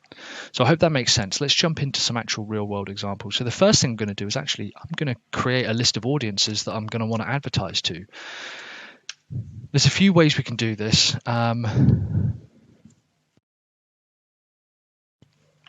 I'm going to grab a cup of tea here. It's still the morning over here. And if we head into business.facebook.com, this is where we can find our ads. And I'm going to select that. And you'll see that oh no. What I'm looking for is audience insights. So this is one area we can come to. And this is a very manual, boring process. So if I come into my sheets, what I want to do is I want to create 20 to 30 interests that I could target. So you can see Jar's been updating this, which is fantastic. $127 a call, that's kind of good. Okay, great. You can see here we've got about 58 different interests that we target, and we just basically run through them. 396 for retail seems to be working well. We had 2 calls booked. I would never have guessed retail to be a really good audience for us to go after, and I think this has generated a sale, although it hasn't been updated. This is the way that it's run, right? We're just very boring and systematically running through it. Audience insights. The first thing I want to do is create a bit of a filter. Now this has changed massively since I've shown you guys last. And let's say that at the moment you only want to advertise to people in the United States. That's absolutely fine. Or maybe the United Kingdom, but we can add in a few different places. So this is where I like to put the locations first. Don't forget oh no, I don't want specifically Montreal. Canada, the country. And yeah, we would put in France, Germany, Spain, Italy, the places that we think this would be worthwhile us putting our advertising towards.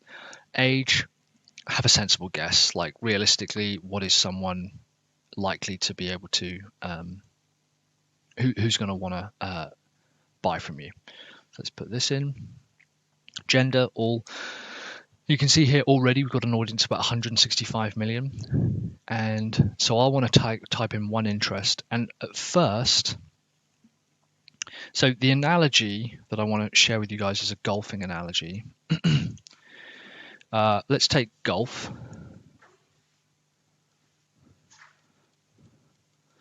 Everyone, if I said I want you to advertise towards golfers, everyone knows who Tiger Woods is.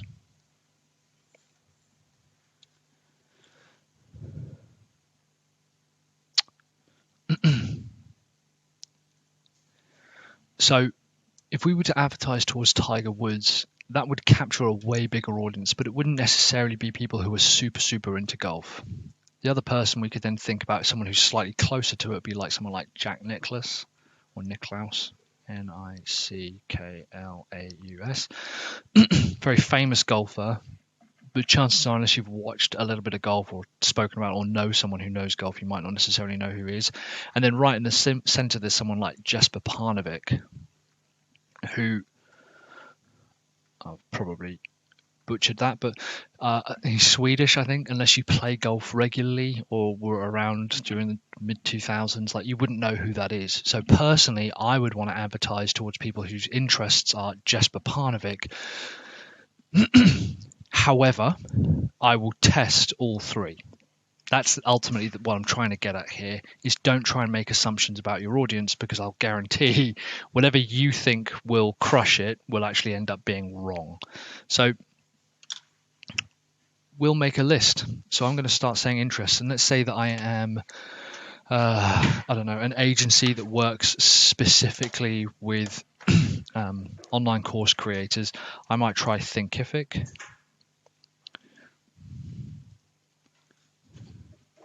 Nope, they're not in there. I might try Udemy. Yeah, Udemy's in there. So Udemy has an audience of between 3.6 million. Now, immediately we might make an assumption that like, well, isn't Udemy more for people who consume courses or course creators like that? Doesn't matter. I just want to try it. So I'll come back to my sheet and I'll type in Udemy. And then what I like to do is I like to say estimated reach, we'll talk about in a bit. There used to be things like make sure they're an audience of over this size or under this size or bigger than this and smaller than this. To me, I wouldn't worry too much about that. I just want to get a list of audiences.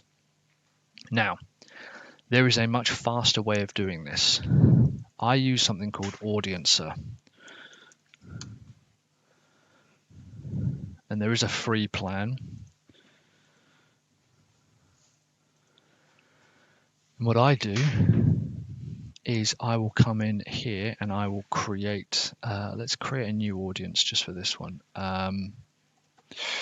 Course creators.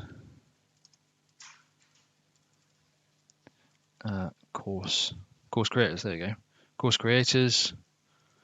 And this now asks like, what are they interested in, roughly speaking?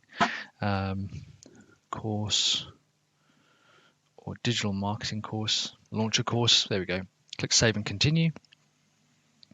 This will now pull in all of Facebook's audience targeting and will allow me, it says no suggestions, that's fine.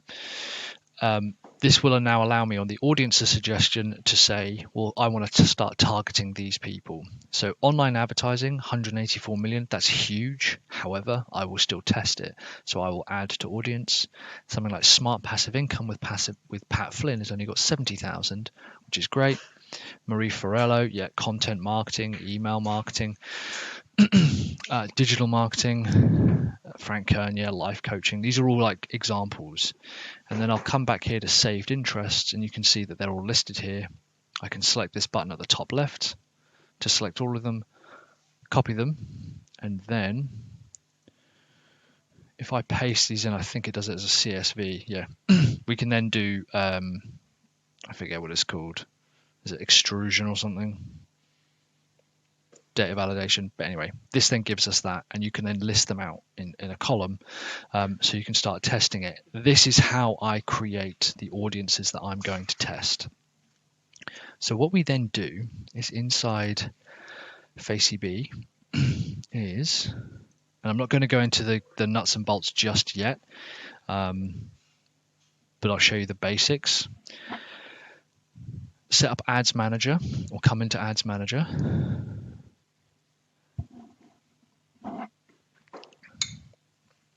And you can see we've got a few running here. And it's a real simple process of clicking create. And this is already changed. And bearing in mind, when you watch this, the attosecond that I publish it, Facebook will have changed the layout. Hopefully, the overall process won't have changed too much, but we want to look for leads because we're going to be collecting leads from Facebook. So we're going to select leads, click continue, and we want a lead form campaign.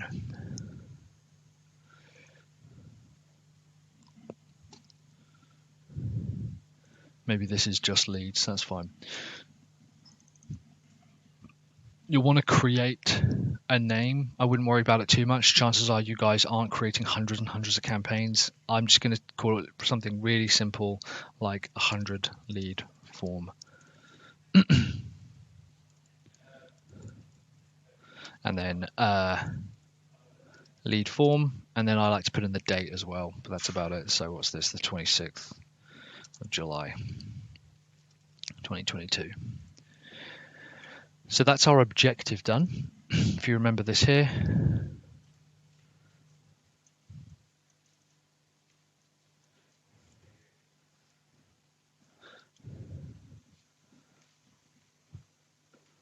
So that's our campaign objective done. And now we're going to create ad sets. So I'm going to show you how I do this. Maybe there's better ways of doing it. I don't know. So we can see instant forms, which is great. That's already selected. You can have it go through to a website. We're going to be doing Messenger ones as well and testing those because I think there's really good follow-up potential in Messenger. But for the time being, we're going to make sure we stick with instant forms. And I will put in two basically key things. So I basically want to give it the name of what we're going to be doing, which is 100 lead form leads. And the end, I like to put a hyphen, and then I like to put the name of the audience that I'm going after. For example, with audience, let's say I want to select online advertising. I'm going to call this online advertising. I'm going to scroll down. The daily budget probably needs to be around $20 a day. You can always go up, and if something's working, you can always increase it until your cost per lead goes up. And I'm basically going to build, like we did with the audience insights, I'm going to build out my ideal profile, but in one ad set. So I'm going to say include United States, for example, and Canada, sorry guys, and we'll just stick with that for the time being. You go wherever you want to go. Age, select the age that I think would be worth having conversations with. 65, all genders. And then we've got here detailed targeting, I'm going to select edit, and I'm going to then paste in whatever audiencer has found me. So I'm going to put in online advertising, and it will give me a audience definition. I then want to take a look here where it says reach 1.4 to 3.9 thousand. Come down, and I like to paste that in the estimated reach and the estimated leads, because that gives me a good idea of just how much shit they're talking. Estimated leads was under 10 and we generated 74, and I know this is per day. We ran it for 15 days, so yeah, it was about 2, so great. So that was ideal. Like, that was a really good place for us to advertise, and maybe we should go back to that. It's just a way of continuing to keep track. So that's that done. I'm going to put manual placements, and I just like to check these, and for the most part they're fine. I kind of leave it now, to be honest, and then I'm going to select next, and then we create the ad. Now there's a lot of things to do with like the page that we have to create, and we have to create a lead form, and we also need to do a little bit, like, you can create forms here, and we'll do that in another video. But I now want to show you an example of how our one is running. So I'm going to close this down, click close, come back over to campaigns. So this one is off because that's the one that I've just created. And I want to select this one here. And what we'll see is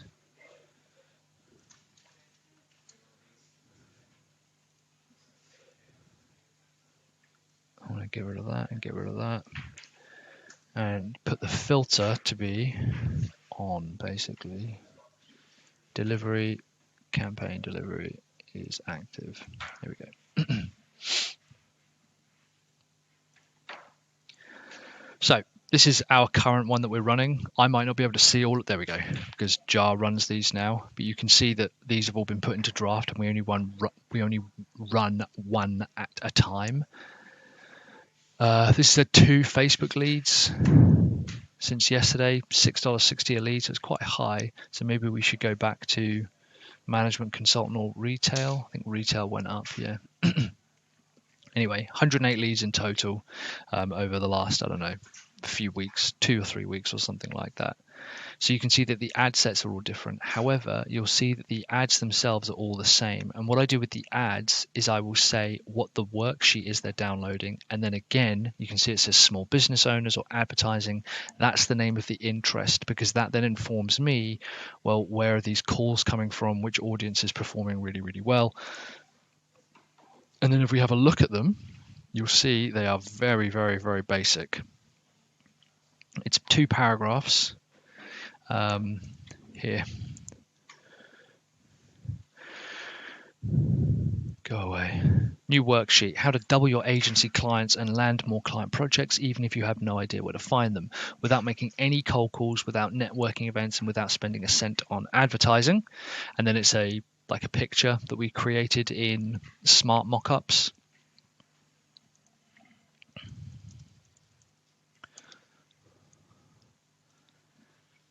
To create mock-ups of like the PDF or whatever. Really simple and easy and cheap tool. We select the form, and again I'll do another video on how to create a form, website link, all the events and shit. Like, to be honest, I'm not going to go into too much detail about that because there's so much information out there and it'll only change. But this is the overall strategy that we're using for Facebook ads. We run this. If the cost per lead gets too high, we find a different audience. It's very tempting to start looking at and going, oh my God, all of my cost per leads are getting super, super high. You can leave them for 5 days or something and see if they begin to drop off, which they do tend to do. They tend to spike and then drop off, I have seen as a rule.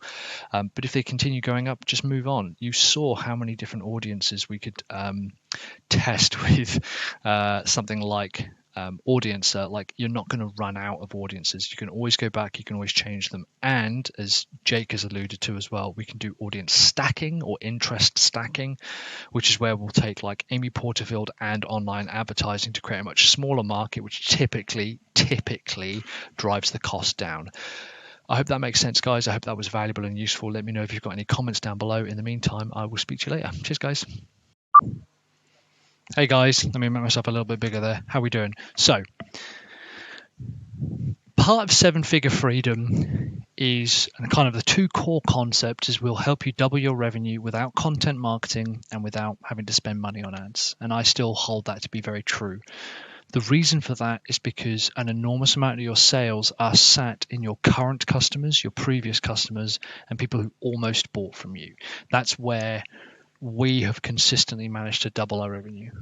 The reality is I already know and have connections with the people who will probably give us our next $1 million.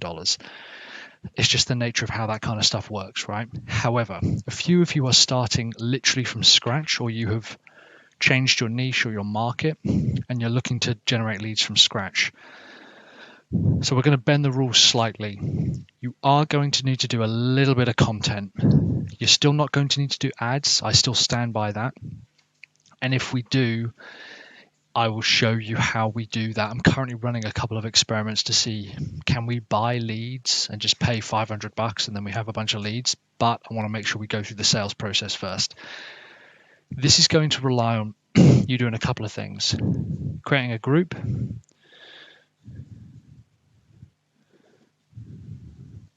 of some kind of community. We'll talk about that. Creating a little bit of content, not a huge amount, but some, and driving up a community. Now, when I started Sell Your Service, this is how I started in 2016. This is also how I started my agency when I first started that back in 2012. The principles still ring true, and I want to show you a couple of an example. So this is a friend of mine called Ben. I'd known Ben, I don't know, we were literally like kids, right? And you kind of, you grow apart, you go to different schools and different universities or whatever. And a while back we connected, and he had a really interesting journey where he was working out a lot, and then he was diagnosed with a disease of some kind, and he wasn't able to work out for years, and now he's got back to it, and he basically wants to help specifically men over 30 get back into shape. So he created a group, and it's now at 253 members, and I only spoke to him a few months ago. Can we even see when it was started? September 2020. So we've been going a little while. Okay. Now, in that time, he's become more and more specific about what the group does. Now it's men's fitness over 30. It's probably going to become more specific again. A lot of you guys are in the advantage that you already know who your market is. He was doing that to test his market. So what we're going to do is we are going to test again your message and hook. And the easiest way for us to do that, I've lost my pen now.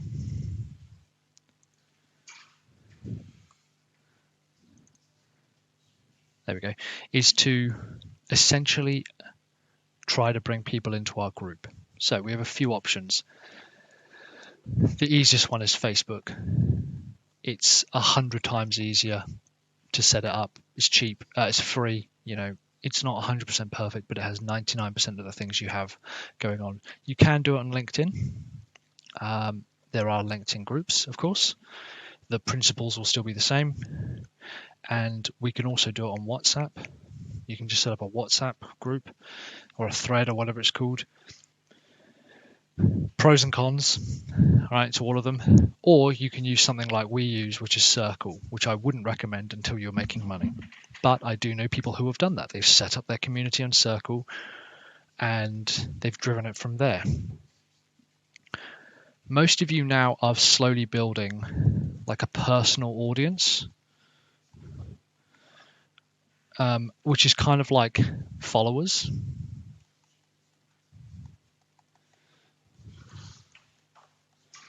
And what we want to try and do is take those people who are following you, who you've made connections with, and get them into the group. Inside the group, there's 2 or 3 different types of content that we're going to post. I'll talk about that in a second, but it doesn't have to mean you doing Facebook Lives every single day, not by a long shot. What you're going to have to accept, though, is that it will not be a self-sustained group where everyone will be posting in there and for a while. You're going to have to do that yourself. And then finally, on the community side, this means that you are going to have to accept people in, welcome them, send them welcome messages. I'm now just going to send you my entire process for how I do this. We still do it every day. What this is going to do is allow you to do 3 things. First of all, it'll allow us to actually generate some leads, because we're going to be asking them questions. We're going to be posting the same types of content in the group that we've been posting on our personal profile to say who would like this, who would like to kind of generate a few leads, who would like to get this resource or whatever it might be. It's going to give you some pretty clear feedback. If people aren't interested in what you're offering, then ultimately they won't join the group for it, right? And it's also going to develop you another little following, or a bit of an audience for you to be able to kind of talk to later on. So the first thing is creating content that's going to push people to the group. And there's a few really easy ways that we can do this. First of all, and I'll see if I can show you some examples as I come over to my keyboard at the side here. I'm thinking of putting together a free group to show X how to Y. For example, I've done that in caps, so I apologize.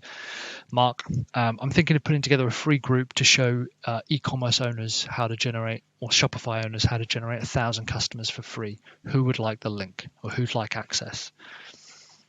All right, that's one.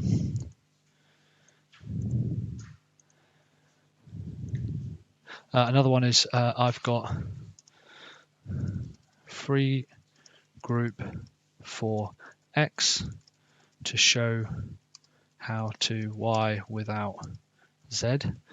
So I've got a free group for Shopify owners to show how they can generate 1,000 customers for free without spending a cent on advertising. Who'd be interested in joining? This is what we call a thing about a thing. I've got a group about topic. I've got a community, and you can use those words. I'm putting together a community, I'm putting together a forum, putting together a group, I'm putting together a discussion panel, I'm putting together a members area, I'm putting together a private group to show funnel builders, to show sales consultants, to show employed consultants, to show teachers, to show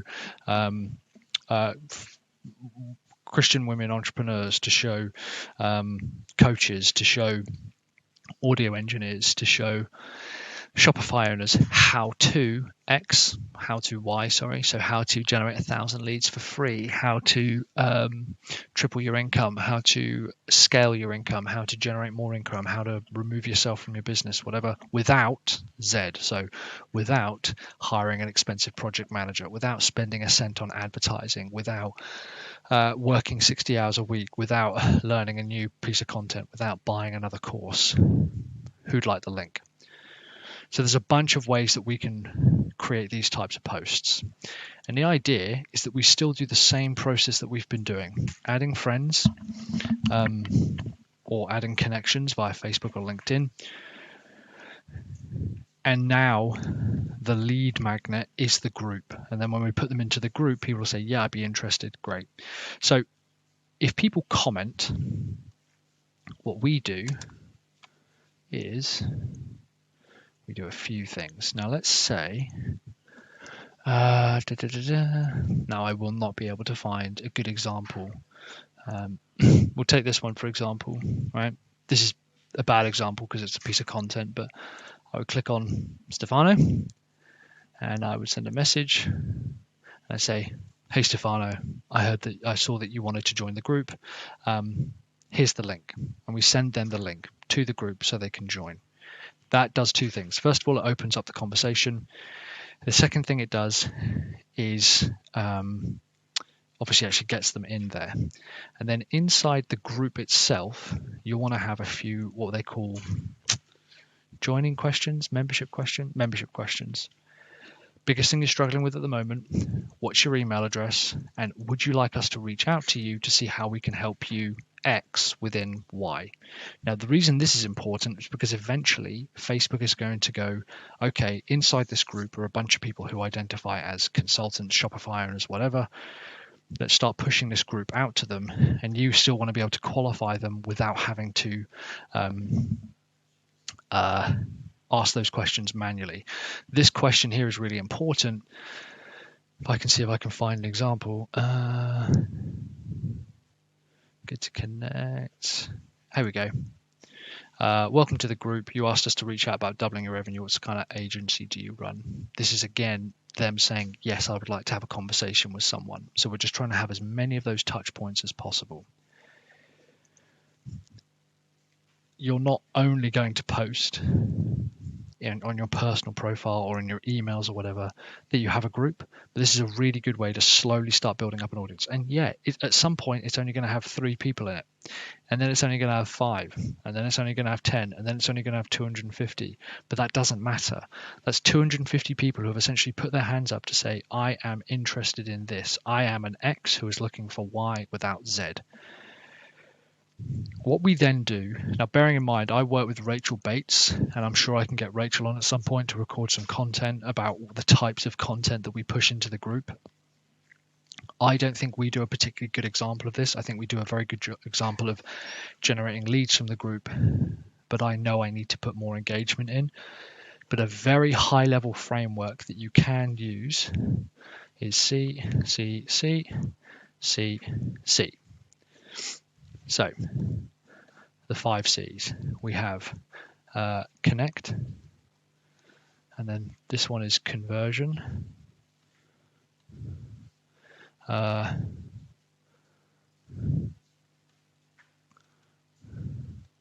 content,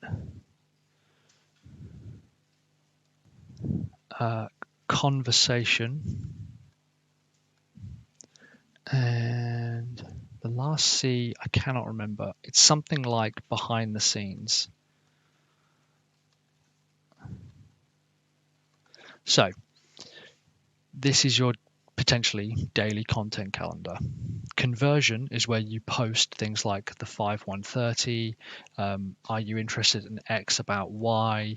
Are you interested? And I'm going to do more content and more training about this, about creating these types of posts and emails.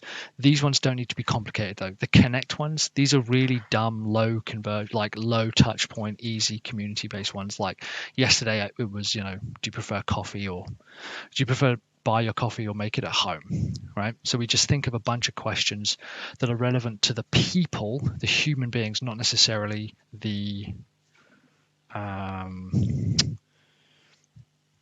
business owner. So it wouldn't be like a tools question. It would be a question that's a bit more about being a human. Like, do you prefer it when you've got really long days, or do you like having seasons? Would you like to live somewhere hot all the time, or do you like having all 4 seasons? Super easy, opens up conversations. The purpose of that is that the more people who engage with that post, the more likely they are to see your other posts later on. Content is basically where you educate them. Now, you have a framework that gives you basically 27 topics. If you times that by 2, that's over a year's worth of content, and you only have to do 10 minutes worth of content. This is where you're essentially teaching people about everything from your overall process to 1 stage, 2 stage, 3 stage, to step 1, step 2, step 3, step 4, step 5, step 6, and so on and so forth, and then even individual tasks. Now, you obviously don't have to give all of the actual content away, but you can ask those types of questions. You can go over myths. Again, I just wanted to give you guys a high level overview about this first. Conversation is basically where you ask a question and you open up the conversation. So, for example, in the past, I've said something like, what happens if the client says no? Or what do you guys do when you have to give a refund? This is where you're asking almost for feedback from them. Conversion is where you create a conversion post. And then the other C, which I can't remember what it is, behind the scenes, it might be C for scenes maybe, is where you post behind the scenes of your business. So you actually give away a little bit about what you guys are doing. Now, this one, and this one can all be scheduled in advance. Facebook even has a scheduler. High Level has a scheduler. You can schedule all of those in advance. The content ones might be a bit, although you certainly could schedule them, my advice would be to go live and to just do a live conversation. Even if you're doing it to 5 people, that doesn't matter, because eventually what you're going to do is, as I have done, and I've shown you guys twice, is create guides. So inside Facebook, I basically did a bunch of lives. And I did this one, how to double your revenue. How many did I do? 13 in the end. And again, you could go way more depth, right?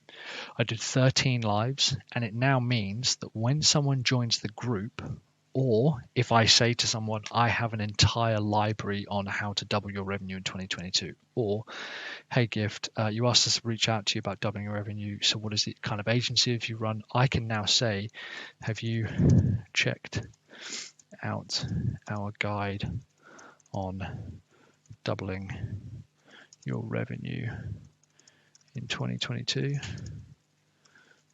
It's in the group. So now you also have another thing to get people in the group. So now on your personal profile, you can say, look, I've just recorded a really short video on how to get to $85,000 a month. Who'd like the link? And you send them this link and they go, oh, it's private. You go, oh, it's in the group. So if you go ahead and join the group, you can actually get access to it for free, as well as 12 other videos taking you through the entire process. This now means that we don't have to now. We are going to continue creating content. Rachel's created a new content plan for us. Full disclosure, it doesn't use this framework. It uses something slightly different. This is just the easiest one that I can think of for you guys to be able to get where you need to get to inside the business to start generating revenue and start generating leads. There's obviously a lot more we can go into this. We could do way more about the conversion posts. I will share with you my worksheet here, which is basically just like the plan of the content that we created. I think I had this one first. Connection, yeah. Character, right. So this is talking about you. Coaching, so content. Conversion. And then creation, behind the scenes, how you're creating things behind the scenes. So this was just the content that I created. I'll give you guys access to this as well. I'll put it in the post below. I hope that's useful. I'm happy to continue this thread going. Guys who are currently in the pace of your generating revenue and leads, I actually still want you to focus on working on your current sales and current conversion rates rather than going down this. But if you want to start looking at this, I'm happy to talk about this in order to start scaling your business. And then after this, it's basically taking all the posts that really, really work and convert really well, putting some money behind them, turning them into ads, and running them that way.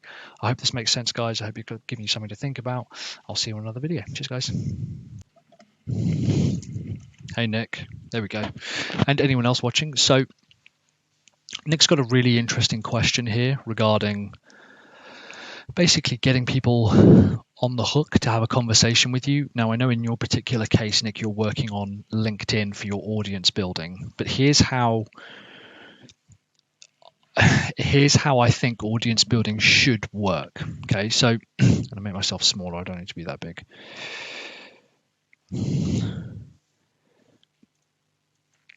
So this is the classic funnel, right?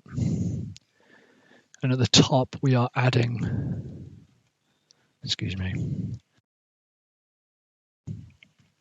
we're adding people to our network. Now, the way that you're doing that in LinkedIn is obviously, I think they call it a connection request. I don't quite remember. I don't know. And the idea is that for every 1 in 5, 1 in 3, 1 in 7, whatever it might be, you're slowly growing your network. Now, personally, I don't like to message during this point to pitch them or sell to them personally. I know that there's a few people in the group who do and they have success with it. Personally, that's not how I like to do it. What I like to do is post something on my personal profile that essentially asks them to raise their hand. You absolutely can PM them, and I just send them a welcome thing. I just say, hey, good to connect with you. I don't do any of the bullshit like, what's energizing you right now? What's your favorite thought about this whole fuel crisis? I don't believe in any of that shit. I think it's disingenuous, and personally, it doesn't work on me, and I've seen it not work on. We've tested it. So we send a really simple PM, and we basically just say something like, hey, Nick, good to connect. That's it. Then on the profile, we will put out posts. Now, you guys have seen me do these. Some of them are short, some of them are much longer, some of them are video posts, some of them are images, some of them are text, some of them are documents. This is where I get people to raise their hand. The idea is that by adding people to your network, what you're actually doing is you're building the audience of people who are going to see what it is that you are talking about. So when you post something on your profile, admittedly, there's a bit of a longer delay before you can qualify them. You could qualify them here, and I know that some people do, but personally, I don't bother about it, right? After the profile, that's when I move back into their PM, and that's where I qualify them. So we have a really simple process for this. If we start up here and they say, let's say we put a post out. Now, Nick, in your particular case, it's how to go basically as an independent consultant. Now, I think you have a killer hook. Admittedly, I'm not on LinkedIn. Well, I am on there, but I don't use it. So I don't know if you've posted stuff like this. But it's a slow process. It's not going to happen immediately. And it's also a question of testing it. There's loads of different ways. But you essentially have the hook to say, hey, guys, I have a 3-stage process to be able to help consultants go independent and make sure that their income doesn't drop off. Who'd like to see the training video, right? Or I'm looking to work with 3, 4, 5, doesn't matter, 5 independent consultants who want to turn independent by June and make sure, or independent in June and make sure their income doesn't drop off. Or are you interested in becoming an independent consultant and making sure that your income doesn't drop off? Or the number one problem I've seen with independent consultants is they go independent and then the money dries up. I have a 3-stage process for making sure that doesn't happen. So this is posted on your profile, not in your PMs, not in your messenger, nothing like that. We're basically saying, here's the thing that I've got, here's the worksheet or whatever I have, or video or training or template, would you like it? And they say yes. You go, great. That's when we then move in to qualify. And the way that I tend to qualify is a bit like you've been putting out. I like to say, hey, Nick, thanks so much. I saw your comment on my post. I just want to make sure it's valuable for you. Are you an independent? Are you currently a consultant? And they say, yes, I am. You go, okay, cool. And you want to make sure, obviously, that your income doesn't dry up if you turn independent. Is that right? They say, yeah. Okay, great. So what are you hoping to make? Like, what would you need to make in order to stay healthy and profitable? And they'll give you a number. You go, fantastic. And they'll say, here's the link. And I'll give them the link. Now, if I've decided that they are qualified, like this, I will then continue the conversation, and I will say, that's when I will move into the hook, which is essentially, look, I don't know if this is useful, but we work with consultants like yourself who want to turn independent and make sure that their income doesn't drop off. Would that be worth a conversation? And they say, yeah. And that's when I'll qualify them again. Something nice and simple, such as, how many clients are you working with right now? Or not how many clients because they're brand new, sorry, but what type of clients do you think you want to work with? Why would you like to turn to independent consulting? And that's when I would then offer them a one-on-one call at the end. That to me is the method that works. All right. The reason I like this is because I'm able to qualify people through this process here. If they don't qualify, I'll still give them the link, but I won't continue the conversation. I'll just say, well, clearly they're not a good fit for us, so there's no point in offering them a one-on-one call. I hope that makes sense. Let me know if it doesn't. Cool.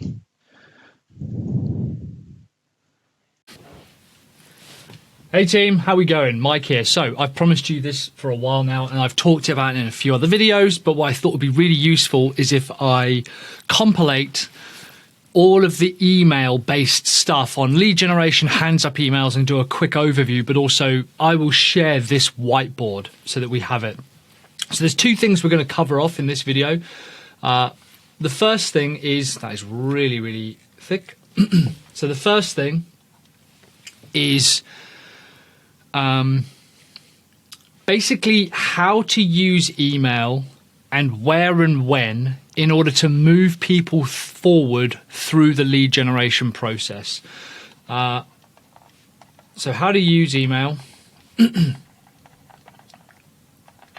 and where and when. And you'll see what I mean by this in a second. Basically, if you want to turn a lead into a sale, if you want to turn someone who's gone cold into a lead, or if you want to turn an audience member into a lead, I'm going to show you how to structure that. And the second thing I want to show you is actually how to write them. So I'm going to just give you a ton of examples. And sorry, let me take this off.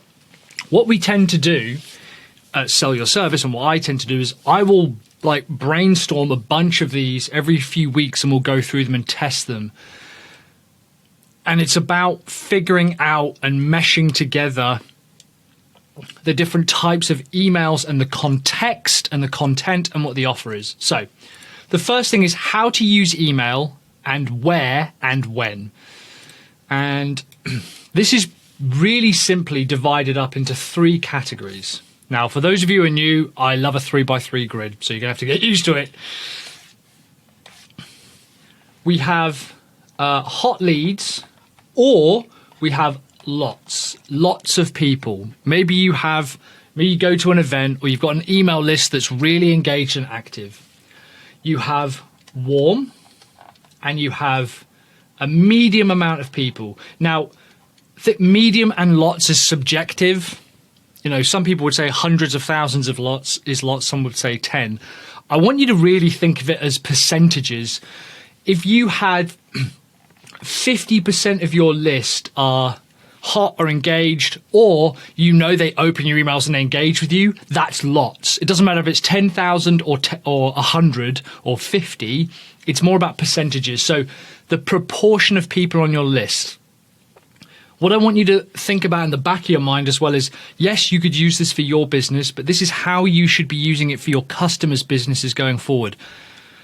Especially with the guys in 25K clients, I wish I could impart onto you the confidence that I have when I approach almost any business and tell them, yeah, we can increase sales and improve your revenue. It's because I use this framework. I am not a particularly good copywriter. I'm not a great, salesperson, all of that. But it's actually just because I use this. If I see a customer's email list and I see loads of people are engaging all the time. I might try this top one, and I'll show you it in a second. Warm would be like, yeah, people are opening it. Maybe they follow you on social media, or you've kind of been having a conversation with them, but you just can't seem to get them over the line. And then on the other one, we have cold or few. Now, cold does not mean we're going to be blasting this out to people who we've bought their email list. Like, that's not what I mean by cold. What I mean is they've joined at some point. They're now no longer interested. To give you an idea of the framework or the customer journey, if this is time along the bottom, and this is their interest along the side, this is hot right at the top, right? And this is cold. Now, what tends to happen is that people find you via social media and they immediately become interested, and then slowly over time, they kind of level off. Now, at this point here, that is the highest likelihood that they'll buy. And interestingly, that's actually earliest on. Most people believe, falsely, that businesses or people, their interest goes up over time. And that's actually proven to be incorrect. What actually happens is, as I mentioned, they hear about you first. Maybe this here is like a blog post or a YouTube video. And maybe they join your list, or they join your, oh my God, how do I spell that?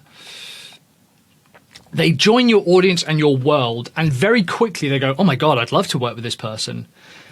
But then if we don't make a sale, it might be that their interest drops off here and then slowly levels out.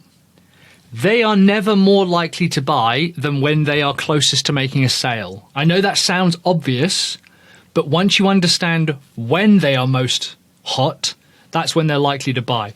And what happens, if we look at like warm here, if they're in the warm zone, we tend to continue sending messages which should be for people who are at the top. We tend to send to the warm audience, and what we should be doing is trying to elevate this warm audience back into buying frenzy. And the way we do that is with warm and hot based emails. People who are cold, you might have someone who over time they drop off further, and they're now they barely engage, they're no longer interested. Or if you've ever had a conversation with someone and it seems to be going really well, and they book a call, or they say, yeah, let's book on a call, let's jump on a call, and then you just never hear from them ever again, that means they've gone cold. Don't worry too much about the dynamics of it or the specifics of it. Just understand that you have got an intuitive idea of whether someone is warm or cold. So if someone has just joined, or they're consuming a lot of your content, or they're really engaged, I like to send hot emails, right? I've already done this wrong, because this should be like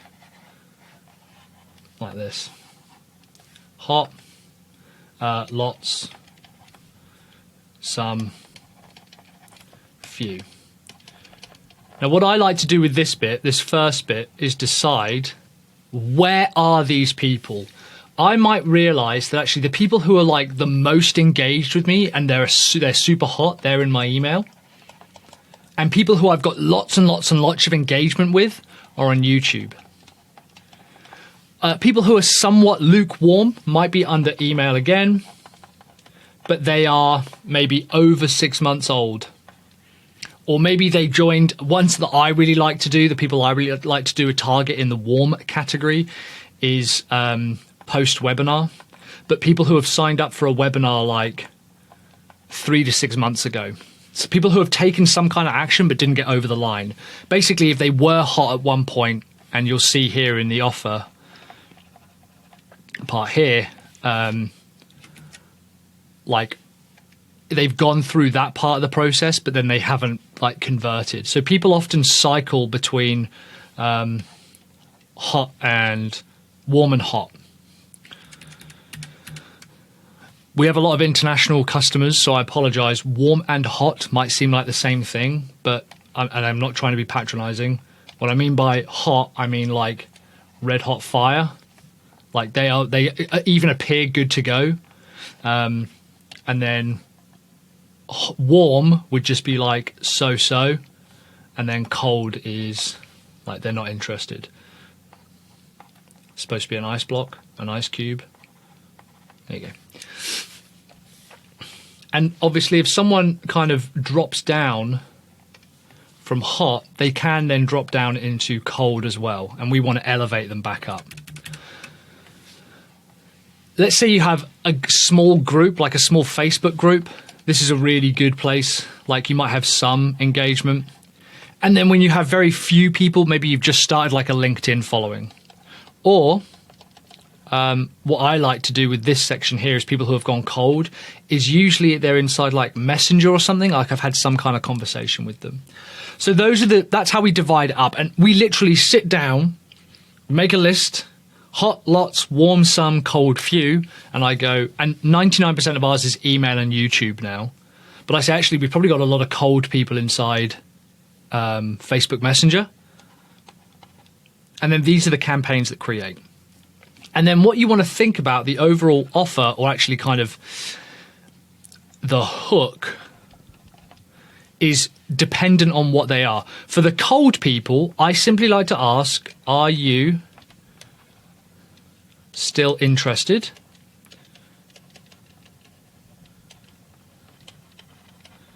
in ... Now, this is a really good one to ask people who have been on your list for a while. What this is actually going to hopefully do is either people will say, yes, I am, or no, I'm not. Let's say you have 100 people join your list, and in 6 months' time, you say, hey, and your product is you help business coaches or financial coaches who coach private individuals how to, retire for their mortgage, retire or whatever, and take care of their mortgage. Like that's the niche you're in. You work with a niche, all right? If you then email them and say, hey, are you guys still interested in learning how to increase the number of business coaching clients you've got? They go, no, I'm not. Some of them might say, I'm not even in the same industry anymore. I gave that up. Some people might say, I sold my business. Other people might just say, yeah, I am actually. Great. That's why we send that email. And we will literally send that. So what I want you to remember is something called 9-word. Right? That's going to come up again in a second. 9-word email. Are you still interested in whatever? If people have dropped off, we might say something like, are you still interested in booking a call with us? Are you still interested in the PDF? Are you still interested in the training? You can change it between what the offer is. Are you still interested in the download, the webinar, the call, the strategy session? Or are you still interested in doubling your revenue, increasing the amount of clients you get, selling something for 25,000? So that's the result. So are you still interested in ... And people still come back with yes or no. And it literally is as simple as that. We send that out. We've even tried this as a YouTube post, worked relatively well. Email works definitely well. Facebook, it works definitely well. It's a really good follow-up tool. This is if people have gone cold. You ever sent a proposal to people? Remember, you probably have few proposals, all right, that are like just floating around in the ether. So just say to them if they've gone cold, hey, are you guys still interested in growing your sales, or whatever specificity you want to put in that? Are you guys still interested in getting another job? Oh, yeah, no, we mean to get back to you. Fine. It's just an idea to pull people in. So that's the first area. Cold or few, are you still interested? So the next thing I want to look at is people who are warm. Now, this will actually, I know it says lots, but this can often be to the bulk of your audience. It's a really good test, and it's a good way of seeing what they're interested in. I'm trying to draw a straight line, and that is abysmal. There we go. That's better. And so what I like to offer is what we call a thing.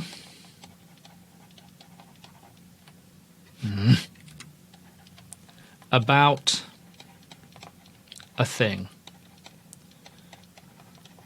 And we take these and we put in some kind of content and some kind of result. So for example, we could say, I have PDF, webinar, app, about, and the result is doubling your revenue, choosing a house, choosing, finding leads. And again, the more specific you are to your function, the better. And so we just write this together. Hey, Mike, I've got a PDF that talks about how to find more leads. Would you be interested in me sending that over to you? It can be as simple as that. Hey, Mariana, I've got a webinar that talks about how to choose the perfect house in this economy. Would you like me to send over that link? Because remember, this is all about getting people to go, yeah, that's me, because we can then start having a conversation with them. Hey, I've got an app, and remember that you can add in like filler words, not filler words. That's the opposite. It's the opposite of filler words. Words that make things sound more exciting. God, you wouldn't believe that I've had 4 best-selling books, would you? We have this beta app that talks about how to double your monthly revenue. Would you be interested in testing it out for us? So here's a thing about a thing. Here's a piece of content about a result. Hey, we've got and you've got PDFs, worksheets, training, video, guidelines, download, workbook, swipe file, template, webinar recording, webinar highlights, podcast interview, behind the scenes interview, email series, training series, online course, free brochure, ebook, regular book, piece of content. You can even just be open like that. Whatever about the result. And the reason I like this is you can take, if you have your signature system, your core function in the center. You then have the 3 problems that you solve on the outside. You've got 4 different things that you can talk about, right? You've even got that core problem in the center. You've got 5 things. And so from those 5 individual little pieces, you can also then surround it by saying, well, I'll do a webinar. I've got an app, and I'll show you how to do an app in a minute. I've got some video training. I've got a recording series. I've got a group call strategy session. I've got a recording. I've got a swipe file. I've got a template. And you can start mixing and matching these to what you would like to test. And some of them will work. Some of them will bomb. Doesn't matter. We're just constantly testing. And so we're now able to say every once in a while, and you could do that like every couple of weeks comfortably. You could send one of these comfortably every single week, every couple of weeks, or every 10 days, right? As a rule. You might find a cadence that works for you that is slightly better, but you could absolutely send this once every couple of weeks or once every 10 days as an email, or to your Facebook group or to wherever. I've got a thing about a thing, who's interested? Some of the ones that have done extremely well for us in the past are adding a little bit of flavor to it, where I'll say, hey, I've been going through my old Google Docs and I've come across a template that talks about how to choose the perfect niche and make money while doing it. If you'd like a copy of it, hit reply and let me know. And it's just about writing that out and testing, is that interesting to people? Because I've got a tip for you. If someone's not interested in that, and they don't go, yeah, I'm interested, why in the hell are they going to be interested in paying for it in the long run?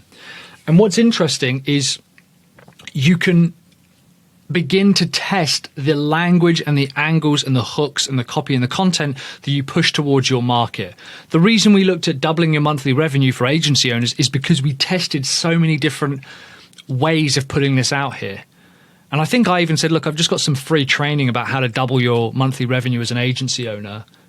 If you're interested, I used to say comment training below on Facebook or on YouTube or on LinkedIn, or send me a message or just hit reply. And then that was the one I had the most amount of engagement from. So I was like, great, let's do that then. So that's a thing about a thing. This will be the one you should probably send most frequently. And this last one is what some people in the industry have called a 5-1-30. And this is 5 people, 1 result. Oh my God. 30 days.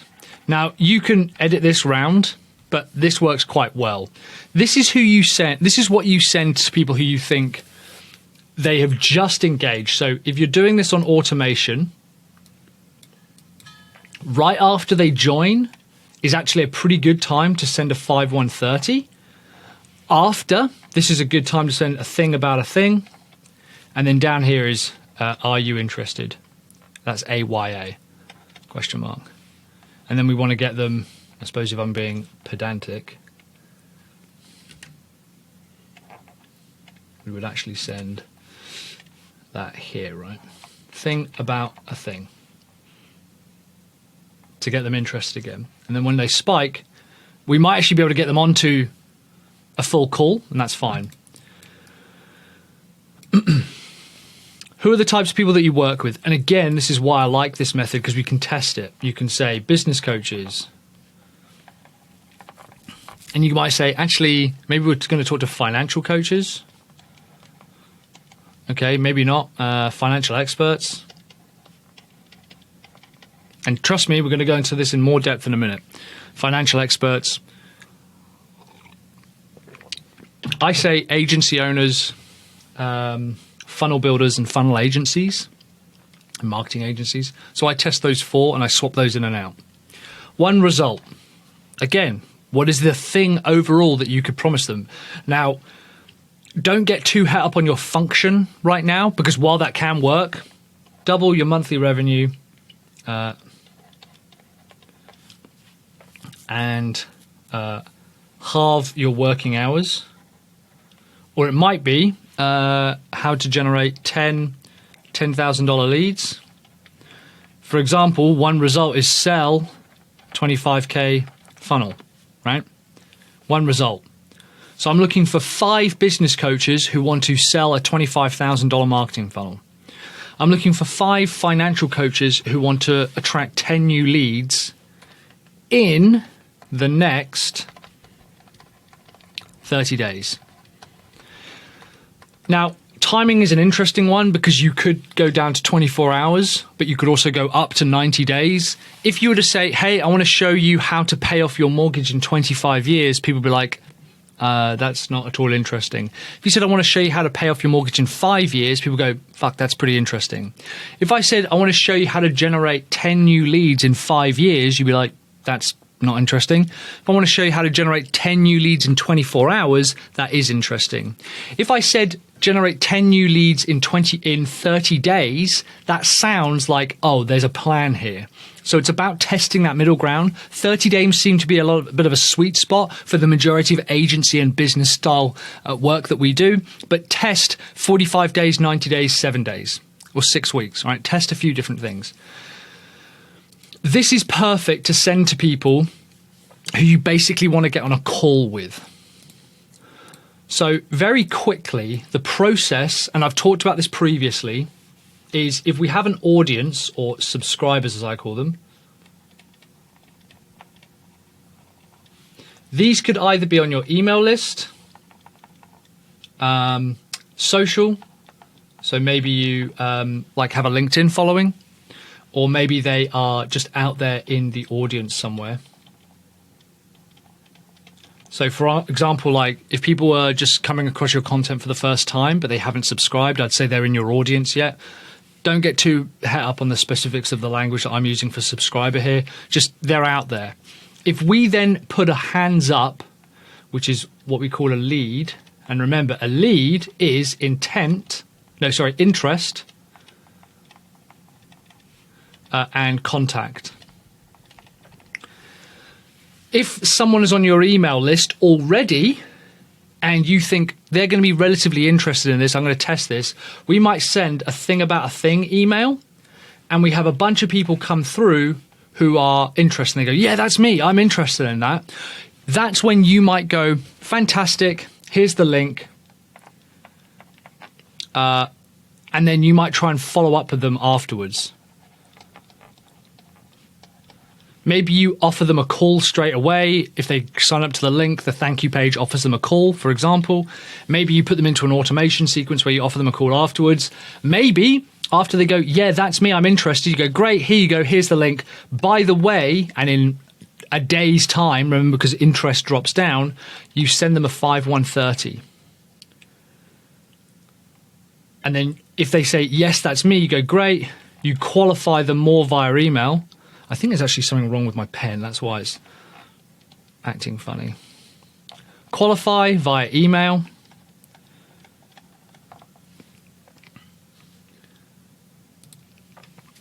And then if they qualify for that, you offer them a call, triage, to further qualify them, and then so on and so forth onto a sales call, right?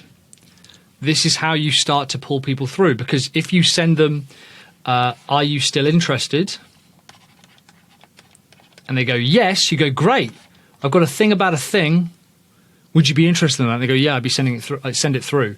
Remember, it is a funnel, right? So you are supposed to have 100 people here, and then 50 people, and then 20 people, and then 5, and then 2, right? It's supposed to drop down. But the point is that you're continually doing that. And so we circle through and we segment. If I'm being honest, we segment ours. So like I said, we'll look at YouTube and we'll look at email and we'll say, well, these people have been on a list, or these people were once on a call with us and we never followed up with them, and so on and so forth. So there's lots of different ways of segmenting it. Maybe I'll do that in another email. The last piece that I want to talk about here is how we actually write them. So I'm going to just kind of blast through this because it's actually more simple than people give it credit for. There's 2 parts to this.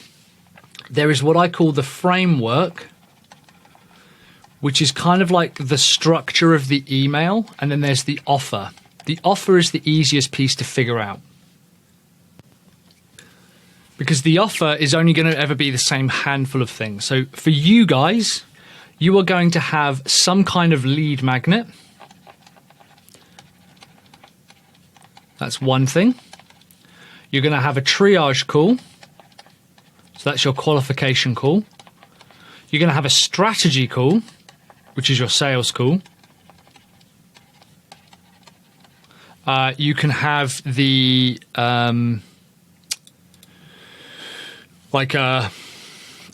I would say like a group call of some kind, like a webinar, or like a group strategy call, or there's your actual overall process and program and like working with you. So let's call that the product. Now, I've said in the past that people try to sell the product, and that's the wrong thing to do. That is still true. However, there's nothing wrong with creating, and based on the frameworks that I'm going to share with you here, a sales piece that basically sells the end result of the product, but they still have to jump through some hoops. But similarly, there's also nothing wrong with selling the triage call. Your triage call is to qualify people, but people find them useful anyway. So if you were to say, well, how about in 10 minutes we just see what's standing in your way of you getting the perfect job? Or we say, what's standing in the way of you having 5 awesome days in a row, or whatever it is that you do? What's standing in the way of you generating 10 leads this week in 10 minutes? And you just run a triage call. That will tell you pretty much everything you need to know about the customer, and also give them a bit of insight. So you can sell any one of these. The frameworks are as so: 5, 1, 30, which we've already covered. We also have a case study.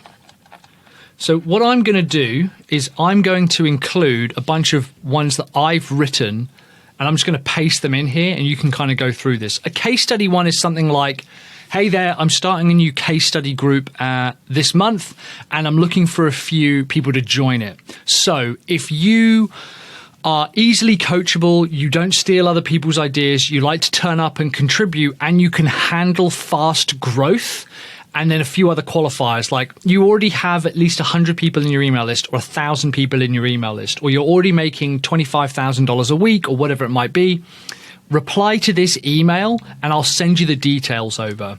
We basically frame it as, I am going to be putting this together for as a case study. Now, what I like about this is it's broad and general, and you can kind of massage it how you want.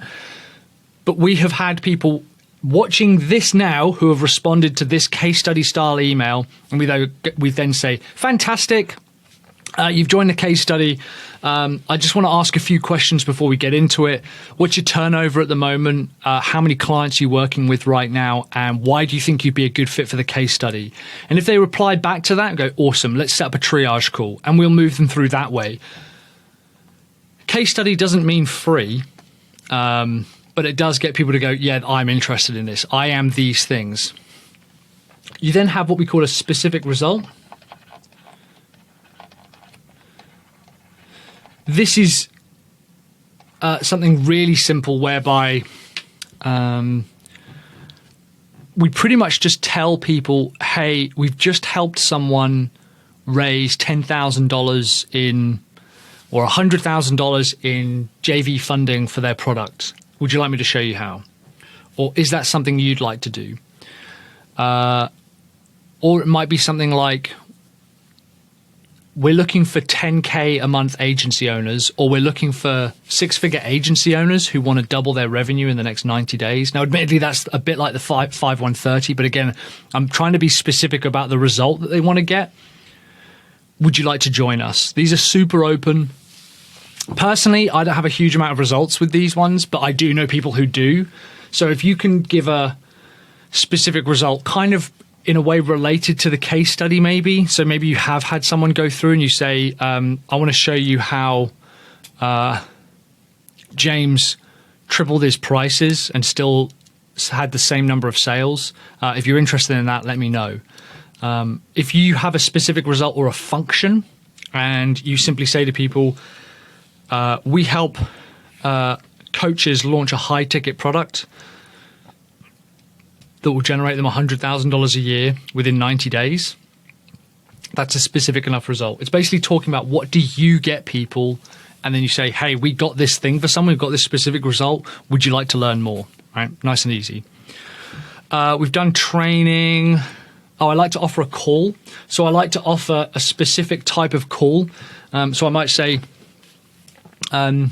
hey there, we're looking to get 5 funnel builders on some one-on-one calls just to see what's standing in the way of them doubling their revenue in 2023. If that sounds like you, hit reply and let me know. So I just offer the call. So in this one, I'm actually offering the triage call or maybe the strategy call if I'm going to qualify them further in the email.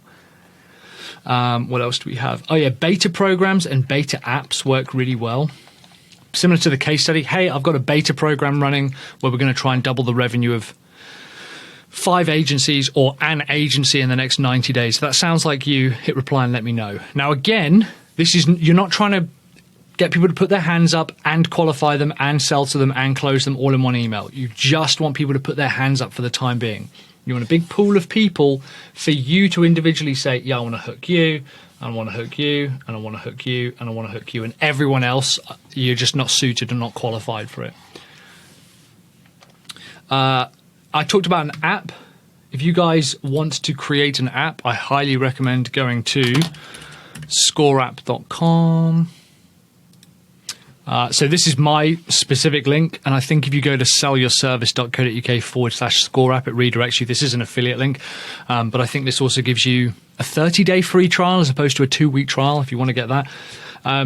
So I like to say, hey, we've got this beta app that we're running. It will basically tell you how to generate $10,000 this month or how to double your revenue, or if you're ready to double your revenue, go ahead and check it out. And people really like that because it comes with a report and it's easy to follow up with. Work together, take a look. Take a look is probably one of my favorite ones, and this is what gets me the most responses. Take a look. And what I mean by this is I pick a specific part of the process that I know my market are particularly struggling with that I can help with. So if we look at my function is doubling your revenue, doubling your monthly revenue. So if I say, hey, do you want me to take a look at your sales process? That's when people go, yeah, I'd love to. If you help people publish their first book or their first course, you could say to them, hey, would you like me to take a look at your course launch outline? Or hey, would you like me to take a look at your course in general? People will say, yeah, I'd love that. Take a look at the thing that they're actually struggling with that you know you can help with. And people send it over. People send me screenshots, PDFs, drawings, all kinds of stuff on the back of envelopes and all kinds of things. And then the final one that I really like is pilot program. And that's basically the same as a case study. Hey, I'm looking to run a pilot program. It's a bit like the beta one. Hey, I'm looking to run a pilot program where we're going to be helping within 90 days, helping funnel builders double their monthly revenue. If that sounds like you, hit reply and let me know. Like I said, I'm actually going to take all of the ones that I've previously written, and you've got access to all of them as well, and kind of send these over to you. In my experience, This one works really well with hot leads. This one works really well with hot leads. And the app works really well with hot leads. Sorry, I've used the wrong colors there. I apologize. Case study, specific result, call, beta, and pilot work with warm leads. And are you interested is really good for cold leads. And you could make it more specific by saying, hey, are you interested in checking out our app or report that shows you how to do X, Y, Z? So you can mix it up. Test writing a 5130 about your lead magnet. Test writing a 5130 about your product. Test writing a 5130 about your strategy call, and just see what works. We then have gone back over ours and been like, this one absolutely crushes it. It gets the most amount of responses. Great. We should probably send this one more frequently. When I'm also looking at launching a new product or a new service, or I want new leads, or I want to test a new angle, this is the framework I come back to, and I'll write out a bunch of ideas. And again, I'm going to include the link to that, those documents, and you can take a look at them. I do them as emails. Earlier, I mentioned a 9-word email. That's something like the 5130 or the take a look or are you interested. It's literally 9 emails. So it's kind of an interesting exercise. So are you interested, or are you still interested in doubling your monthly revenue? There we go, question mark. Would you like me to take a look at your sales process? That's 12. Can I look at your sales process for you? There we go, that's 9. Something short like that. These tend to work. People don't have to read through them and process too much, and it's basically just calling out a response and an answer. That is my entire email marketing and, frankly, my entire lead generation process to get people to put their hands up. The reason I love it is because if you say to someone, if they are inside LinkedIn, or they follow you online, some kind of social, that's what I would call your audience. And I know I've used audience and subscribers interchangeably here. I apologize. Basically, people who are following you, you've probably got a bit of a rapport with, but do you have their actual data yet? A lead is when people put their hands up. And so what I like to do is I like to do some kind of 5130 post to my audience, or a thing about a thing to my audience. They opt in and they become a lead. Then they become a subscriber, because they're then in my list. Now, it's possible for someone to go straight through to lead, sale, customer, right? That's possible. But sometimes they go through to the subscriber stage and then they become a lead again. Right? This is cyclical. The lead subscriber part is very cyclical. And then they get on a call, and then we qualify, and then we sell, and then we close. But this part here, lead subscriber, they might dance in and out of a few times until we get them onto a call or move them forward to a sales process. I hope that works, guys. I hope that helps. I know this was a long training. I apologize for the length of it, but I'm going to put all the links to this in the same post, and I will see you inside the call. Cheers, guys.